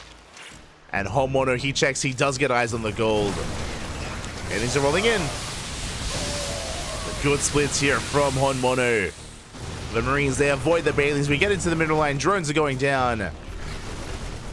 We spoke about it. This gold base was the way back into this game for Silky, but alas, he's still unable to mine freely from it. He's trying. Shows some mine shot. Connection on the Lings. Banelings are rolling in as well. Looks like Silky is going to be able to clean this up. He barely does clean up. He barely does survive. And hey, he holds on to the gold. Does hold on. A little bit fortunate. If Homeowner was pushing on the right-hand side, he would have killed the gold instead of denying the left. So very fortunate there for Silky. Unfortunate for Homeowner, but now he knows where to push. He sees the base. He knows how he wants to approach this. The mines being set up. The Queen coming in to soak one of those hits. Does tank a shot. Silky getting ready for his own run by here at the planetary. Very nicely done. Takes down one of those Widow Mines. Yeah, Lings are rolling on in. They collapse here on the planetary, but the repair is too good. The planetary does hold. Shows some mine shots. Ooh. Good connection on those Lings. Widowmine survives. And the problem here is that Silky has to fight. He has to engage. If he doesn't, I mean, the gold is under threat. It is under fire.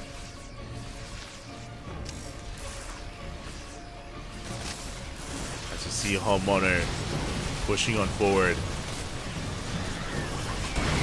And mine shots here on the Ling Bane. Silky going for a run by instead, trying to go for a counterattack. Oh, these mine shots though, they're pretty intense here. Mutas, they do slip into the main base. At the same time, Lings, they hit the natural. We have a bunker there. We have a bunker. Banelings are rolling in. And we're forcing Homeowner's hand. He's pushing on forward here. There is Ling Bane waiting for him. SCVs are falling. Oh, no reaction. Delayed reaction there at a Homeowner. His attention's being spread thin. And Silky, amidst all this chaos, he's getting damage done. 15 workers go down. Silky is still in this. Main army gets cleaned up. 20 workers fall. And just like that, Silky has a comparable economy to Honmono. That one Ling here at the natural still getting damage done. And we're knocking Honmono down to 42 SCVs. And Silky, has he done it? This chaotic moment when he was able to bust into the natural, into the third, collapse on the main army, he's just pulled Homono apart, and just like that, Silky, he may be able to take this. Homono though,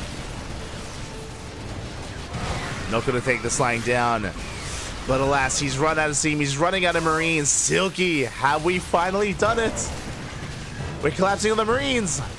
The planetary is up. We have so much Ling Bane on the ground. We're getting into the mineral line. We're getting on top of the army. And Silky is overwhelming. Yeah, he breaks the main army. He can keep on pushing. He's keeping the production. Busts into the main base. A Homeowner, he was so close. He was doing so well. But one bad moment. Couple of bad turn of events there. And Silky, he is keeping the production. It looks like he has broken Honmono. It's a very close game. Very back and forth. Again, initially Honmono had such a nice lead for himself. But Silky found a way. I spoke about it. That first push, if Honmono, instead of going for the fifth, if he was aware of the gold, if he had gone there first, different game. Different game entirely. The fact this gold base was able to get up and running, the fact that we were able to make use of it, this was the ticket back into this for Silky.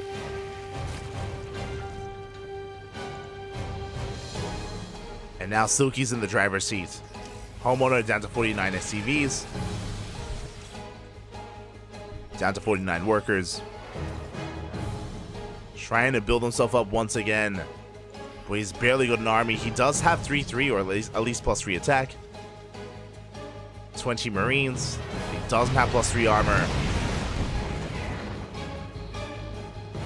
Yeah, Muta's on the right. Once again, Ling's on the left. Outside of some miracle mine shots, I'm not sure how Homeowner can get back into this. As Silky has been droning up, getting up to 60, almost 70 workers.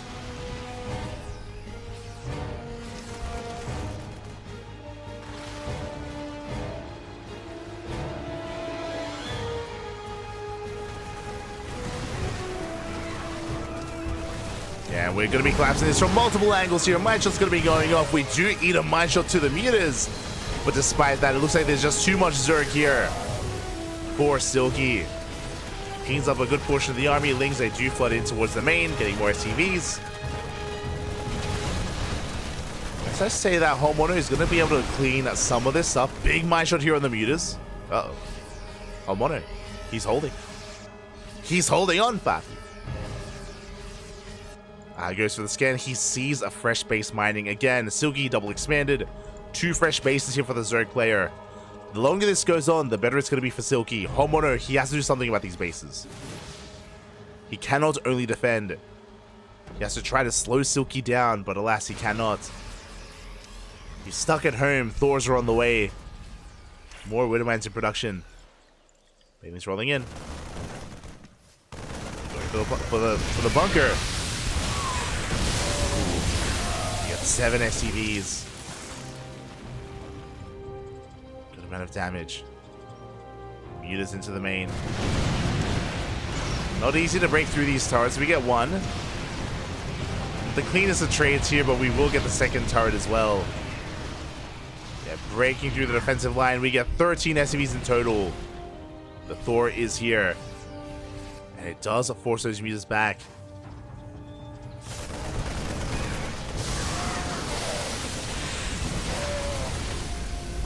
Suki not quite getting into the mineral line this time, but he does catch some of these Marauders. Marauder's going to be going down.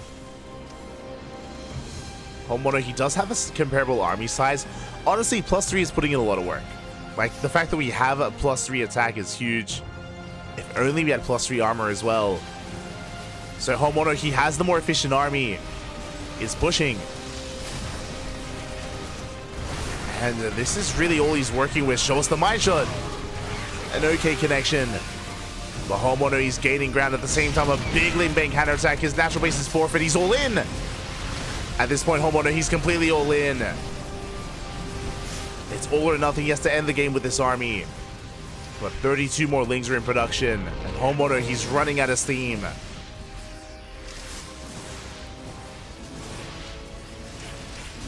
Running out of steam at this point. Ooh, mine shot's going to be going up. Good connections. Good connections on the Banelings. So we're down to purely Marines. Ooh. And it looks like, yeah, Silky cleans up the army. Remember, Homeowner was all in and no mining at his at his third base. A couple of patches left at his fourth. The mutas, they run into the Marines. Uh-oh. That was almost every single muta. We're down to 4 mutas. But Ultras are on the way, and it's almost purely Marine. Silky should still have this. Silky should still survive. Homeowner's going to be pulling back.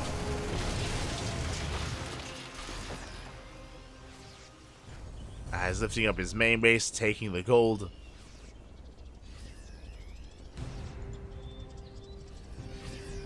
Is attempting to take the gold. He's going to be threatening him. At the same time, the Ultras have arrived. They're on the right-hand side. This planetary is looking a bit exposed, and we may collapse on it. No, instead, Silky's going for the army. Going for the army instead. Not too many Banelings. So far, good trade here from Homeowner, shaving off some Lings. Doesn't lose too much. Going for a Doom Drop. Let's go. I mean, Silky has a lot of bases, but he doesn't have much to defend them. I'm loving finally a Doom Drop is coming in. At the same time, the planetary goes down. Does get shut down. Doesn't really impact this too much just because there's not much mining going on. At the same time, Homeowner, he takes down the mineral line. Gets the base. He even gets an Ultra. Yeah, big reaction out of Silky, racing back home. And remember, Silky doesn't have too many mutas. He has 4 mutas. He doesn't have a lot of anti-air. The drop can get away. Homeowner finally being active. +3 armor on the way for Homeowner as well. Silky stuck on 2-2. On the mine shot. Shot going off. Gets a couple of Lings. Homeowner, he gets back home with that drop. Takes down the Overseers. Very nicely done. Bit of miscontrol there out of our Zerg player.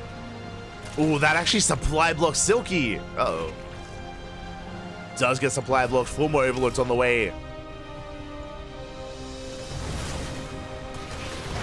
Homeowner, he's doing it. Kind of big matchup goes up. Oh, these medevacs, they're so low. Barely going to be escaping. We're going for a base trade. Silky collapses on the gold base, gets some of the production. At the same time, though, Homeowner is going straight for the kills, straight for the natural and the main of Silky. And Silky's racing back home. He's turning back around. Winter mines have to be borrowed. Ooh, big connections on the Banelings. We still have a handful of Banelings left over. Ultras are coming in. We force a pick up.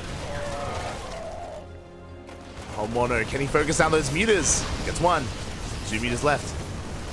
Remember, without mutas, no anti-air. Without anti-air, we can get away. He snipes the tech. Gets the Ultra Cavern. Gets the Ultra Cavern, gets 25 more drones. Homeowner gets the hell out of there. He's lifting up his natural, landing it here as the gold. On Mono, he barely misses that Ultra. Misses the Ultra, gets on top of the base. At the same time, I can say the same here for Silky. And the northern base is going to go down. Marauders, they shut down the Ultra as well. Not enough room here in the medevacs. Expensive losses for Homono, but he gets a base. You can see how stim this army is, how overstim the army is. But Homono, he snipes the hatchery. Do we have any mutas left? 0 mutas. 0 mutas remaining, 0 anti-air. And what you see is what you get when it comes to the Ultras. We snipe one. One Ultra goes down, second Ultra goes down, but here come the Banelings. The Banelings are connecting here with the Marauders. They get trapped. And it looks like Silky, he gets into the mineral line as well. He's cleaning up the army. We have some reinforcements. Big mine shot goes off. And the Banelings are trickling in. But there's just not enough man with gun. There's not enough fire. Barely not enough. Silky, he does it. He breaks the back of Homono. GG gets called, and Silky qualifies for the Asia Regionals. GG.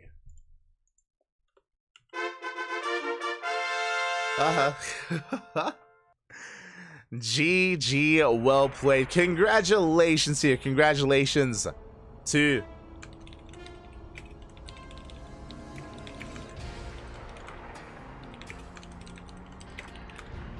GG, well played. Congratulations here to Silky. Oh my, that was so close towards the end. Initially, it looked like Silky had this in the bag. I mean, to be fair, initially, Homono had this in the bag, and then Silky took it. Then Homono stripped it away as well. Very scrappy, very back and forth there. Finally, Homono was able to get into some drop play. I mean, that was something that I was hoping that we could get into a little bit earlier, and he was doing so much damage with it, crippling the economy of Silky, catching out the mutas, shutting down tech. Unfortunately, Homono did not have an economy behind it. The goal base was denied time and time again. He could not sustain his losses, could not sustain his trades, and Silky barely came out on top there. GG, well played. GG, well played. Congratulations here to Silky as he does make it through. Meanwhile, Homono is knocked out of the qualifier. He's knocked out of EPT Spring. But that was a good effort nonetheless. A very, very good showing. Could have gone either way. Could have gone in favor of Homono or Silky. Alas, Silky was a little bit more informed here on the day and does qualify. Congratulations.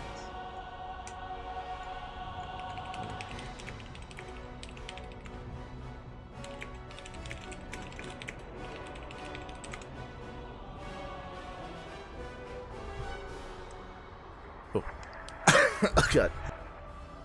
And with that, we're finally done. We can finally wrap up here for the Asia Regionals. Quickly going over our qualified players. Exclamation mark B in the chat if you guys want to have a look at the back of yourselves. From the top here, we have Haas. We have Haas, SEV, Lemon, XY, Maxed, Misaki, Jim, and Silky all making it through. That is going to be how many? 3, 4, 5. That's going to be 5 Protoss, 2 Zergs, and 1 Terran making it into the Asia Regionals. Now, to be fair, if you notice some players from the region that weren't a part of this qualifier, that is because they were invited instead. 8 players were invited into the main event. 8 players from the qualifier joined them.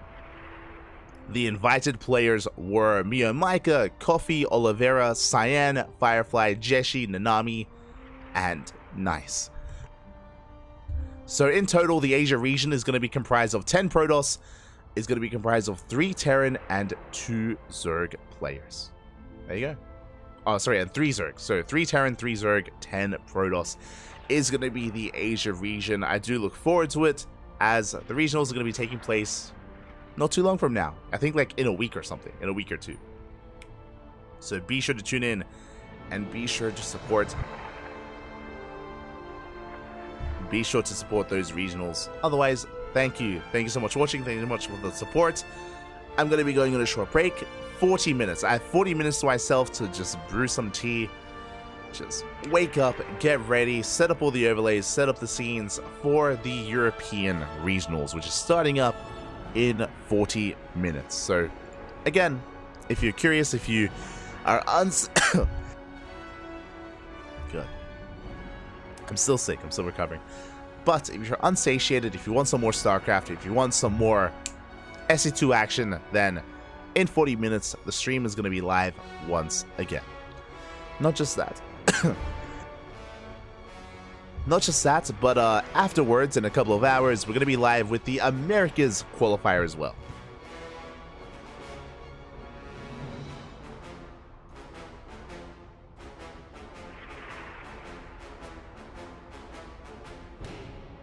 We're going to be live with the Americas Qualifier, so it's going to be a night full of StarCraft, but don't worry, I got some Dare Iced Coffee. I got some iced coffee, which is keeping me fueled, keeping me awake, keeping me somewhat sane. Somewhat. It's going to be a long night here. It's going to be a long night of StarCraft. So thanks so much for watching. Thanks so much for the support. We're going to be giving another StarCraft streamer a raid. Not too sure who, but we'll find someone to raid. Papi, este Aristry, Shema, Papi Shema. Big shout out to Aristry in the chat. But I do apologize.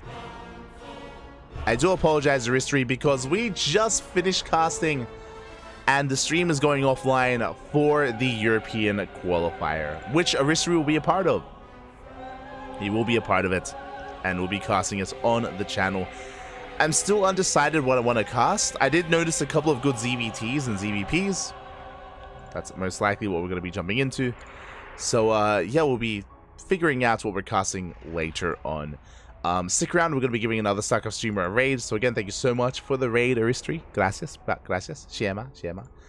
And who is streaming right now? Who can we raid? Let's just double check. Showtime is streaming. Reaper is playing Zero Space. Nice is laddering. We could raid Nice. Nice is invited into the main event. Who else? Holden is streaming. Let's go. We could raid Holden. I'm leaning towards either Holden or Nice. Regardless, if you want to, support some other channels out there, feel free to have a look at the StarCraft directory on Twitch. Plenty of streamers are out there bringing you as much content as they can. Holden just went offline. God damn it. Shaking my head. Nice it is. Nice it is. So, yeah, with that, we're going to be heading off here for now. We're going to be back in 40 minutes. Until then, stay safe, everyone. Take care. Thank you so much for the support. And we'll be back shortly with some more StarCraft. Until then, hasta luego. If you can follow us on Twitter, Facebook, Instagram, YouTube, and Discord. You can follow us on all things CranKy Ducklings. And we'll be back soon. Until then, hasta luego. Ciao, papi, ciao. Hasta luego.